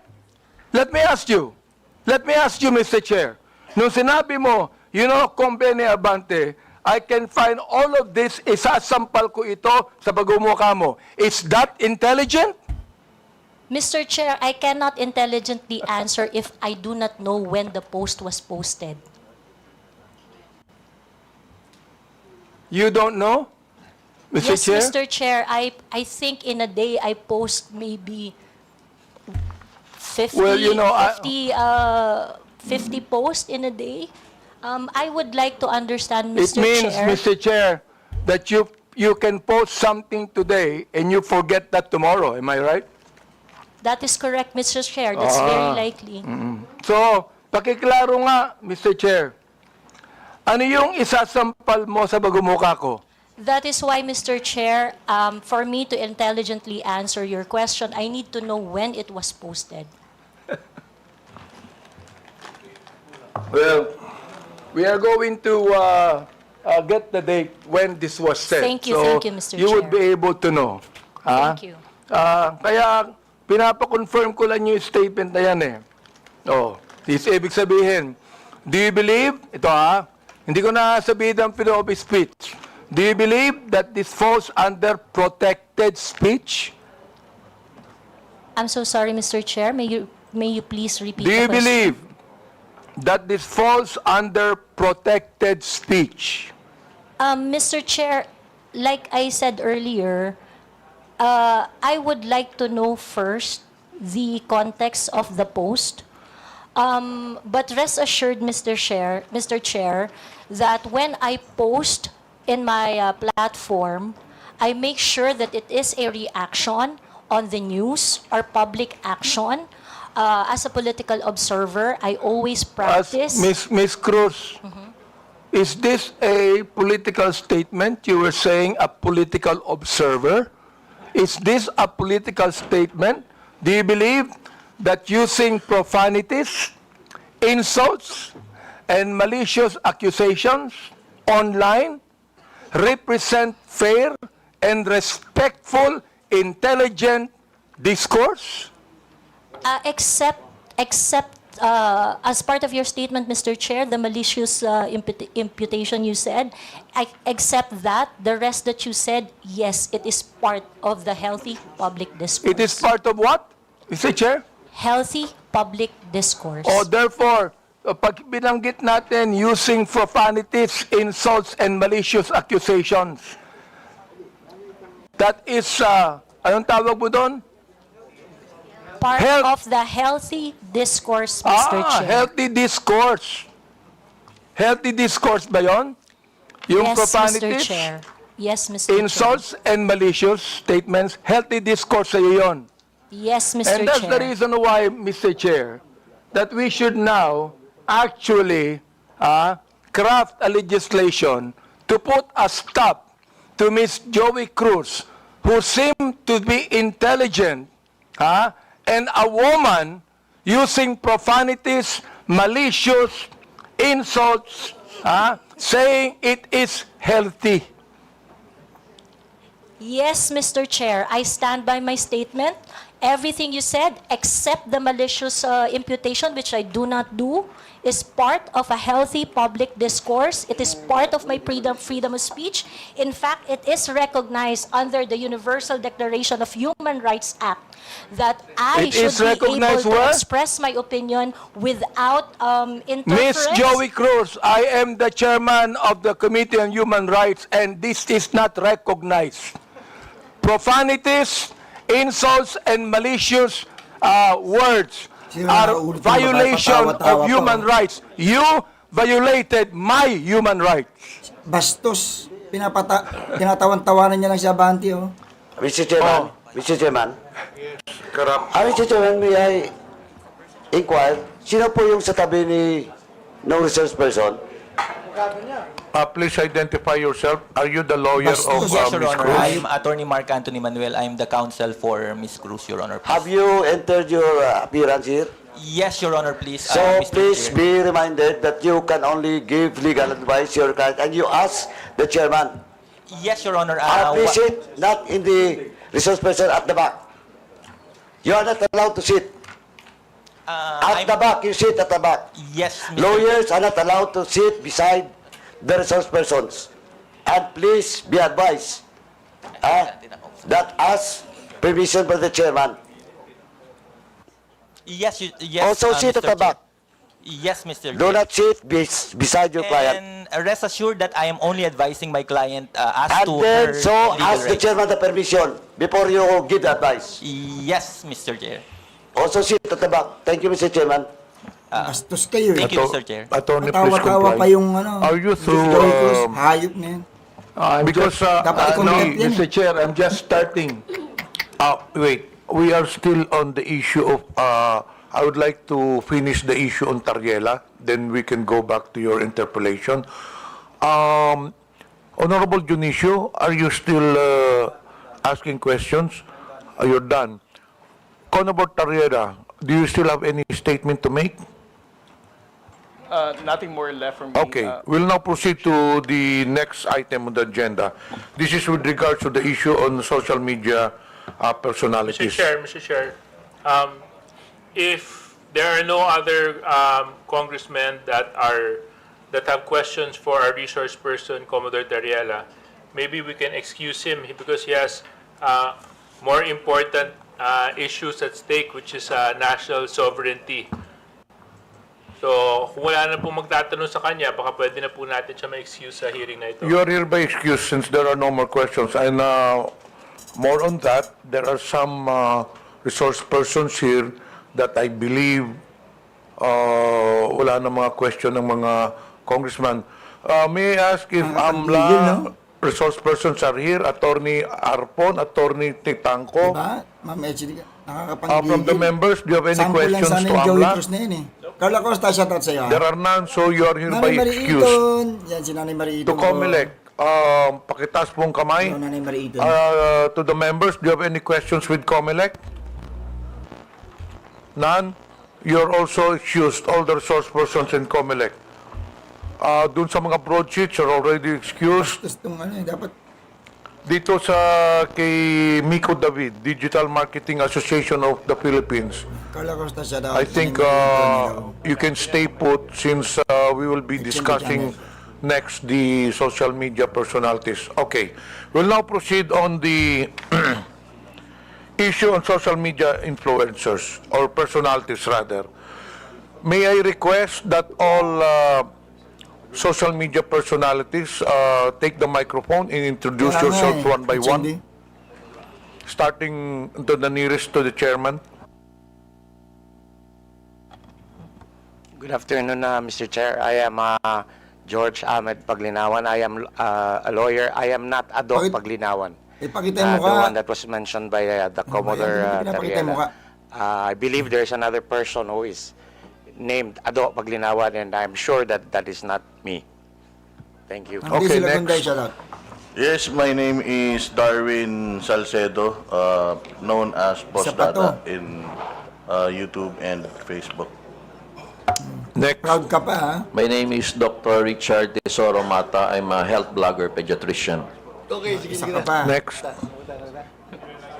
Good afternoon, Mr. Chair. I'm Glenn Ang Chong, a lawyer, certified public accountant, and former member of the House of Representatives in the 13th Congress. Next, please. Proud ka pa, ha? Good afternoon, Mr. Chair, and my name is Zane Batalya. I'm the person behind I Am Sean Wayne. Tawa-tawa ka pa, ha? Sige. Good afternoon, Mr. Chair. I am Manuel Mata Jr., also known as Coco Locoy in social media. Coco Loco? Coco Locoy, Mr. Chair. Good afternoon, Mr. Chair. I'm former PDEA agent Jonathan Morales. Na-blogger na. Agent ng Bayan, Your Honor. So you're now a blogger also, Mr. Morales? Blogger Di ba na. resource person ka sa Senate before? Yes, sir. Mula po nung pinigil yung PDEA Lex, nag-resort na po ako doon sa... You're a former PDEA agent? Yes, po Your ba? Honor. Yes, Mr. Chairman. Blogger ka na ngayon? Yes, sir. Okay, next. Di ba? I'm Vivian Rodriguez, better known as Vivian Velez, as my screen name. I was not invited in this committee hearing, but I was mentioned the last hearing, so Okay. I'm here. Anyway, this is a public hearing. Anyone is welcome to attend the hearing. Next. Good afternoon po, Mr. Chair. I'm Alvin Montero. I'm not a blogger, or I'm not a journalist. Thank you. Good afternoon, Mr. Chair and honorable members of the committee. My name is Claro Ganyak. I'm a retired professor. I'm not a blogger. I just express my opinions in social media. Okay. That's it. Thank you, sir. Pero vlogger. Good afternoon, Mr. Chair. Ako po si Elijah San Fernando, isa pong manggagawa at unionista. kilala sa TikTok at Facebook bilang Eli San Fernando. Proud ka pa, ha? Good afternoon, Mr. Chair. My name is Maria Florinda Princess Duque, or better known as Pebbles Duque. I am now a law student. Next, please. Proud. Good afternoon, Mr. Speaker. Mr. Chair, sorry. I'm Dr. Ethel Pineda Garcia. Okay. I think there are some vacant seats. Pwede na pong kunin yun. Yes. I am Trixie Cruz Angeles. I am a lawyer. Next, please. May I continue, Mr. Chair? Wait, meron pa yata dito sa... Kompleto na po ba ang mga social media personalities? Who is Vicente Cunanan? You're also a social media personality? Okay, so you can now proceed with your interpellation. Thank you, Mr. Chair. Again, Ms. Cruz, do you believe that freedom of expression is not absolute? Yes, Mr. Chair. You do? Of I'd course, like Mr. to ask the other bloggers if they also believe that. Yes, Mr. Chair. You also believe that? Okay. Sir, Now, there's always a limitation. Ms. Cruz said, yung kanyang statement sa YouTube, no? Na profanities, insults, malicious is a healthy discourse. Gusto kong tanungin yung mga vloggers natin, do you agree with her on that? Yes. That profanities, insults, and malicious accusations is a healthy discourse and a part of the freedom of expression? We would like to ask every blogger to answer me yes or no if they believe in that. Mr. Chair, can I be recognized? Yes. Mr. Chair, no other than the highest court of the land has repeatedly said na hindi po masama ang pagmumura, lalong-lalo na sa mga pampublikong opisyal, especially kung ang pinatutungkulan po ay yung official functions nila. Not the person, but their official functions, Mr. Chair.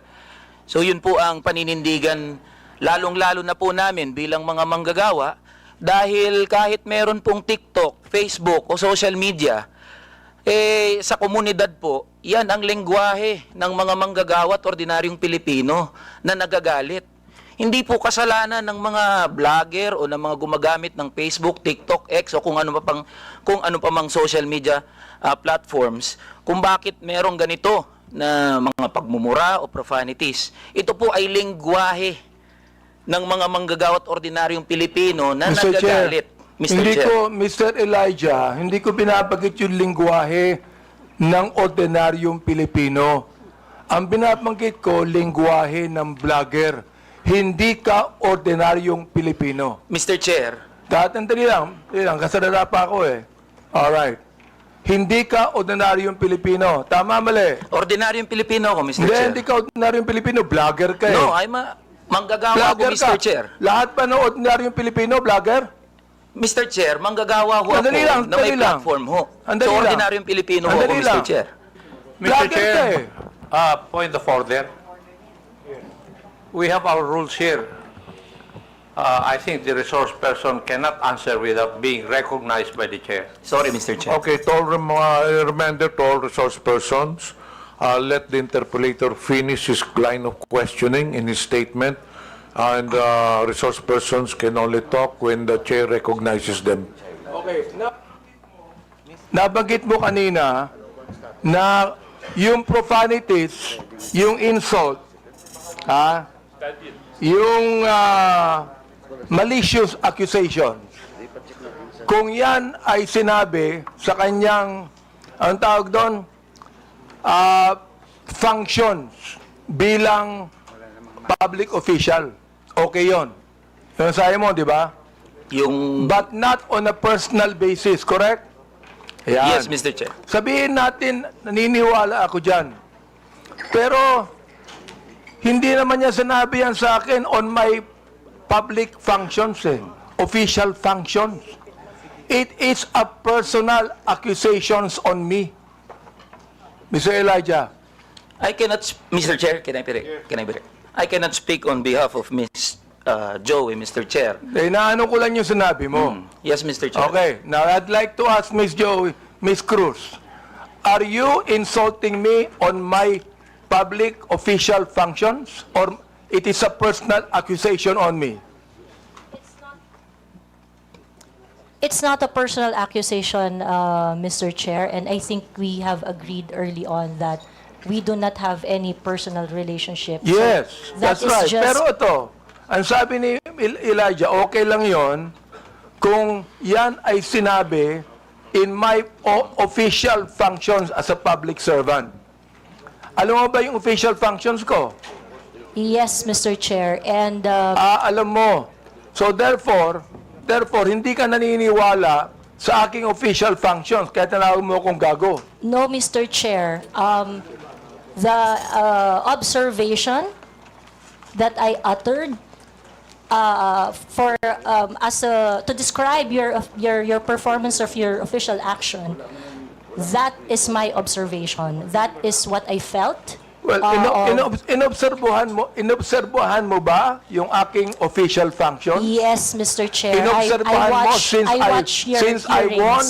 Since I won in 2019? No, Mr. Chair. I closely monitored your performance as a congressman in the 19th Congress. And you hated me for that? No, not really, Mr. Hindi, Chair. gago. Just in the Binagit mo 19th sa akin Congress. gago, so you hated me. Mr. Chair. Ano ba ibig sabihin nun? Binanggit mo, gago ako. Binanggit mo, isasampal ko ito sa pagmumukha mo. Binanggit mo, I'm going to be... Hindi ko babanggit eh. Okay. If you prepared, binanggit mo yun eh. Oo. Therefore, you hated me. Hindi pwedeng sabihin mo sa akin na you love me. Is that the person that you said that you love me? I love you, and because of that, isasampal ko ito sa'yo.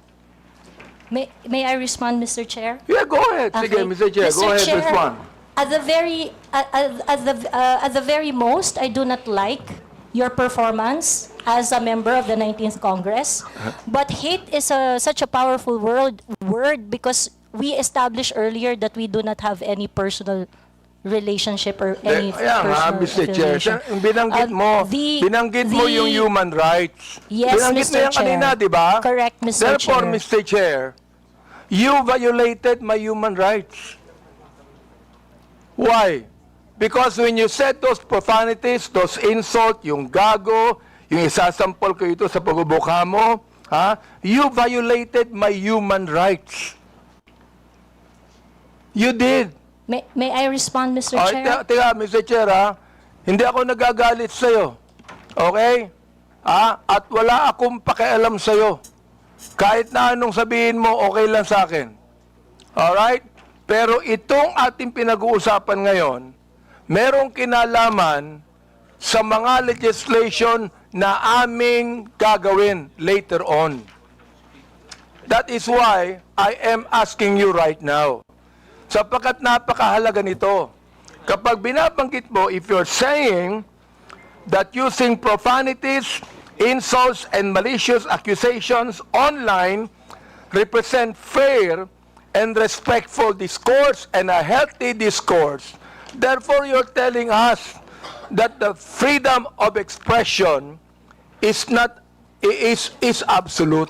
You can say anything you want, and that is freedom of expression. Yun ang sinasabi ko, Mr. Chair. May I respond, Mr. Chair? Pag binanggit mo, if you said that freedom of expression is not absolute, therefore, there are certain things that you cannot say.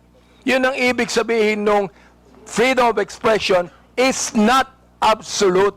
May limitation yun. Di ba? Oh. Go ahead. You can answer now. Okay, thank you very much, Mr. Chair. Mr. Chair, in the universal thoughts and ideas, there would always be a limitation. The freedom of speech is not absolute. And the limitation of freedom of speech is well defined. Under the law, under the jurisprudence, there are things that you cannot say. There are things that Mr. Chair, you what cannot- jurisprudence are you talking about?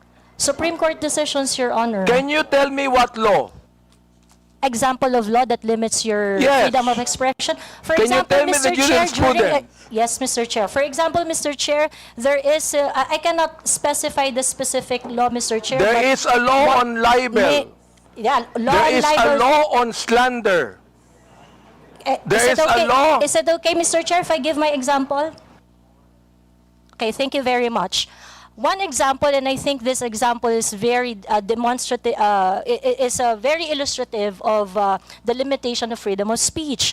Right now, it is election, midterm election, and it is not allowed that people are going to campaign on the day of the election day. That is a clear prohibition to express on the part of the citizen to say whatever they want to say on that Teka, election day. Mr. Chair, ano po ang connection nung binabanggit mo? I'm asking you about the jurisprudence. I just told you that there is a law against on libel, on cybercrime. What you said today is libelous. What you said here is libelous. Why? Mr. Because Chair. there is a malicious intent. When you use profanities, when you use the word gago, there is a malicious accusation, and that is libelous. Mr. Chair, if Oh. if that is your assessment of And that kind of statement, listen, you not will only have your... libelous, Mr. Chair, sandali lang ha, not only libelous, ha, that is also unjust vexation on my part. May I respond, Mr. Chair? Go ahead. Okay, Mr. Chair, if you think that you are violated by my exercise of my freedom, you would have your right and No, be no, in court Mr. Chair, so that, don't so worry. that the maliciousness of Mr. that Chair, statement don't can be worry. I'm sorted not out going in the to charge proper you in court. authority. Don't worry. I'm not going to charge you. If I charge you in court, matatalo ka eh. Pero hindi. Oo. Unjust vexation to. Alam niyo ba yon? Are you a lawyer or not? I am not a lawyer, Mr. Therefore, Chair. you should know this. The thing is this, pero wag kang mag-alala. Hindi ako magdidemanda sa'yo. Do you know why? You're not important to me. Alright? Ang dahilan lamang, kaya natin ginagawa ito, para magkaroon kami ng idea kung anong legislation ang nais naming gawin. Pero ikaw, you are not important to me. Alright? Oo. Thank you, Mr. Chair. Yan. Yeah, wag kang mag-alala. Hindi ako kailanman magdidemanda sa'yo. Alright? Oh. Tumatawa ka pa eh. Thank you, Mr. Chair. Natatawa ka sa akin eh. No, Mr. Chair, I am expressing my gratitude, Mr. Chair. Ganun ba? Mr. Chair, tumatawa ka and you're expressing your gratitude by your sarcastic laughter? I am not laughing, Mr. Chair. It's just a natural smile, Mr. So Chair. gusto kong tanungin po, itong ating vloggers na ito, kayo po mga vlogger natin, do you agree with what Miss Joey Cruz said? Every one of you could be able to answer, if you agree. I have a lawyer there. Attorney Trixie.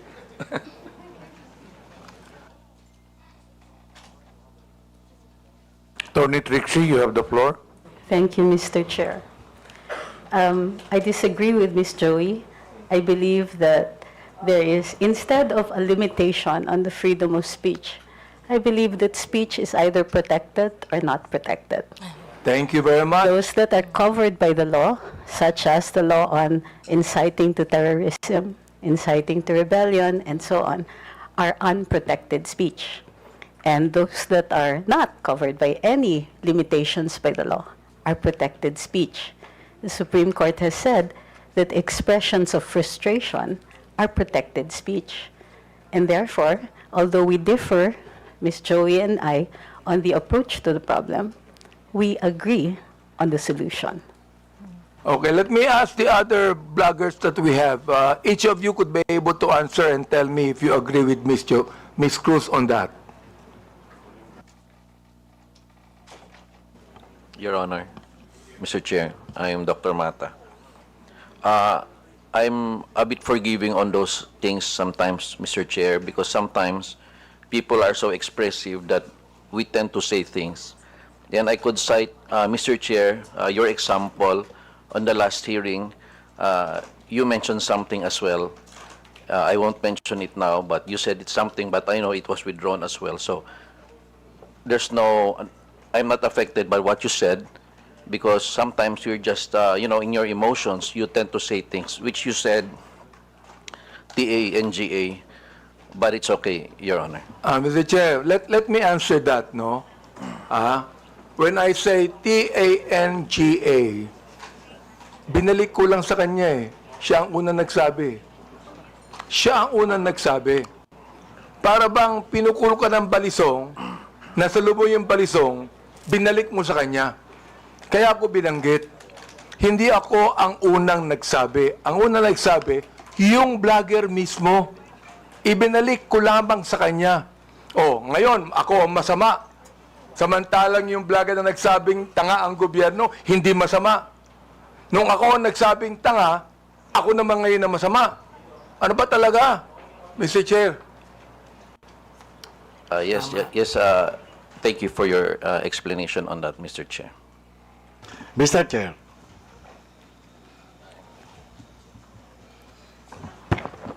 Yes, was that, Mr. Chair. Mr. Morales, please proceed. Yes, sir. Doon sa kay Miss Joey Cruz, ang ko lang, bilang isang dating tauhan ng gobyerno, wag lang sana tayong magpakita ng anumang kagaspangan para hindi tayo napapansin ng publiko. Yun lang po. Ano yung ibig sabihin? Huwag lang magpakita ng kagaspangan para hindi makita ng publiko. Yes, Your Honor, Mr. Chairman. Yun lang po. Kasi kung magpapakita tayo ng kagaspangan at makikita ng publiko yung hindi na ayon na kilos ng isang public official, talaga makikita po tayo. At yun mapapansin ng publiko. Huwag naman sana tayong masasaktan. Sinong tinutukoy mo, Mr. Chair? Your Honor, yun pong mga gumagawa ng kagaspangan. Yun po yun. Sino nga yung tinutukoy mo? Hindi ko po alam. Siguro po, maaaring kayo po, Your Honor, mawalang galang na po, nasa inyo po yun kung sino po yung mapapatungkulan nun. Mr. Chair, ano ba yung kagaspangan na narinig mo? Sino nagsabi ng kagaspangan? Your Honor, ito po bilang isang dating tauhan ng gobyerno. Nagiging maingat dapat ang isang tauhan ng gobyerno habang siya ay nanunungkulan. Katulad ng pagnanakaw, pag-aabuso sa tungkulin, pagmamalabis. Yan po yung isa sa mga dapat na tinitingnan natin. At kung tayo man ay tauhan ng gobyerno, dapat ginagampanan natin ng buong husay, buong giting, tulad ng mga alagad ng batas na handang ialay ang sarili niyang buhay para lamang doon sa sinumpaang tungkulin. Mr. Chairman, Mr. Chair, tama yung binanggit ni Mr. Morales tama Pero ang tinatanong ko sa iyo, nag-a-agree ka ba sa sinabi ni Miss Cruz? Saang particular, Your Honor, Mr. Chairman po? Hindi ka pa na nakikinig sa akin Bira namang buhay ito. Pagpaumanhin niyo po, Your Honor, at nangati po yung aking binti, maaring hindi ko po wala kang napansin. karapatang magsalita kung hindi mo narinig lahat ang mga sinabi. Iyon pong narinig ko. Very clear meron po akong narinig. Very clear, Mr. Chair, ang sinabi ko. Kanina, pinag-uusapan natin yung lahat ng mga binanggit ni Miss Cruz. And I'm asking you now, kayong mga vlogger. Oo. Mga objective naman kayo, di ba? Ano ang palagay nyo rito? Palagay nyo ba na itong malicious, ito ulitin ko para malaman mo, itong malicious, profanities, at insults, accusation na ibinigay po ni Ms. Cruz, ay kasama po yan sa tinatawag nating protected discourse o kaya naman healthy discourse or freedom of expression? Yun po pinoprotektahan ng batas. Ito po yung pong opinion o saloobin ng isang mamamayang Pilipino patungkol doon po sa pagkukulang ng isang public officer. Yun po hindi pinoprotektahan ng batas. Ito po yung pag-iingganyo ng paggawa ng illegal o labag sa batas. Yung pagkukulang, Mr. Chair, ay kung walang ginawang illegal, may karapatan ba siya? Kung walang ginawang illegal, Your Honor? Depende po Depende po sa napapansin at kung po sa nagbibigay ng opinion, Your Honor. Miss Joey, meron po ba akong ginawang illegal? Meron po ba? Nothing that I said in the Yun, wala akong ginawang illegal. Meron ba akong ginawang immoral? There are things that I may not agree. You may because of not agree, differences. that's fine Yeah, with me. Yeah. Pero ang tinatanong ko, meron ba akong ginawang immoral? Differences I in agree values, that there Your are some Honor. things that you do Differences in- not agree. Okay lang yun sa Differences in akin. values, Your Honor. Di ba? Pero wala akong ginawang immoral o illegal. You said that yourself. So therefore, anong ibig sabihin ng profanities, insults, and malicious accusations you gave to me? Yun ang tinatanong ko. May I answer, Your Yes, Honor? go ahead. Okay. First of all, Your Honor, I would just like to take exception once again that I never agreed to anything, any statement that is malicious as part of freedom of speech. It's not. What I said are not malicious. Those are observation on my end, and the profanity is part of part of my expression of discontentment, disgust, because my expectation for a public officer is not Therefore, met. Mr. Chair, when you're saying that a public official who is not doing anything illegal or immoral, and you said something malicious, insult and profanities, Again, that is your observation. And you have the right to say that. Again, Mr. Chair, I am taking exception on the malicious statement. My statements are not malicious because my statements are always pertaining to the exercise of the public duty of the officer I am responding So to. or therefore, when you said reacting to. gago, that is not malicious. That is not malicious, Mr. Chair. Okay. That is not malicious, Yes, Mr. Chair. Oo. Pero ako, Miss Cruz, kahit kailan, hindi naman kita kilala, hindi ko alam ang ginagawa mo, wala akong karapatang tawagin kitang gago. And I respect your opinion, Mr. Chair. Not my opinion. That is my belief. I Iba yung respect your opinion, belief, Mr. iba Chair. yung belief. Okay. I'd like to ask the other vlogger if they agree with Miss Joey on that. Una po, I agree po na this is not malicious kasi na-establish na po na hindi po namin kayo kilala personally. And kung sabihin namin mahal namin kayo, it is because of your work as public official. Hindi po ibig sabihin mahal po namin kayo bilang kung ano pa man, malisyoso. And when we say we don't like what you are doing, it is also not malicious. It pertains to your job as a government official. So I think magkaiba din po kasi yung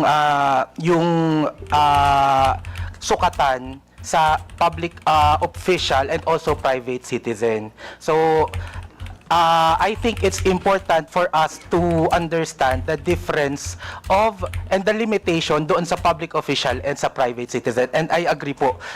Lahat po ng sinasabi namin sa inyo, because we don't know you personally, are not malicious. It's not personal. It's about your job lang po. Sometimes, Mr. Chair, I'm not onion skinned. Ayan, ako, kilala ako ni Congressman Glenn. Oh, kaibigan ko yan. I'm not onion skinned. Ang ibinabanggit lamang natin dito is how do we limit this? How do we regulate this? Yun ang aming inaanong batas. How do we regulate this kind of statements? Na masyadong personal to eh. Diba? Hindi ko na nga pinapansin eh. Oo. Kung hindi lang binigay sa akin itong mga bagay na sinabi eh, makikita ko ba to? Hindi ko nakita to eh, Miss Joey Cruz eh. I don't even care about that anymore. Hindi ako apektado dito eh. Hindi ba? And the thing is this, kayo ang makakatulong sa amin for us to be able to craft a better legislation to what? To tell you that the freedom of expression is not absolute. Yun ang nais naming sabihin dito. Oh, so, yung the rest of the bloggers, if, yes, Attorney Glenn, go ahead. Thank you, Mr. Chair.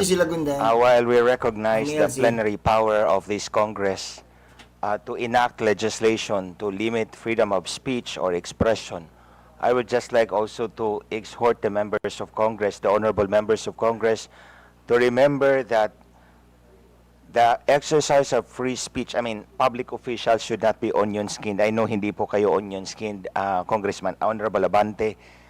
Public officials should not be onion-skinned, and that free speech serves as a scalpel that removes the abscesses of officialdom. I quote the jurisprudence. It's a landmark decision of the Supreme Court. So we have to make a tight balance between limiting the freedom of speech and, of course, when it comes to public acts of public officials. Yun na po, Mr. Chair.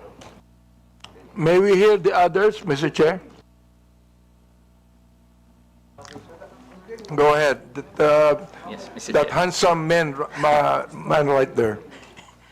Ako po, Mr. Chair. May I be recognized po? Mr. Chair, sundan ko lang po yung binanggit po ni Attorney Trixie about protected speech. I don't know the specifics of what Ms. Joey said. Be that as it may, Mr. Chair, kung yung pong mga binanggit niya ay nakapatungkol po sa official function, then it is warranted. If it pertains to the personal po na buhay, then it is unwarranted. Naiintindihan po namin yung predicament, Mr. Chair, ng mga congressman natin, ng mga public official natin na talagang nasa scrutiny ng taong bayan. Pero hinihingi rin po ng taong bayan, lalong-lalo na ng mga manggagawa, ang pag-intindi po ng ating mga congressmen doon sa kung ano yung nararamdaman at ano yung pakiramdam, emosyon ng mga tao patungkol doon sa function po ng ating mga public official. I believe yung mga binanggit po ni Ms. Joey, it is part of protected speech. And I think doon po pwede tayong magkaisa. That's all, Mr. Chair. Meron pa. Yes, Miss, Mr. Chair, good afternoon po. Yung tungkol po sa sinabi ni pagsasamahin ko na po yung tatlo, no? Ni Ma'am Joey, ni Attorney Trixie, at saka ni Sir Elijah. Kami po na mga content creators, nasa public eye din po kami, gaya po ninyo. So, whatever content or opinions that we also post online, nakaka-receive din po kami ng mga gaya ninyo na masasakit na salita. Kaya naiintindihan po namin kung saan din kayo nanggagaling. However, ang difference lang po natin, ang atake sa amin personal, ang atake po sa inyo, on your official function. Ngayon, ang masasabi ko lang po siguro pagdating sa bagay na yan, kami po, pinapabayaan po namin yung mga haters namin at saka bashers to air out what they think and feel about what we say. Hindi ko naman din po sinasabi na dapat ganun din po kayo. It so happen lang that sa inyo po, pagdating sa mga nasasabi nyo po, sa mga press briefing nyo po, sa press con nyo, or even sa mga pinapublish sa news, ang sa aming mga content creator, naka-anchor kami lagi kung ano lang po ang nasasabi ninyo. Mr. Chair, Ms. Batalya, Yes po. gusto ko lang pong banggitin din, no? Alam mo, natanggap ko itong mga bagay na ito since Quadcom days eh. Hindi ako binabas ng sino man bago ang Quadcom. Bakit kaya? Di ba? Chair, if I may, hindi ako nababas eh. Oo, ngayon lang talaga. Hindi ko alam kung bakit eh. Oo, yun ang gusto kong sabihin sana sa inyo. Di ba? Yes, Manuel Mata po. Mr. Chair, yes, Mr. Mata, yes. that is exactly the point kung bakit hindi po tayo nakafocus dapat dun sa mga protected naman na speeches ng mga tao. But the reason of frustration, ano po yung context bakit po nasabi yon ni Miss Cruz? Para alam po natin kung bakit siya na-frustrate, bakit niya po nasabi yon, and yun po yung masolusyonan natin. I think dun po sana tayo nakafocus, and I think yun yung rason kung bakit sinasabi ng batas natin na dapat hindi onion-skinned yung mga government official para nakafocus tayo doon sa totoong problema and cause of frustration ng mga tao. Mr. Chair, sinabi ko na hindi ako onion skin, di ba? Yes po, Mr. Chair. The fact that you are here talking with us Yes. with this kind of respect is, I agree. Kaya, Mr. Chair, hindi ko talaga, since the time na yung Quadcom, hindi ako nagsalita ng anuman sa inyo o nag-vlog sa akin. Miss Joey, hindi ka nakarinig sa akin anuman salita, di ba? Miss Joey, you have never heard me say anything against you or about you. Am I right? Yes, sir. Yes, Mr. Chair, we do not know each other personally. Ayun. And then, ganito. I have never said anything about you, nor anything that you have said against me. Am I right? Sorry, Mr. Chair? I have never said anything about you or anything against you, even if you said something against me. Am I right? That is correct, Mr. Chair. Yun ang gusto kong sabihin sa inyo. I'd like to give way to my good friend, Congressman Acop. Before I recognize Congressman Acop, admin matters, there are several resource persons here who have been here since early this morning, and I believe some of the members have no questions anymore. May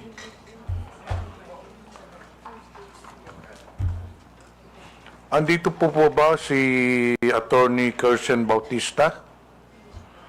To the members, do you have any questions with regards to the Department of Justice?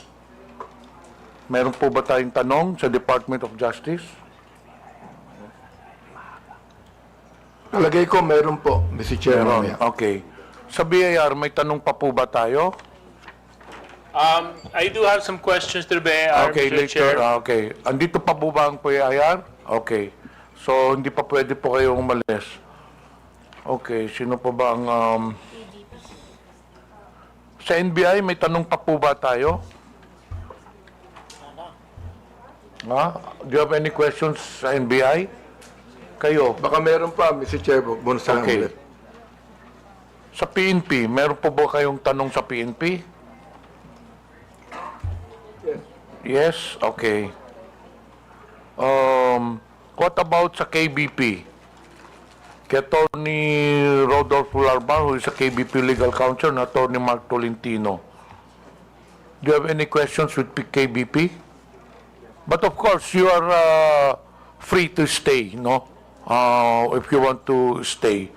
May tanong po ba tayo sa KBP? Wala? Kung walang tanong sa KBP, then KBP is allowed to be excused. But as I've said, you're free to stay. Sa Digital Marketing Association of the Philippines, kay Mr. Miko David, may tanong pa po ba tayo? Anyway, you can stay, but you're allowed to be excused. Sa Global AI Council, Mr. Antonio Mauricio, andito po ba? Lovely, shout out sa iyo, Lovely. Your Honor, umalis na, Your Honor. Okay. Sa Press 1 Philippines, andito po ba ang Press 1 Philippines? Do you have any questions? Yeah. Meron. Okay. We'll now proceed. What about Scam Watch Pilipinas, Mr. Joseph? Way to Congressman Acop for a while, but I still have asked questions. Mr. Chair, I just want to ask some clarificatory Please questions. proceed. Kung sino po yung nagsabi na dapat maintindihan po natin yung mga tao na because of their frustration ay nakapagsasabi po ng hindi tama. Gusto ko lang sabihin na yung frustrations wouldn't give you the right to violate the law. Hindi po nakapagbibigay ng karapatan sa isang tao na mag-violate ng law because of his frustrations. Because there are avenues, legal or provided by law, para ma-express nyo yung frustrations ninyo. That is precisely the reason why the freedom of expression is not absolute. Thank you, Mr. Chair. Okay, thank you. Before we proceed, may I know if Ms. Vicente Cunanan has taken her oath? Wala pa. Please rise. Comsec, please administer the oath. Please raise your right hand. Do you swear to tell the truth, the whole truth, and nothing but the truth in this inquiry? Please respond with I do. The oath has been administered, Your Honor. Thank you. Honorable Abante, you have the floor. Mr. Chair, meron po bang ibang vloggers na gustong magsalita tungkol dito? Do you have any statement to the social media personalities regarding the issue on Ms. Cruz? Ms. Cruz, just curious, are you a voter of Honorable Abante? No, So Mr. you're not a Chair. registered voter in the district of Honorable Abante? No, Mr. Chair. And as you have said earlier, you do not know him personally. Yes, Mr. Chair. And he does not know you personally. Correct, Mr. Chair. So, bakit na nyo naisip na atakihin si Honorable Abante? Just curious. Because the action is not really limited. The performance and the performance of Congressman Abante being part of several committees that affects national issues. But why are I you got to know interested him. particularly, specifically to Mr. Honorable Abante, considering that you are not a voter of Honorable Abante? Ano pong interest ninyo? The issues that he tackles in his committee memberships and chairmanships are issues that are affecting the Philippines at large. So in short, you have something against him because you have singled him out. There are 314 congressmen here, pero mukhang ang paborito mo si Honorable Abante. That is incorrect, Your Mr. Chair, Honor, paborito Mr. din niya Chair. sa Ace Barbers. Because there are other congressmen that I give my observations to, and it's not limited to Honorable Congressman Abante. So he is not singled out, Mr. Chair. Mr. Chair, palaging sinasabi ni Ms. Cruz yung observation. I hope, Ms. Cruz, you know, okay lang yung observation. For example, like, I hate Congressman Abante. Okay yan. I do not like Congressman Abante. Okay yan. I don't agree with Congressman Abante. That's fine. Pero yung tatawagin mo kung gago at isasampal mo sa... Teka, gusto ko nang tanungin. Gusto kong malaman, ano ba isasampal mo sa akin? Sabi mo isasampal ko ito sa bumumukha mo. So pakiklaro nga sa committee ito kung ano yung isasampal mo sa pagmumukha ko? Like I said earlier, Mr. Chair, I would like to know when that was posted. And perhaps, it's very likely, Mr. Chair, That I was posted posted such... on YouTube. Mr. Chair, it's very likely, Mr. Chair, that I said something like that. We And are that's checking it now. Very likely, the one that is going to be slapped on your face is... it's very likely that I'm referring to facts. Oo It's nga. very likely that I'm referring Mr. to Chair, facts. talagang hindi ko akalain, sasabihin niya sa akin to kung ang, Mr. Chair, kung ang misis ko magsasabi niyan, tanggap ko yan. Pero si Miss Joey, hindi ko naman po siya kilala talaga Ito ito pa, mayroon sasabihin ako sa inyo. Gusto kong tanungin din naman yung ating mga researcher dito ng Press One. So what do you think of Miss Cruz? What do you think of her statements? Everything that she said. O, mga researcher po kayo ng Press One. Can you say something about that? Press one, can you please answer? Mr. Chair, no, we were confined with the facts as researchers. No? So I think as long as if Miss Joey Cruz is giving her opinions and her opinions alone, no, I think it is beyond our capacity it is beyond our capacity because she is entitled to her own truth. But again, if it's something to do with the known facts, no, I think we can debunk what is being said. Ayun po. Yun po, Mr. Chair. Okay, may I ask Mr. De Guzman? Yes, Mr. Chair. Well, in my opinion, Mr. Chair, it's basically as a reputation management practitioner, I think in that aspect, it's not really a matter of freedom of speech, but it's a matter of, number one, respecting for others.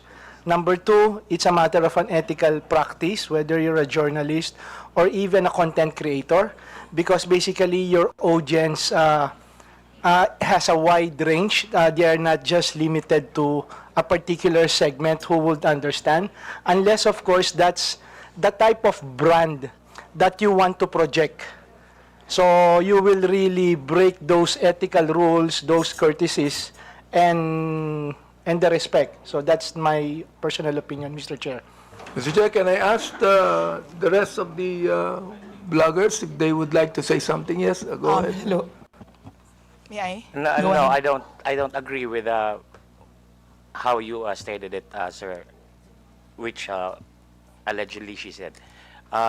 Because, well, people can say anything they want, but if it violates the law, then it's illegal. And it still has to be determined if what she said really was illegal or what she did was illegal. And that, I think that is for the courts to decide. Ba naman yan? Wala kasi si Kong Luistro eh. I think we have already heard the other Mr. Chair. bloggers. Those who wish to make a statement, you can do so. But to those who have already made their statement, pwede na siguro yun. Mr. Chair, Permission to speak. gusto ko lang pong sabihin kay Miss Joey, yung batas tungkol sa unjust vexation. Supreme Court has defined unjust vexation as any human conduct without violence that unjustly annoys an innocent person. Yan. Yan ang batas. Oh, the elements of unjust vexation are: there is human conduct that unjustly annoys or irritates another person. Such human conduct was not attended with violence. Such human conduct caused annoyance, irritation, torment, distress, or disturbance to the mind of the person to whom it is directed. An offender acted with criminal intent. That is what unjust vexation is, Miss Cruz. Oh. If I say, Miss Cruz, I was irritated by what you said. I was annoyed by what you said, even without violence. I was distressed with what you said. I became depressed with what you said. Oh, di ba, Miss Cruz? So sabi ko, ganito na lang. Ganito, ha? Let's just be very careful. Okay lang po sa akin. Sabihin mo sa akin, I hate Congressman Abante. I don't like him. I don't agree with him. Fine. Pero yung babanggitin mo dito, ha? Gago ako. Isasampal ko ito sa pagmumukha mo. I'm going to be FUC prepared. Ay nako. Palagay ko, very irritant yon sa pinagsabihan mo. Tama ba ako, Mr. Joey Cruz? May I respond, Mr. Chair? Go ahead, sige. Thank you. Mr. Chair, I understand that it may come across as something that you may not feel comfortable with what I said and things like that. And again, if you feel that you are aggrieved with what I said, I will welcome any action remedies from your end. No, On the other hand, Mr. Chair, You would while welcome what? You would welcome what? Any remedy that you may seek, Mr. Chair. Any against legal me. action, is that what you're saying? That is Mr. correct. Chair? Any remedy, not limited to legal action, No, Mr. Chair. I'm not going to resort to any legal action anymore. Ha? Bakit? Magbabayad ka pa ng abogado mo. Maglilitis pa tayo ng matagal na panahon. That would also be irritant to you. You do not want that to happen to you, am I right? Huwag mo Yes, sabihin Mr. sa akin Chair. that you welcome any legal action. If you, because you enumerated the elements of the unjust vexation, Siguro, Mr. Chair. ang pinakamagandang sabihin mo sa akin because I'm annoyed, mag-apologize ka sa akin. Kapag ka sinabi mo ito, hindi ba? O ngayon, kung ayaw mo, may I okay lang respond? sa akin. Ayaw mo, okay lang. Walang problema doon, Mr. Chair. Walang problema We can doon. agree on that, Mr. Chair. Basta makikita nyo na lang na we are going to craft legislation that would actually regulate what our bloggers is trying to say. Let me ask our DOJ people, ano ba ang palagay nyo? Sinabi ni Miss Joey Cruz. Andiyan ba po ng DOJ? Mr. Chair, Go ahead. Mr. Chair, right now, the only legislation we have on malicious statements being made is on libel under the revised penal code and on RA 10175 on online libel.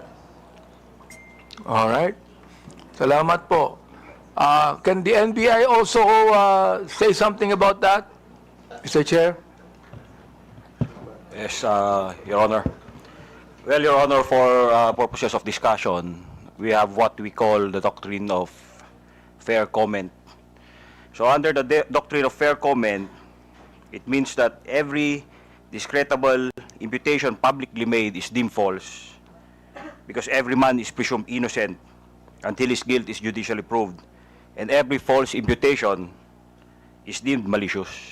So under this doctrine, as a general rule, when the discreditable imputation is directed against a public person in his public capacity, it is not necessarily actionable. What we are talking here is whether or not it is actionable or not actionable.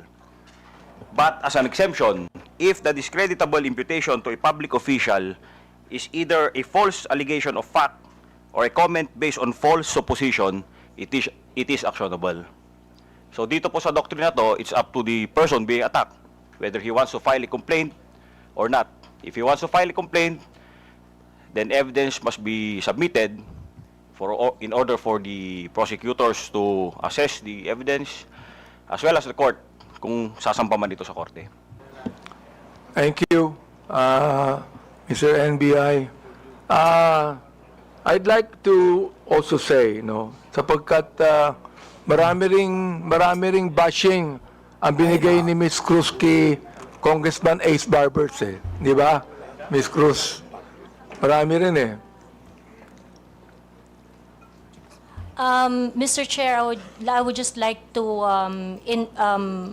inform the court that there is a pending action that I have against Ace Barber. So I would like to invoke the sub judice rule on that matter. Invoke sub judice? Wala namang kasong final. Wala namang kasong final No, Mr. Chair, I filed a libel suit against Congressman Barbers. Kay Ace Barbers. Yes, Mr. Chair. Oo. Huwag ka na mag-file ng libel suit sa akin. Wala naman akong sinabing masama sa iyo. Yeah, we agreed. We did not say anything personally on each other. Okay. Well, in your numerous blogs, Ms. Cruz, you criticize the government and specific personalities. But you have not released any content addressing the West Philippine Sea issue or taking a stand against China's actions. Why is that? It is something that is beyond my competence, I would Okay. say. It is something that I do not know much. Although I would like to correct you, sir, that you said I did not release any content, but I actually do. In those contents, when I'm going to talk about the West Philippine Sea, the South China Sea, I talk about it in such a way that I try to figure out the issues, the facts, and ask. My platform is very interactive. And so my platform is always visited by professionals, professors, experts on their fields, real people doing their real job, sharing their 2 cents on what is going on. So whenever I'm going to talk about the South China Sea, international relations and things like that, it is always an interactive one, an exchange of idea from different point of views. Thank you, Mr. Chair. What is your, Tito, gusto ko lang tanungin, no? What is your current source of income, Ms. Cruz? We have a family business, Your Honor. Family business. Well, That is correct. are you monetizing your social media content or receiving compensation for your blogs? Yes, Mr. Chair. You are. Yes, Mr. Chair. So it is also some kind of a business to you. It is really not, Mr. Chair. In fact, if you're going to look at my vlog, it's very unprofessional. I do not have a studio. It is very casual. I do not have regular time. I'm going to vlog whenever. But how many followers do you have, Mr. Chair? On YouTube, I think I have around 79,000. In Facebook, I have my Facebook account with 143,000 followers was taken down a couple of days ago, and my social media accounts are usually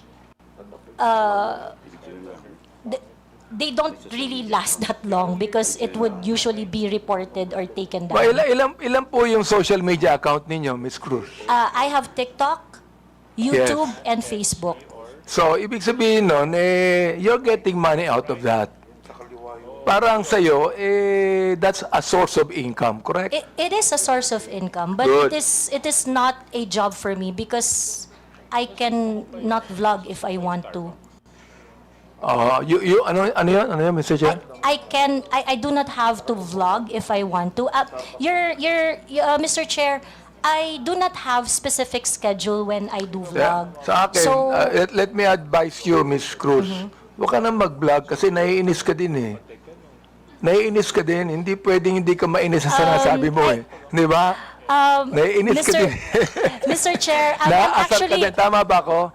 Naaasar not- ka rin. Nai-stress ka din dun eh. Not really, Mr. Chair, because I'm a very I grew up in a household with very political orientation, so it is something that I really like So doing. Mr. Chair, did you grow up in a household where you curse each other? No, my parents are devout So you Catholic. did I'm the not only grow one who up curse in a household. I am the only one who curse in our household. You are John. the only one that Yes, curse. Yes, that is correct. Well, you know, you're a grown-up person. Sana tinuruan ko ng bata ka pa ng magulang mo. Ako tinuruan ako ng bata ng magulang ko eh. Nawag akong magmura eh. They did, Your Kaya hindi ako Honor. nagmumura eh, Mr. Chair. They did Dali lang, teach me. So, tinuruan They did ako teach ng me magulang that, Your ko Honor. ng bata ako wag magmura eh. Kaya hanggang ngayon, hindi ako nagbumura eh. They did teach me not to curse, Your Honor, but they also taught me how to be your authentic self. Ganon. Okay ka. In one of your posts, you said, ito nakakaawa ang mga pulis under BBM administration. Can you elaborate on that? What led you to the conclusion that you said that? That is a series of posts on the memorandum that is circling around saying that policemen would have to react on official PNP pages. And I think it is so unfortunate that apart from the regular duties and responsibilities of a policeman, they are being asked to do such kind of menial task. I think it's something that they do not have to do. vehemently disagree with that kind of policy. So that's why I felt I commiserate with the policemen. You what? You commiserate. Yes, Your Honor. So when you commiserate, you can tell the policeman, police patola kayo, wala kayong kwenta. Is that how you commiserate? I never said that, Mr. Chair. Nabanggit mo yun eh. Mga pulis, wala kayong na-solve na problema. Nabanggit mo yun. Kaya nga gusto ko nang tanungin, are these statements based on any verified data? Do you have a data on that? If I know the Or time they when are I simply your posted it, personal opinion? Mr. Chair, like I mentioned earlier, so that I can intelligently identify the reaction I posted on my Facebook, ito po ang kaibigan ko. I would need to know the Miss time Ako, Miss when I Ako. posted it, so that I would know the exact Miss Cruz, news. Miss Cruz, ito po ang kaibigan ko, si Congressman Akop. Naging general po ng polis to eh. Oo. Kaya, ano mo, pag you begin to generalize, pangit, hindi ba? Let That me is ask correct. our police people there, what do you think of the statement of Miss Joey Cruz? Thank you, Mr. Chair. Oo. Police patola ka ba? No, of course. Hindi. No. Wala Your kang Honor. kwentang police. Ganun ba yan? No, Mr. Oh, Chair. you tell us about that, Mr. Chair. Well, the data will probably speak for itself that the PNP has done so much. And I think that was the statement of Ms. Cruz. But the numbers will really speak for itself, Mr. Chair. Okay. Now, ito na lang, no?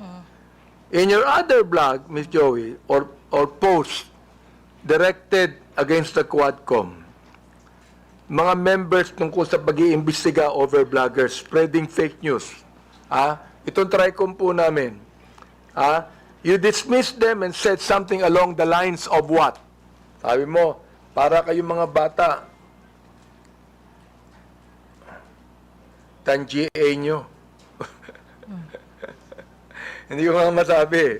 Di ba? Yan ang pag pinapasweldo kayo ng sambayanang Pilipino, pinagputahan ng mga tao, including ng mga vloggers, sagutin nyo mga tanong. Do you confirm this statement? Yes, Mr. Chair. Why did you say that?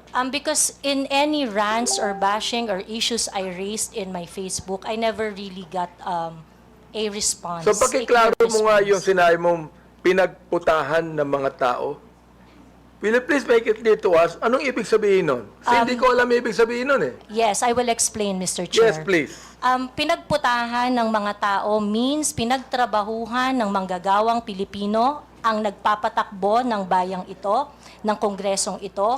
So therefore, the public officials should listen when there is a grievance being raised, petition being submitted by the people, especially when they are expressing dismay or standards not being met. Pinagputahan ng tao means pinagtrabahuhan ng matindi ng mga tao. Mr. Chair, yung mga taong nagtrabaho, tinatawag mong PUTA. No, Mr. Chair. Ayun ang nabanggit mo eh. And Mr. Chair, sa Katagalugan po, ang ibig sabihin po niyan, dahil nga po ang tao ay nagtatrabaho, ang isang hardworking na tao ay nagtatrabaho ng long hours, they would always express ng frustration dun sa kanilang pang-araw-araw na challenges. So that is why, ganun po ang Bulakenya po ako, Mr. Chair. I would just like to inform so that you would also have a proper context on my vernacular. Mr. Chair, marami kong kilalang Bulakenyo na hindi ganyan ng mga salita. Yeah, marami po. Marami rin po Please, ako. wag mong banggitin ang pagiging Bulakenya mo dito. But Baka it is- sabihin po ng mga Bulakenya, lahat yan, ganyan ang salita nila. I am Please, under oath, wag Mr. naman. Chair. It is like that. Mga decente po ang mga Bulakenya. Bulakenya po ako, sir. So I can speak for my people. Isa ka, Mr. Chair, sa Bulakenya hindi decente. Now ito last question, Mr. Chair. Yes, can you wrap it up? We still have other issues. Given your consistent use of offensive language, not only against me, against others, for example, personal insults, unfounded allegations. You cannot even verify it with your data. Do you believe your actions are still protected under freedom of expression? I take exception, Mr. Chair, Or have on you crossed the line alleging unfounded accusations because Or have you crossed the line into abuse of your right? I understand my right, Mr. Chair, and I understand that I have no right to abuse my right. Good. So ibig sabihin doon, you have no right to use abusive language against a person you do not even know personally. Using profanity is not necessarily abusive, Mr. Chair.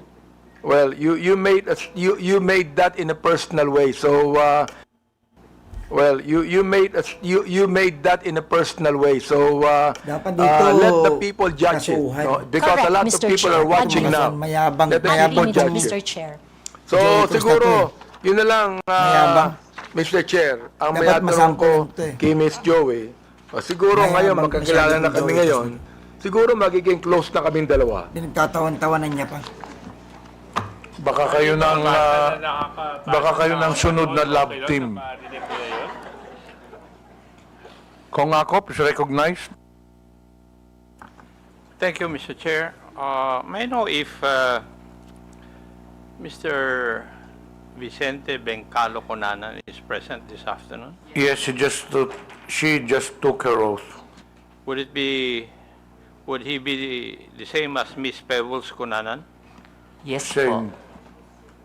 Your Honor, Yes. Thank you. I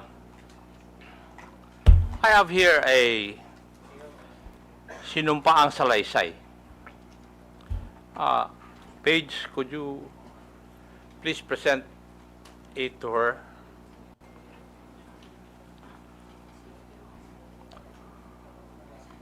Would that be your affidavit?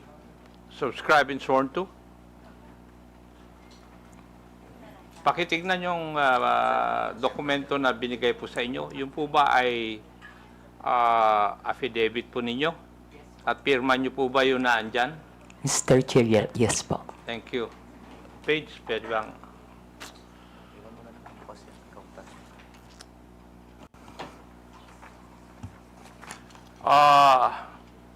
Would you mind if I just call you Pebbles in this hearing? Mr. Chair, thank you po. Okay. Hate ko po yung Vicente. Okay. Thank you. Pebbles. Pebbles, tong sinumpaang salaysay mo ba is ginawa mo ba ito ng kusang loob at wala pong pumilit po sa inyo na gawin at pirmahan ito? Yes po, Mr. Chair. Thank you. May I proceed, Mr. Chair?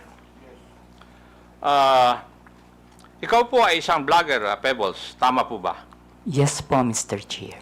At Ano ito to, po ba ay Exciting to ah. full-time mong ginagawa o part-time lang? Part-time? Minsan po kasi hindi po ako nag-vlog for a month. So it's not your main source of income?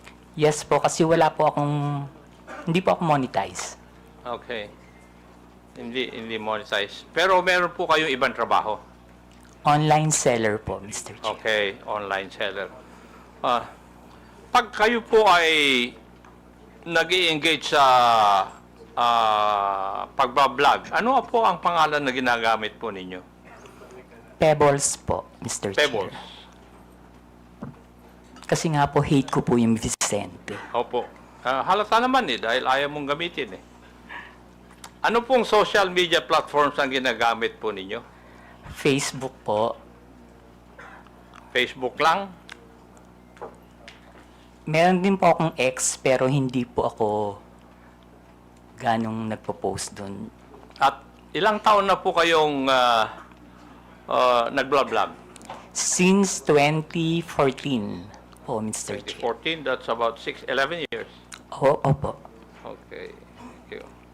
Now, dito po sa affidavit po ninyo, meron po kayong binanggit tungkol sa isang Maisog rally sa Hong Kong noong July 2024. No, Mr. Chair, yung pong maisog event sa Hong Kong that was July 7.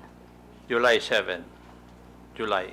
Ano kaya ang isisiwalat nito ni Wala Pebbles? naman nakalagay dito yung date. Ako lang ang naglagay para malaman ko kung magsasabi ka ng totoo o hindi. Pwede po bang ipaliwanag po ninyo sa committee ito kung ano po itong maisog rally? Yan po yung normal, Mr. Chair, na ginagawa ng TOPS Coalition, yung maisog event na sa iba't ibang lugar, katulad ng sa New York, sa Vancouver, maski dito po sa Pilipinas, sa Liwasan. Yan po yung maisog rally na sinasabi. At ginagawa ito sa exciting iba't ito. ibang lugar ng Pilipinas at sa ibang Delikado to, bansa. Opo. Thank you. Ano kaya meron dito? Pebbles yan. Ikaw ba ay kusang loob na pumunta doon sa mga maisog rally na yan? O sa mga lugar na ito? Kapag ini-invite po ako, Mr. Chair, nagpupunta po ako. Pero pag hindi po ako invited, hindi po ako pumupunta. Pag ini-invite ka, Opo. may sumasagot po ba sa iyong pamasahe? Meron po. Meron. Pati yung accommodations po ninyo?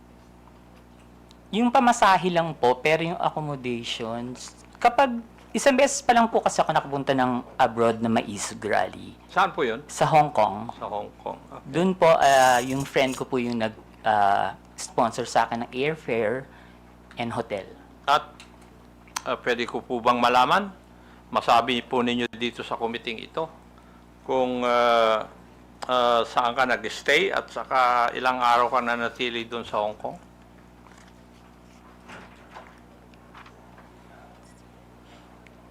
July 7 po, ginawa yung event. July 6, 7, and 8 po. July 6, 7, and 8 po ako nag-stay. Pero yung pangalan po ng hotel, nakalimutan ko na po. Okay, thank you. Bakit po kayo naimbita sa private dinner na sinasabi mo na naganap noong July 7, 2024? Hindi po, Mr. Chair. After po ng event, meron pong dinner Naimbita po ng kayo? lahat ng naging speaker dun sa event. So, naging speaker kayo doon? Yes po. Okay. Pwede po bang sabihin nyo sa committee ito? Sino ang nag-imbita po sa inyo sa event na ito? Actually, Mr. Chair, nung pagtapos ng event, tapos nakatayo na po lahat ng mga tao, nagpapapicture yung mga umattend, yung mga followers. Ang nagsabi po sa akin na merong dinner after is si Attorney Harry. Si Attorney? Harry Roque. Si Harry Roque. Siya rin ba nag-imbita na lumawak ka doon? Hindi po, yung pong organizer ng Maisog Hong Kong. Yung nag-organizer ng Hong Kong Maisog Rally.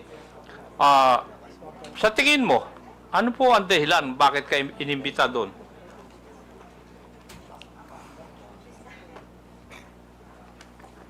Kapareho rin po nung mga ginagawang rally dito sa Pilipinas na sabihin lahat ng ginagawa ng gobyerno na hindi namin gusto kasi that time kalaban po ako ng gobyerno. Liwanagin po natin yon. Kalaban ka ng gobyerno? Ano Opo. po ang ibig sabihin po ninyo sa ano po? kalaban ka ng gobyerno? Mr. Chair, Kayo po ba ay critic ng gobyerno? Yes po, kritiko yun. po. Kasi Opo, malawak po kritiko yung po ako. sinasabi po nyo na kalaban ka ng gobyerno. Sorry, kritiko po ako ng gobyerno. Kritiko ka ng gobyerno. Okay. Meron akong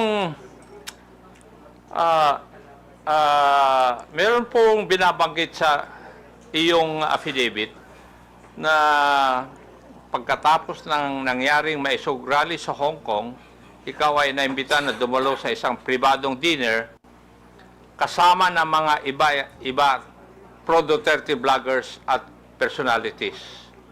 Meron akong ipapakitang litratong ito sa screen. Pakisagot lang kung, pakisabi lang kung ito po ang sinasabi po ninyong dinner na nangyari. Yes po, Mr. Chair. Comsec, please flash the photo on the screen.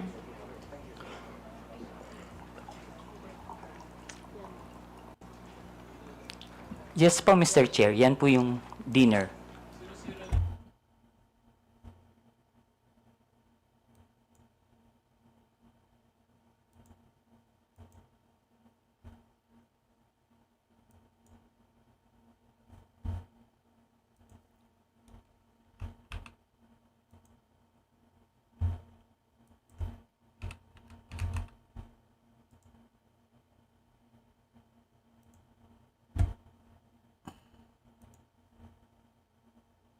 Nawala. Nawala yung kanilang internet.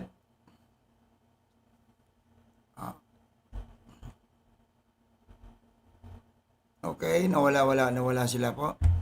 Antay-antay natin.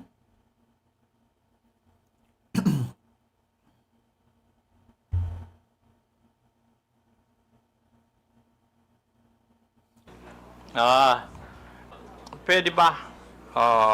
Narayan ka. Attorney Trixie. Yes po, Mr. Chair. Try ko po lahat. Yung kakilala ko lang po, ha. Opo. Yung pong nakaupo from left side is si Tio Moreno. Yung nakatayo po na Tio Moreno, yung nakaupo dito sa kaliwa? Dito po. Naka-black? Hindi po yung naka-brown. Naka-t-shirt? Yes po. Ay, ipag-doon po kasi ako tumingin. Oh, kasi nasa left sa photo, yes.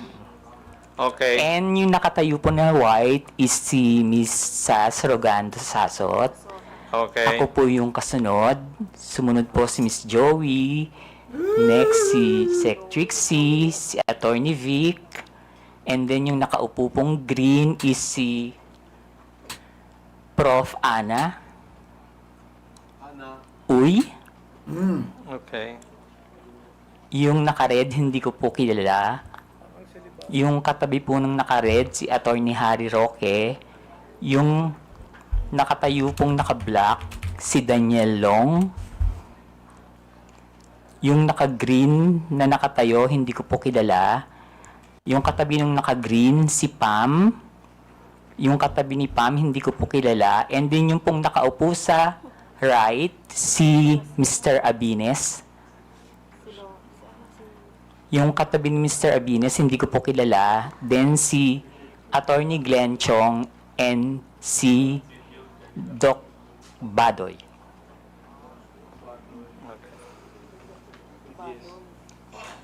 Alam mo ba, Pebbles, kung sino ang nagbayad sa dinner na yan?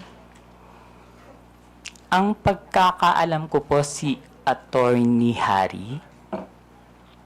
Attorney Harry Roque. Okay. Punta na tayo dun sa... Ayan na ang laman ng iyong pinakanakatakot. affidavit. Sinabi mo sa iyong affidavit, Pebbles, na pinag-uusapan sa dinner na yon na may larawan o picture si Attorney Harry Roque na di umano nagpapakita na gumagamit ng cocaine si PBBM. Sigurado ka ba dyan? Sinabi mo sa affidavit mo na ito? Late po kasi akong dumating, Mr. Chair. So, mga 1 hour na silang nandun sa restaurant, nag-uusap. Bago po kami dumating ni Attorney Vic and ni Pam. So, mini-message na po nila ako na nasa na daw po ako, marami ng chikahan. So, pagdating ko po, yun po yung topic about the Pulburon video. Okay. Sinabi mo rin sa iyong affidavit, Pebbles, na walang pinakitang picture si Attorney Harry Roque doon sa pinag-uusapan po ninyo.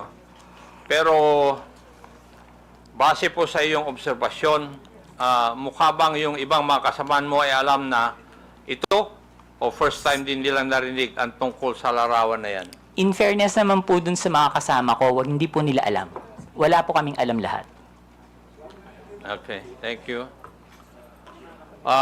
Dito rin sa affidavit po ninyo, pinag-usapan din ninyo sa oras po na yon sa dinner kung paano i-release yung sinasabing picture na hawak ni Atty. Roque. Tama Yes. po ba? Yes po, Mr. Chair. At napagkaisahan na mas maigi na yung photo na yon ay parelease sa isang foreign influencer para mas kapani-paniwala. Mr. Chair, hindi naman po na pagkaisahan, pero nagbibigay po sila ng mga opinion na dapat siguro sa international blogger dapat na maglabas, or yung Australian reporter na nag-interview kay pbbm, pero hindi po siya napagkaisahan. Kumbaga nagbibigay lang po sila ng mga opinion. Okay, thank you. Pebbles, kung totoo man ang picture, bakit kailangan pa maghanap ng foreign influencer to release the picture? Bakit kailangan bigyan ng some semblance of credibility ang pag-release dito? Siguro po, Mr. Chair, para mapanood agad international. Bakit kailangan ng semblance of credibility? Dahil hindi tunay yung litrato or yung photo? Bakit kailangan ng grupo po ninyo na magkaroon ng semblance of credibility yung litrato o yung photo na yon?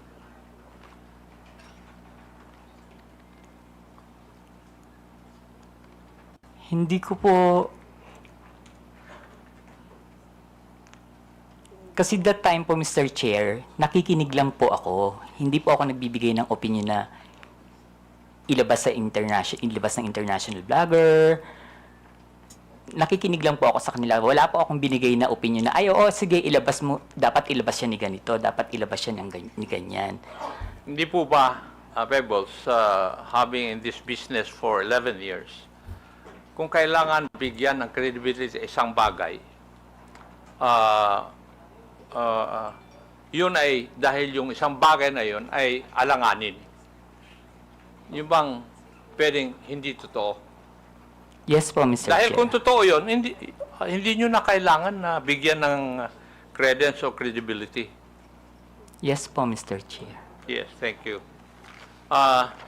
Sa iyong obserbasyon, Pebbles, sino ang nangunguna sa diskusyon nung oras po na yun? Mr. Chair, si Atty. Harry Roque po. Si Atty. Harry Roque. Now, pwede ko bang tatanungin, Pebbles, at that time na ikaw ay nag-vlog, ng panahon na yon, ikaw ba ay DGS? Hindi po, Mr. Chair. Ano po kayo? Pro-Philippines. Pro-Philippines. Wala po akong pinapanigan. Wala kayo pinapanigan. Hindi po ako BBM blogger that time, hindi rin po ako DDS. Pero sa mga vlog ninyo, sumusuporta po kayo sa mga Duterte. Hindi po, Mr. Chair. Hindi. Okay.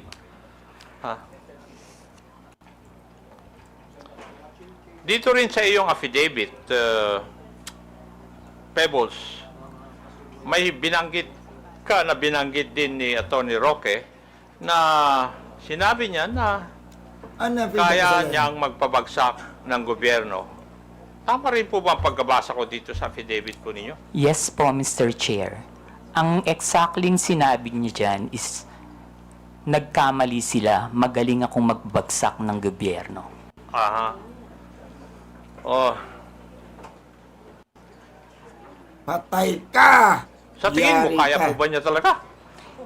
Mr. Chair, hindi po, kasi nagtatago po siya ngayon eh. Ay, grabe. Woo! Yung,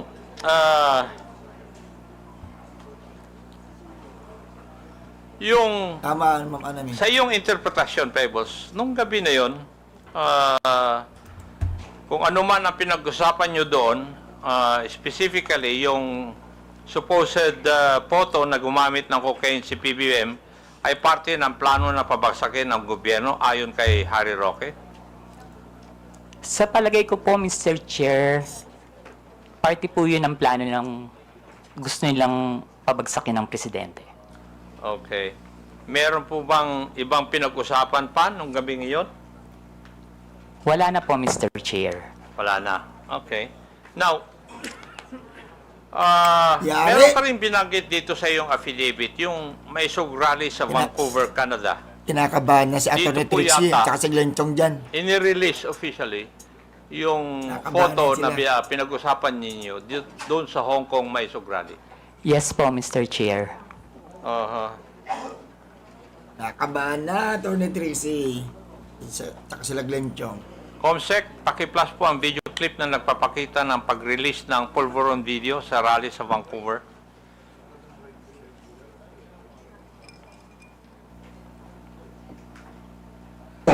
Yan ba'y epekto ng pulburon? Kailangan sumagot siya ng tama, lalong-lalo na mukhang mailalabas na ang pulburon video. Thank you. Pebbles, nandun ka ba sa rally sa Vancouver? Wala po, Mr. Chair. Paano mo, kung wala ka po doon, paano mo nalaman ito? Naka-live po yan, Mr. Chair. Aha. Nag-live po sila dyan.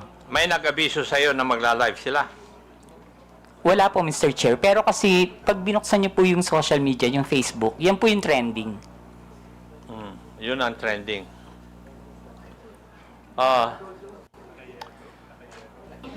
Pebbles, mapapansin sa isang video na si Atty. Roque mismo ang nasa entablado at nangunguna sa rally. Tama. Yes po, Mr. Chair. Siya rin ang nagbibigay ng pahayag sa harap ng mga tao, kaya masasabi ba natin na aktibo siyang bahagi ng event na ito? Yes po, Mr. Chair. So, malinaw na si Atty. Roque ang isa sa mga pangunahing personalidad sa rally kung saan inilabas ang pulburon video. Yes po, Mr. Chair. At base sa video, siya mismo ang nasa sentro ng kaganapan. Tama rin. Yes po, Mr. Chair. Ngayon, ayon din dito sa iyong sinupang salaysay, isa sa mga dumalo sa Vancouver Maisog Rally ay si Maharlika. Yes po, Mr. Chair. Pwede po bang sabihin mo kung sino itong si Maharlika? Si Maharlika po yung isang vlogger niya taga-US. Taga-US. Ayon din dito sa iyong salaysay, parang alam na ni Maharlika ang nilalaman ng video bago pa ito may sa publiko. Bakit po ninyo nasabi ito? Paulit po, Mr. Chair. Ayon dito sa iyong salaysay din, parang alam ni Maharlika ang nilalaman ng video bago pa man ito may sa publiko. Yes po, Mr. Chair. Ano po ang basehan ninyo? Kasi noon pa po niya sinasabi na may video. Okay. Ayon sa iyong affidavit, sinabi mong nagpadala sa iyo ng mensahe si Maharlika bago pa man lumabas sa video na tinaguri ang pulveron video. Tama rin po ba? Yes po, Mr. Chair. Ano po yung nilalaman ng mensahe sa iyo? Na may video po at naka-green na damit si PBBM. Okay. At sinabi mo rin sa iyong affidavit, hinikayat ka ni Maharlika, nasakyan mo ang ilalabas na video. Ano po ang ibig sabihin nito sa iyong konteksto? Ang sabi niya po is, sakyan ko na lang. Kasi po, ang sinasabi ko po sa kanya is, nakakainis kayo, bakit kayo may kopya? Kami wala. So, Bakit naman kaya sinabihan ka ni Maharlika tungkol sa video bago pa man lang ipalabas to?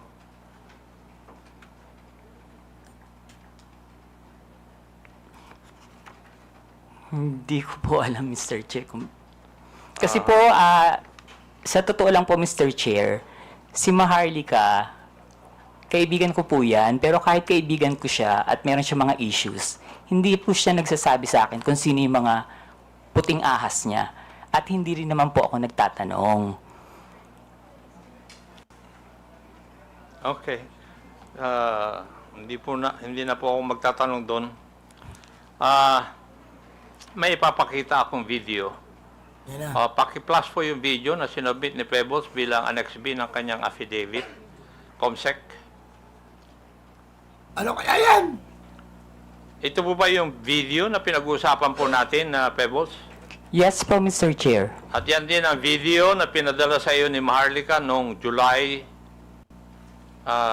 22? Yes po, Mr. Chair. Ito rin po ba ang tinaguriang pulburon video? Yes po, Mr. Chair. Pwede po bang ipaliwanag nyo sa akin? Ano po bang sinasabi o nakikita dito sa video na ito?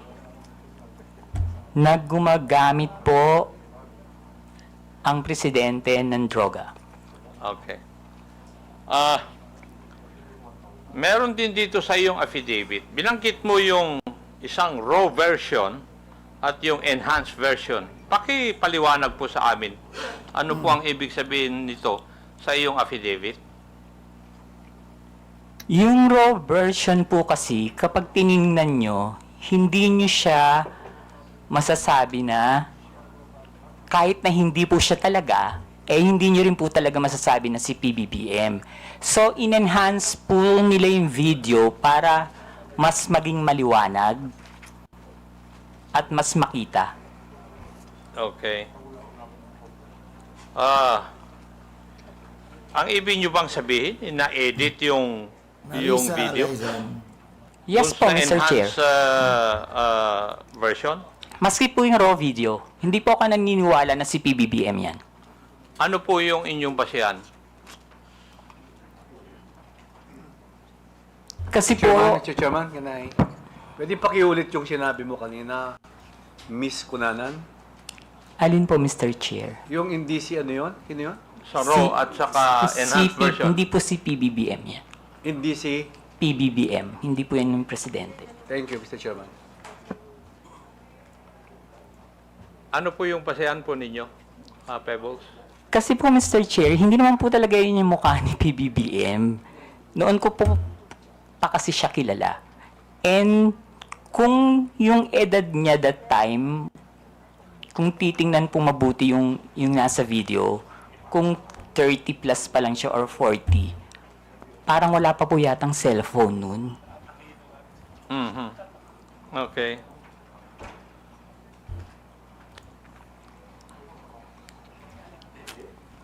So, sa tingin mo, Pebbles, merong sinadyang alteration sa video upang manipulahin at ang itsura ng taong nasa eksena. Yes po, Mr. Chair. Yun. Ibig sabihin, lumalabas na planado ang pagpapakalat ng video para makapanira kay PBBM. Tama po. Yes po, Mr. Chair. At ayon sa iyo, Sunod. si Harry Roque ang may pakanan dito. Yes po, Mr. Chair. Pero hindi lamang si Attorney Roque ang high official na nasa meeting na yon. Tama po ba? Patay na, yan na. Yung sa Hong Kong po, Mr. Chair. Yes. Politician po ba? Picture siguro. Yes po, Mr. Chair. Yes. Okay. Yan na. Huling Lencho. katanungan, Pebbles. Trixie. At sana masagot mo ito. Bakit ka nagsasalita ngayon at bakit ka pumirma ng isang affidavit? Para itama po ang mali. Para itama. Nice one. Okay. Palakpakan ka namin. Thank you, Mr. Chair. I would just like to manifest that yung Polvoron video, according to the Philippine National Police Cybercrime Office and National Bureau of Investigation, which have conducted a video spectral analysis, and these officers concluded that the tragic nuts and anti-tragus or parts of the air of the man in the video did not match those of the pbbm. And there were also independent fact-checking organizations which conducted verification, conducting deepfake analysis insofar as the video is concerned, and all confirmed na hindi po si PBBM ang nasa video. Thank you at maraming salamat, Mr. Chair. Thank you, Pebbles. Thank you po, Mr. Chair. Mr. Chairman. Yes, this JJ. Yeah, can I have just a few questions to Ms. Pebbles Cunanan? You have the floor. Thank you very much. Ms. Cunanan, nabanggit niyo po kanina na ito pong Polvoron video ay peke. Yes po, Mr. Chair. Paano niyo po masasabi na peke yung video? Halatang ginawa naman po siya, Mr. Chair. Pinalabas nila na malabo yung raw video para lang masabi na kamukha ni PBBM. Okay. Tapos, in-enhance po nila and sa kanila in-AI. Okay. So, when you say nila, sino po yung sila? Who do you pertain Alam ko to? naman po, Mr. Chair, na hindi lang si Attorney Harry Roque yung nasa likod ng video na yan. Sino pa kaya, Ms. Pebbles, ang nasa likuran ng video na ito? Hindi ko na po masasabi. Hindi ko po alam. Hindi nyo na po masasabi. But sa palagay nyo po ba, yung mga kasama nyo sa dinner sa Hong Kong ay kasama dun sa pagpapalaganap ng peking video na ito? Hindi po, Mr. Chair. Hindi masasabi. Okay. Hindi po sila kasama. Hindi po sila kasama dun sa paggawa ng video. Okay, kaso lang kasama po sila sa pagpapalaganap at pagkalat ng video. Mr. Chair, meron pong mga DDS vloggers na hindi po nag-share ng video. Okay. And meron din pong nag-share. Meron din po. Karamihan po na nag-share is yung mga vlogger na yung pong yung may mga YouTube, yung mga may revenue makukuha, yung mga small-time vloggers. Okay. Okay. So, kayo, did you share this video? Hindi po, screenshot. Oo. So, Miss Pebbles, no, Miss Pebbles. So, ano sa palagay ninyo ang dahilan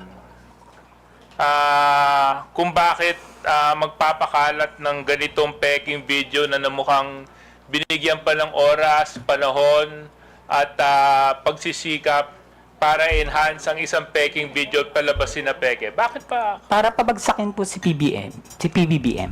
And how do you come to that conclusion para pabagsakin ng ating presidente? Kasi galit na po sila eh. Galit na sila. Okay. So, Mr. Chairman, this is precisely the reason why we conduct hearings like this, you know. Ito halatang halata peke. But of course, upang mag-instigate ng disgust, mag-instigate ng galit, at ipahiya ang isang nakapwesto, and for this case, our president, you know, some people would go to the extent of using AI deepfakes to alter videos and to come out with fake news that destroy the very credibility of certain individuals. And unfortunately for this case, the individual happens to be our president. And of course, that has more and greater ramifications dahil presidente po siya ng bansa. Kung ordinaryong mamamayan lang yon, siguro ang ramifications nun siguro makaka-apekto lang sa kanya yung pamilya niya. Kasi nandito, bansa na po ang pinag-uusapan natin. And this is the reason why we really need to come up with clear legislation and policies para hindi na po maulit ang mga ganitong pamemeke ng video para lang manira ng tao. Pinasasalamatan ko po si Ms. Pebbles para sa katapangan ninyo para sabihin yung katotohanan patungkol po dito sa Peking Pulveron na video na ito. There were some individuals in that photo. Can we flash that photo again? Ayan na! Ay! Ayan na! Ayan na po! Comsec, yung photo dun sa Chinese restaurant or Ayan restaurant sa na. Hong Kong. Kinakabala. Sila Glenn Chong, Atty. Trixie. Miss Pebbles, nabanggit niyo po kanina at ito naman po ay pwede niyong sabihin sa akin o kung sa palagay niyo pong very private yung information, pwede naman pong hindi. You stayed for 3 days in Hong Kong and that trip was sponsored, correct? Yes po, Mr. Chair. Do you mind sharing the details to this committee on who sponsored your trip? My friend po, hindi po siya, involved sa politics. Okay. So basta inilibre ka niya para Opo. pumunta doon sa rally na ito. Okay. Go, Pebbles! What was the year of this photo?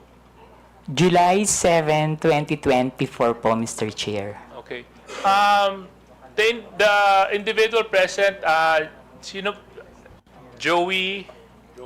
Si Tio Moreno po yung nasa right, kung dyan po niyo po titingnan sa monitor. Siya po yun? Chairman siya ba yun? Tignan mo Opo, yung si Joey po. Si Miss Ma'am, Joey. Si Miss Joey po yun. Can you confirm if you are this individual in the photo? Yes, sir. Thank you. Yes, sir. Thank you. And then, Attorney Glenn Chong, can you confirm if you are the person in this video and this photo? Oh.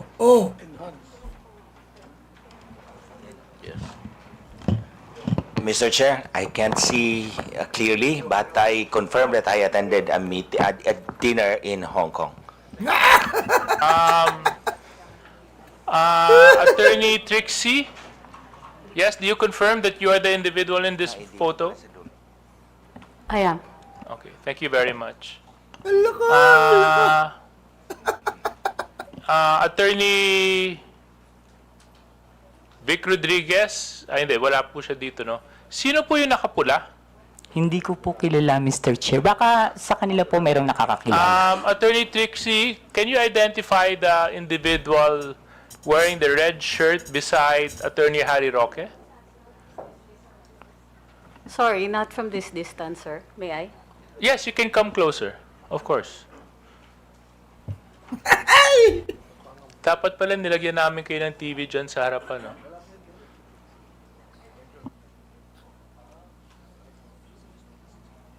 Ano kaya ang reaction? Ano nararamdaman nila kay Pebbles ngayon? Yung nakapulas eh.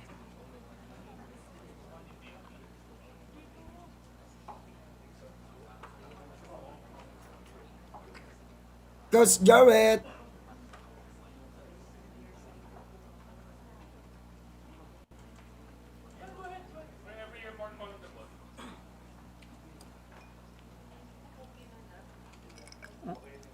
Mr. Chair, hindi ko rin po kasi siya talaga kilala.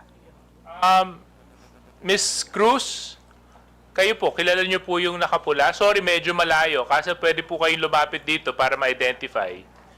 Yes, and Mr. Chair. Attorney Glenn Chong, I pwede rin will po kayo approach lumapit para ma-identify yung individual na nakapula at nakaberde. We just want to identify the individuals present in the dinner.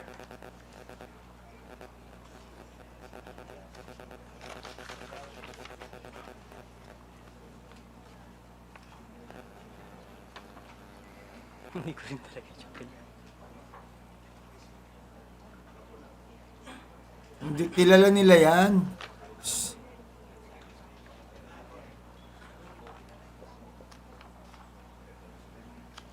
Kilala nyo? Hindi? Hindi nyo rin kilala?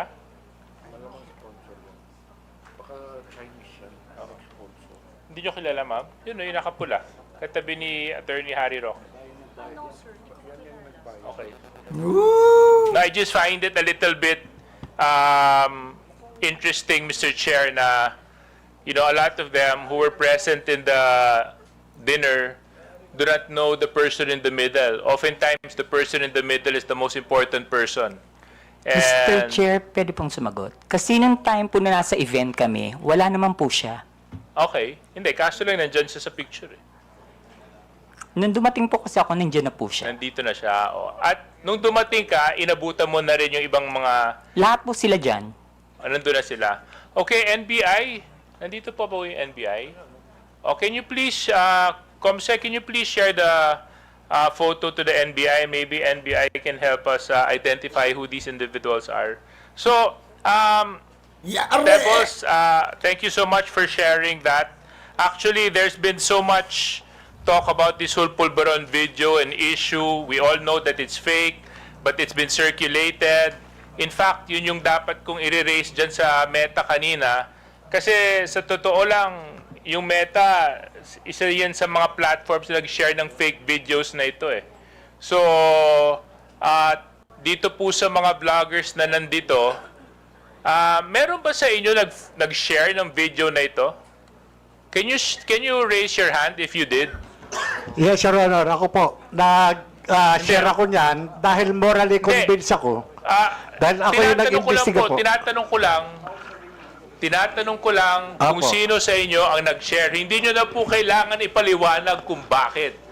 Gusto ko lang po malaman sa inyo Ako na po nandito. nag-share po. Okay, isa po kayo. Yes, okay, Mr. Morales. Thank you for informing the committee. And who else? Mr. Chair, I shared the video showing the video, not the video itself. You shared the video. The video showing the video, not the video itself. You showed the video showing the video. Yes. Which is pretty much showing the video. But not the video, Your Honor. Okay. Okay, sino pa Thank you, po Mr. sa Chair. inyo?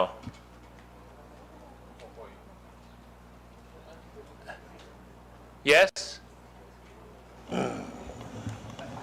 I think, Mr. Chair, I also shared the video and I am also asking for answers.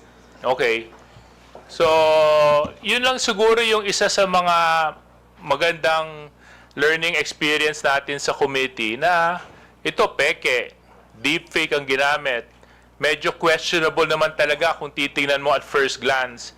Maybe we should have used a little bit of caution and a little bit of prudence and practice a little bit of responsibility when sharing this video. Kasi pwede nyo naman po ipa-verify, pwede nyo naman po malaman kung totoo o hindi bago nyo ipakalat, bago nyo ilagay sa wall ninyo, bago nyo ilagay sa page ninyo. But you were reckless enough to post it regardless of the fact, not knowing and not verifying the truthfulness of the video. Now, some of you may say we were looking for answers. Some of you may say na hindi dapat mangyari ito. Kaso lang, siguro may iba namang pagkakataon para malaman, di ba? I'm sure kung kayo po yung tao na nasa kabilang banda, hindi nyo rin po magugustuhan na gawan kayo ng deepfake video at palabasin na gumagawa kayo ng isang bagay na labag sa ating batas. So, with that being said, Mr. Chair, I just like to wrap up my questions by asking BIR. BIR, nandito po kayo? O nakaalis na sila? Oh, you, ma'am. He went out for a while. I think he had a bathroom break or restroom Okay, break. thank you for letting me know. So when he comes back na lang, Mr. Chair, tatanong ko lang yung BIR kung dun sa documents na hinihingi namin ni Kong Romy Acop kung na bigay na nila dito sa committee. Thank you very much, Mr. Chair. Mr. Chair, Yes.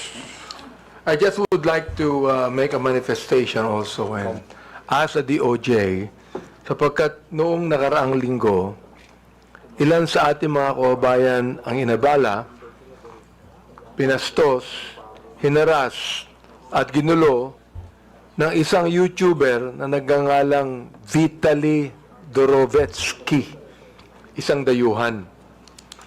So, meron po tayong news clip dyan na gusto ko sanang ilabas din dito noong mga nangyari noong isang linggo tungkol sa YouTuber na ito na isang foreigner, ano po, sa atin. Vitaly Zodorovetsky, Mr. Vitali. Meron po siyang 10.2 million subscribers sa YouTube, 7.6 million followers sa Facebook, 758,000 followers sa Instagram, at 600,000 followers sa .x, dating Twitter. O ibig sabihin, kanyang karaming interesado sa kanyang mga posts. Kaya pwede po ba na ating panoorin ng news clip na ito? Ang pambabastos niya sa mga gwardya at empleyado sa Taguig City. Merong pang CQ na tinangkang agawan ng baril. Nasa frontline ng balitang yan, si Ian Suyo. Aakalain mong isang simpleng vlog lamang yan. Ang lalaking nakaitim na t-shirt, nilapitan ng isang ginang na naglalakad sa labas ng mall sa BGC, Taguig City. I'm gonna rob you if you keep walking away. I want to give you money. No, okay. Pero ang babae, hindi siya pinansin at dire-diretso lang na naglakad. Ang foreigner naman, may pahabol pang panglalait. Okay, because you got a COVID mask, you liberal. Go get your vaccine. Pumasok ang lalaki sa isang mall at bigla niyang inagaw ang sombrero ng security guard saka tumakbo. Bukod pa dyan, isa pang security guard ang kinulit ng dayuhan at nagtangkapang kunin ang baril nito. Yan. Ito, ako lang panood nyo to. Baka makape. Iminto ko lang konti. Ayan. Sinakyan pa niya ang motorsiklo ng CQ. Dumaan rin siya sa isang restaurant at kinuha ang isang electric fan saka umalis. Ang lalaking yan nakilalang si Vitaly Zodorovetsky, 33 years old, isang Russian-American vlogger. Sunod-sunod ang reklamong natanggap ng Taguig City. Yan. Sa mga nakaload na to, ngayon mukhang alam ko na kung saan patungo yung pagtanong ni Abante, ba't niya pinalabas to eh. Kasi nga, pinagkakakitaan. Ang YouTube at saka yung mga kumpleto kasi sa ano to eh, sa website na kung saan lahat doon kumikita itong Russian na to eh. Nagtungo sa tanggapan ng pulisya ang mga empleyado para magreklamo. Ngunit tumanggi silang humarap sa aming kamera. Sa kabuuan, 4 na CQ at isang store manager ang nagsampa ng patong-patong na reklamo laban sa vlogger. Kabilang dyan ang unjust vexation at theft. Nakikipagtulungan na rin daw ang mga pulis sa NBI at Bureau of Immigration. Matapos Yan. Ay, nako. Ang haba ngayon ng quad ko ng try ko 5 hours na. At posible raw itong maharap sa deportation. Nagbabalita mula sa frontline, Ian Suyo. Your Honor, sorry, Your Honor. Here, Your Honor, from the BIR, Your Honor, I apologize for being out when they called me, Your Honor. I went to the restroom, Your Honor. No problem. But this JJ is still on. Oh, dito pala. Okay, you know. Thank you, Your Honor. Honorable Abante, you have now floor. Then next will be the SJJ. Thank you. I'd like to just find out from the DOJ kung ano na po ang development ng kasong ito. Itong kay Vitaly, na harmful effect ito ng unregulated social media platforms. Tinalo pa ang mga vloggers natin sa mga followers. Can you imagine? 10.8 million followers po ito. So, DOJ, can you tell us the development of this case? Corazon Quinto, Marian de Vera, hello po. Thank you, Mr. Chair. Although I am here in Corazon Quinto, my capacity as a representative of the DOJ, Yeah, I am actually with the DOJ Office of Cybercrime and I am not involved with the filing of the case. But as to my knowledge, I only know what is in the news, which is the involved government agencies are PNP CIDG and Bureau of Immigration. But I can check if the proper complaints have already been filed with the City Prosecutor's Office, Your Honor. The Philippine National Police, can we ask about the case? Because it was the police that people went to file charges against this crazy and brutal and harmful and malicious Mr. Vitali? Sir, thank you. Sir, actually, I believe the Taguig City Police Station take cognizance of that case. And I think it was the case was already filed by the Taguig City Police Station. And they have coordination with the Bureau of Immigration. Mr. Chair, I think what this guy did should be an eye-opener to all of us, especially our bloggers here, na pag hindi natin po ito niregulate, we are not just going to have one foreigner that will come here to give harmful effects on regulated social media platforms na ginawa nitong taong ito, but we're gonna have more,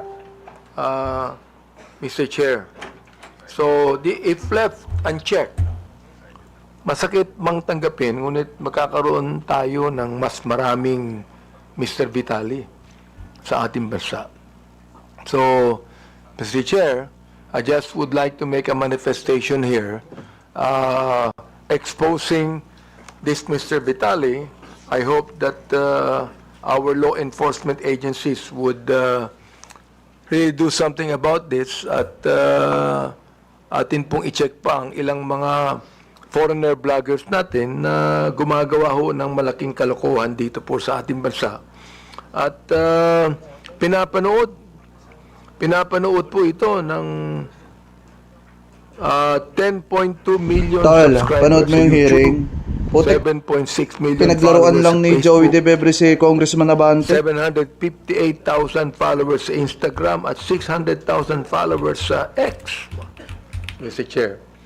Gusto ko lang pong sabihin dito sa ating committee na meron tayong dapat na gawin. The law enforcement agencies should really fast-track this case and find out kung sino pa ang mga foreign bloggers natin na gumagawa ng itong klaseng kalokohan. Thank you, Mr. Chair. Yun lamang. Deputy Speaker J.J. Suarez is recognized. Yes. Mr. Chair, very quickly lang sa BIR. BIR, have you submitted to the committee the documents that we have requested from you last hearing? Your Honor, we have yet to submit the documents, Your Honor, but we have it already, Your Honor.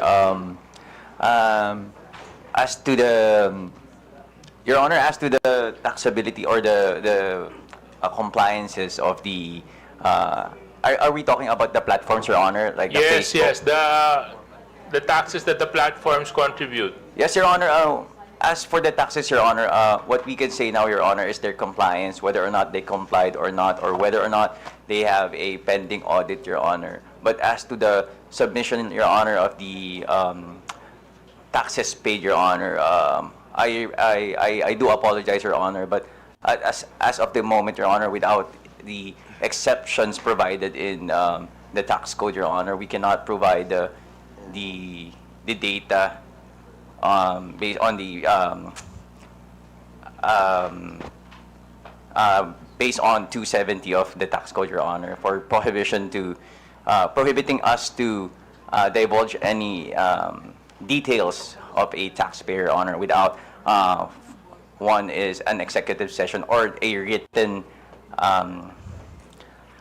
written consent of the taxpayer, Your Honor. So, but you do confirm that ByteDance, Meta, do pay their taxes, correct? Your Honor, yes, Your Honor. As Meta, Your Honor, since they are a foreign corporation that do not have a physical presence in the Philippines, Your Honor, their taxes, the taxes they incur is withheld by the Anyway, business. Mr. Chair, siguro antayin ko na lang yung mga documents na manggagaling kay Attorney Uy. Yeah, and then Attorney Uy, can you just submit it to the committee and we can evaluate and move forward? Thank you very much, Your Mr. Honor. Chair. Thank you, Your Honor. Mr. Chair. Yes. I'd like to tell the BIR also that sabi nga dito ng Meta, they gave us a briefing on Meta's policies and enforcement that they have invested. Invested. Na ibig sabihin, they should be really paying taxes, no? Because they have invested, sabi nila, are estimated to enable $34 billion in additional GDP and support creation of 380,000 jobs in the country upon completion. So they have the Pacific Light Cable Network, Jupiter Cable System, Apricot Cable System, Bill Frost Cable System. Are these 4 companies in the listings of the BR? Your Honor, as to the specific corporations that you just mentioned, Your Honor, we will try to look with our system, Your Honor. It is the first time that we heard that names of the corporation, Your Honor. However, Your Honor, as to the counterpart Facebook Philippine Representative Office, Your Honor, as we check, Your Honor, they do pay their appropriate taxes, Your Honor. Who is that, Mr. Chair? Facebook Philippines Representative Office. Facebook Philippines. Representative Office, Your But Honor. these 4 companies I mentioned, you don't know anything about it? Not yet, Your Honor, but we will look into it, Your Honor. So please submit to us any kind of data that you have. Yes, Your Honor. As far as these 4 companies are concerned. Because they gave us a briefing and they made a statement that they have actually invested so much in the Philippines. Yes, Your Now, Honor. we know for a fact that Meta, who should be the regulatory agency for Facebook, is also engaged in business in this country. Because of this, they must pay the right taxes. Yes, Your Honor. We will comply with the request of the committee, Your Honor. Thank you very much. Thank you, Mr. Chair. Senior Deputy Speaker Don Gonzales is recognized. Thank you, Mr. Chairman. I have something, question and issues to DICT.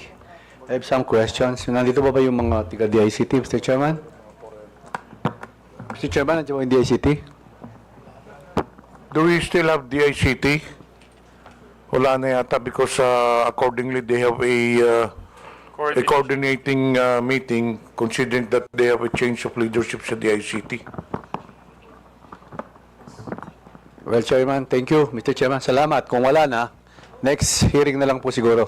Maraming salamat, Mr. Chairman. Do you still have questions to the members? If not, we will deliberate on admin matters. During the last hearing, we invited we issued subpoenas to 11 social media personalities. Only 8 appeared. So the subpoena was still in effect, as I've announced during the last hearing. And today, again, there are 3 personalities who did not appear while the subpoena is still in effect. Mr. Alan Troy Rolando Sasot, Ms. Lorraine Marie Tablang Badoy Partosa, and Mr. Jeffrey Almendras Celis. So it's up to this committee to take action on this. Mr. Chairman. Yes, Honorable Paduano. Mr. Chairman, on record, I have with me a letter from Ms.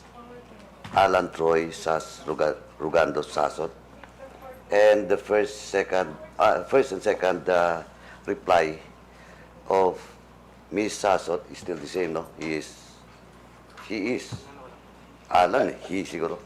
Anyway, she is residing abroad in Beijing, and once again, the reply is still the same.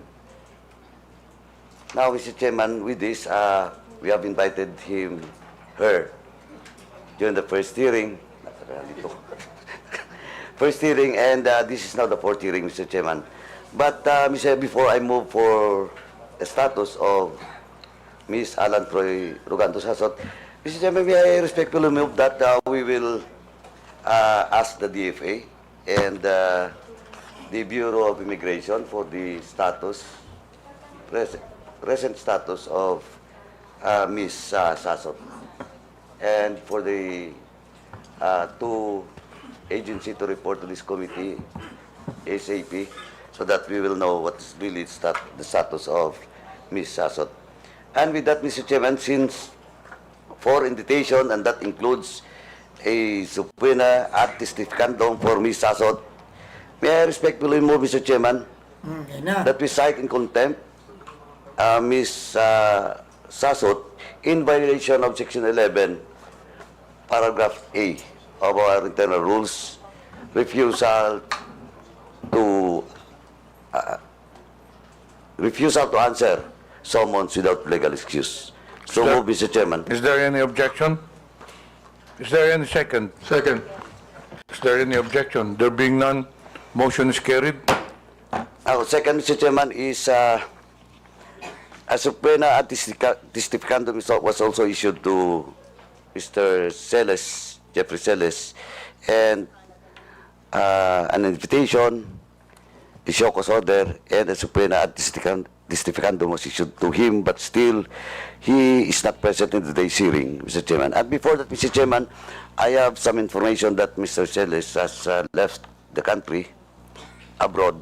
So once again, Mr. Chairman, I respectfully move that we will direct the Department of Foreign Affairs and the Bureau of Immigration to the status of Mr. Celes. So move, Mr. Chairman. Is there any second? Any second from the members? Second.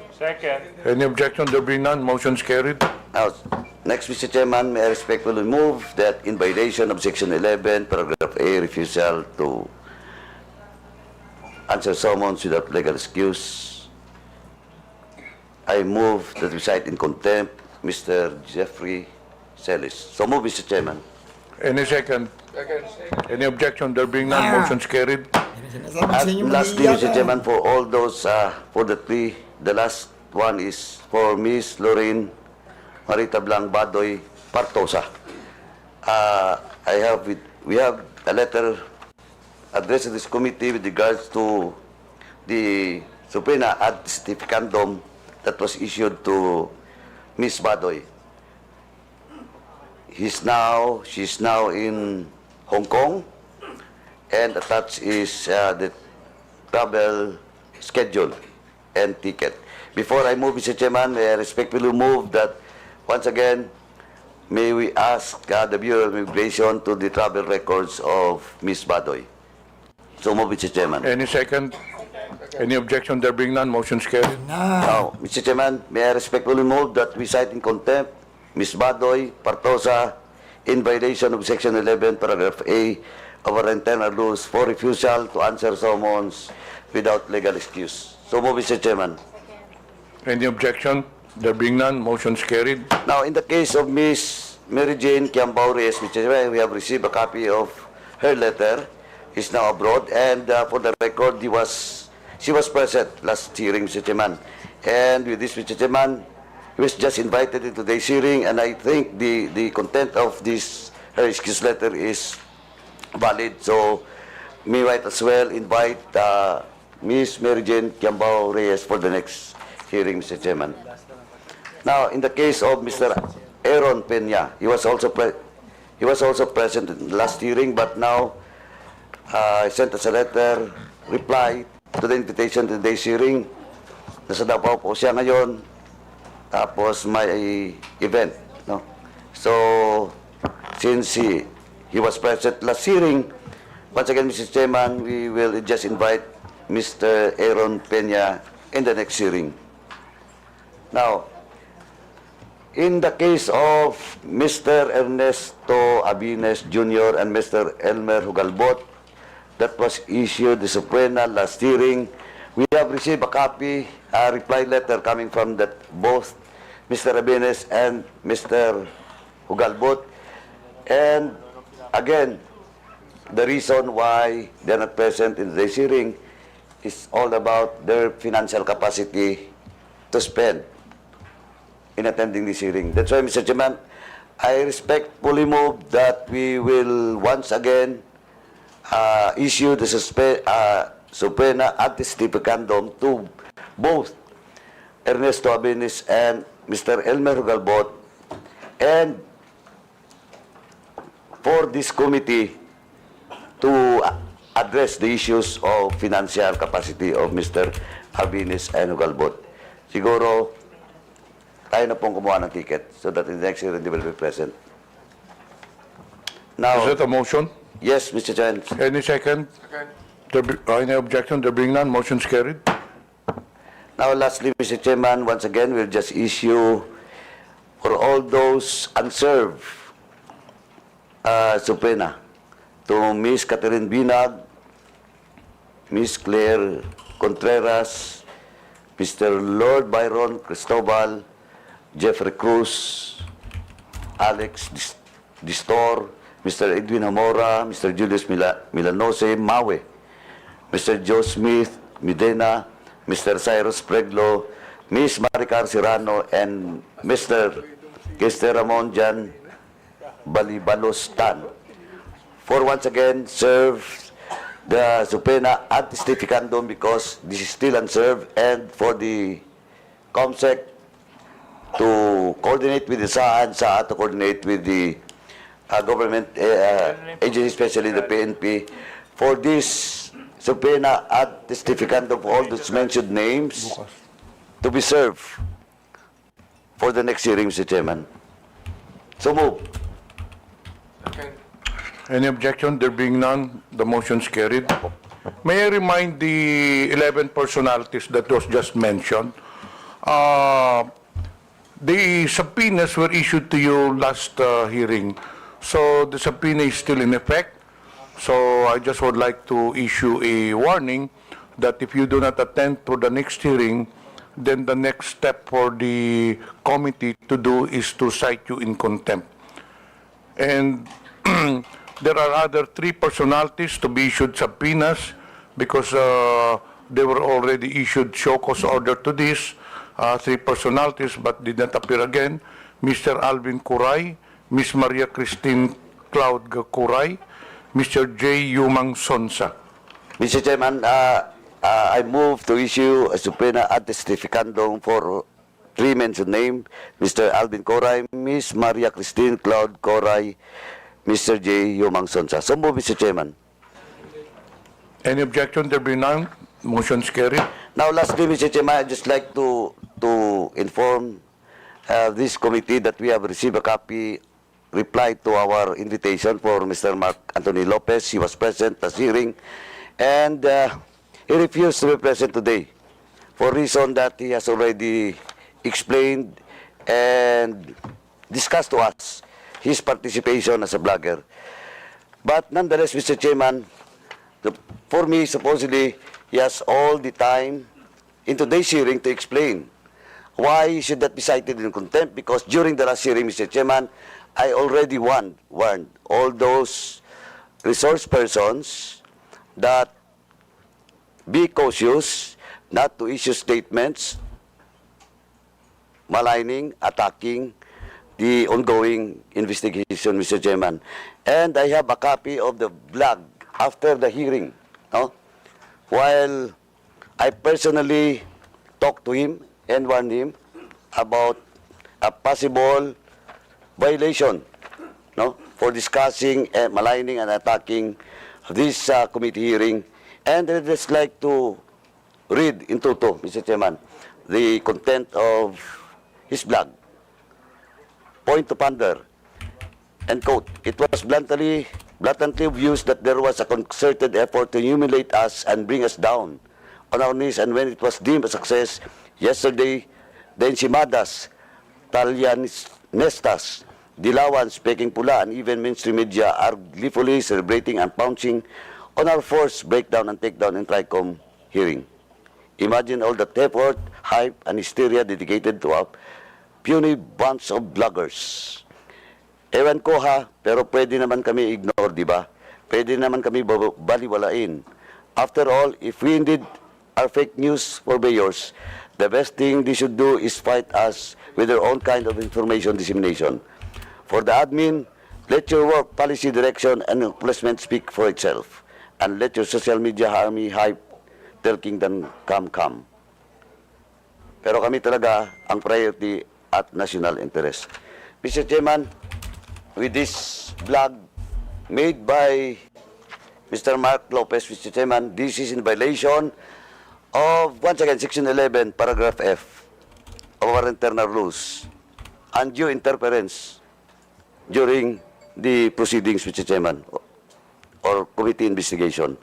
So with that, Mr. Chairman, once again, I respectfully move to cite in contempt Mr. Mark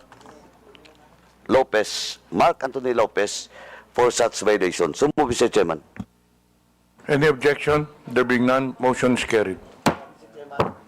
Now, Mr. Chairman, for the second motion, in the case of Mr. Mark Anthony Lopez, under our rules, in violation of letter F is only maximum of 10 days. So with that, Mr. Chairman, I move that Mr. Mark Anthony Lopez be detained in the premises of the House for 10 days, Mr. Chairman. So move, Mr. Chairman. Any second? Any objection? There being none, motion is carried. While Mr. Jeffrey Celis, Ms. Badoy, and Ms. Sasot violates Section 11, Paragraph A, may I respectfully move that the three mentioned name be detained until the committee hearing will be terminated and be detained in the premises of the House. So move, Mr. Chairman. Any objection? There being none, motion is carried. Any other matters from the members? There being none, any motion to adjourn? Move to adjourn. We would like to thank everyone for attending this hearing. Maraming salamat po sa inyong lahat. Hearing is suspended. Wala na. Ay, naka. Yan. Yan.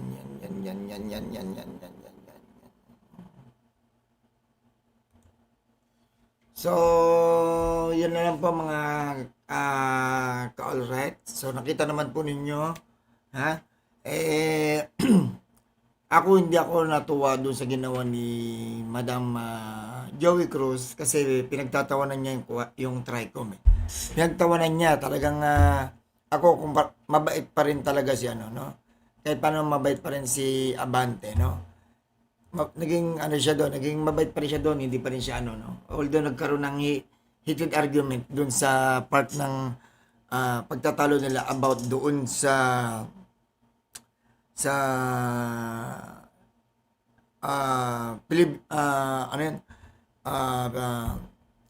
freedom of speech, no?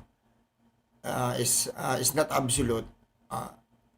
Doon ko nakakita na talagang wala lalong tatapang itong mga to. Alam niyo bakit? Kasi kita niyo, hindi kumbaga walang man lang leksyon na ginawa ang Sa bagay, naintindihan ko naman ang TRICOM kasi syempre pinapakita lang nila na hindi kami basta hindi sila nagigipit o kung ano. Pinamumukha lang sa inyo, ipinaparamdam lang sa kanila yung mga maling ginagawa nila. Pero sa nakita ko kanina, wala akong nakitang pagtanggap ni Miss Joey Cruz sa kanyang pagkakamali bagkus tumatawa-tawa pa siya. Diba? Pero darating sa punto na sabi ko, hindi niya pa oras ngayon, hindi niya pa ano ngayon, pero bibinggo rin yan, yung mga ganyan, yung mga pinagtatawanan nyo lang, yung mga nasa Congress dyan. Siguro ako nandiyan lang kasi Kong Luis Tro, pag nandiyan lang yan, dali yun eh. Hindi po pwede mga ganong style na pagtatawanan mo ang isang committee dyan. So, yun lang po mga kaulit. Maraming salamat po sa inyo. Hanggang sa uli, maraming salamat po. Ito po ang nililingkod, Papatex TV. At siyempre, salamat po sa sumusuporta sa live ko.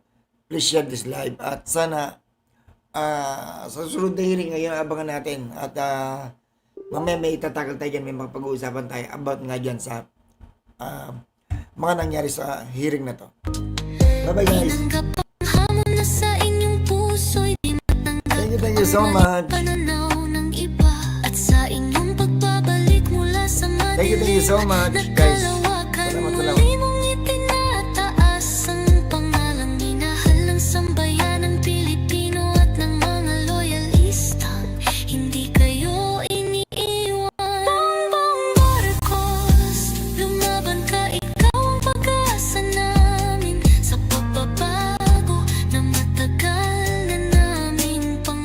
Maraming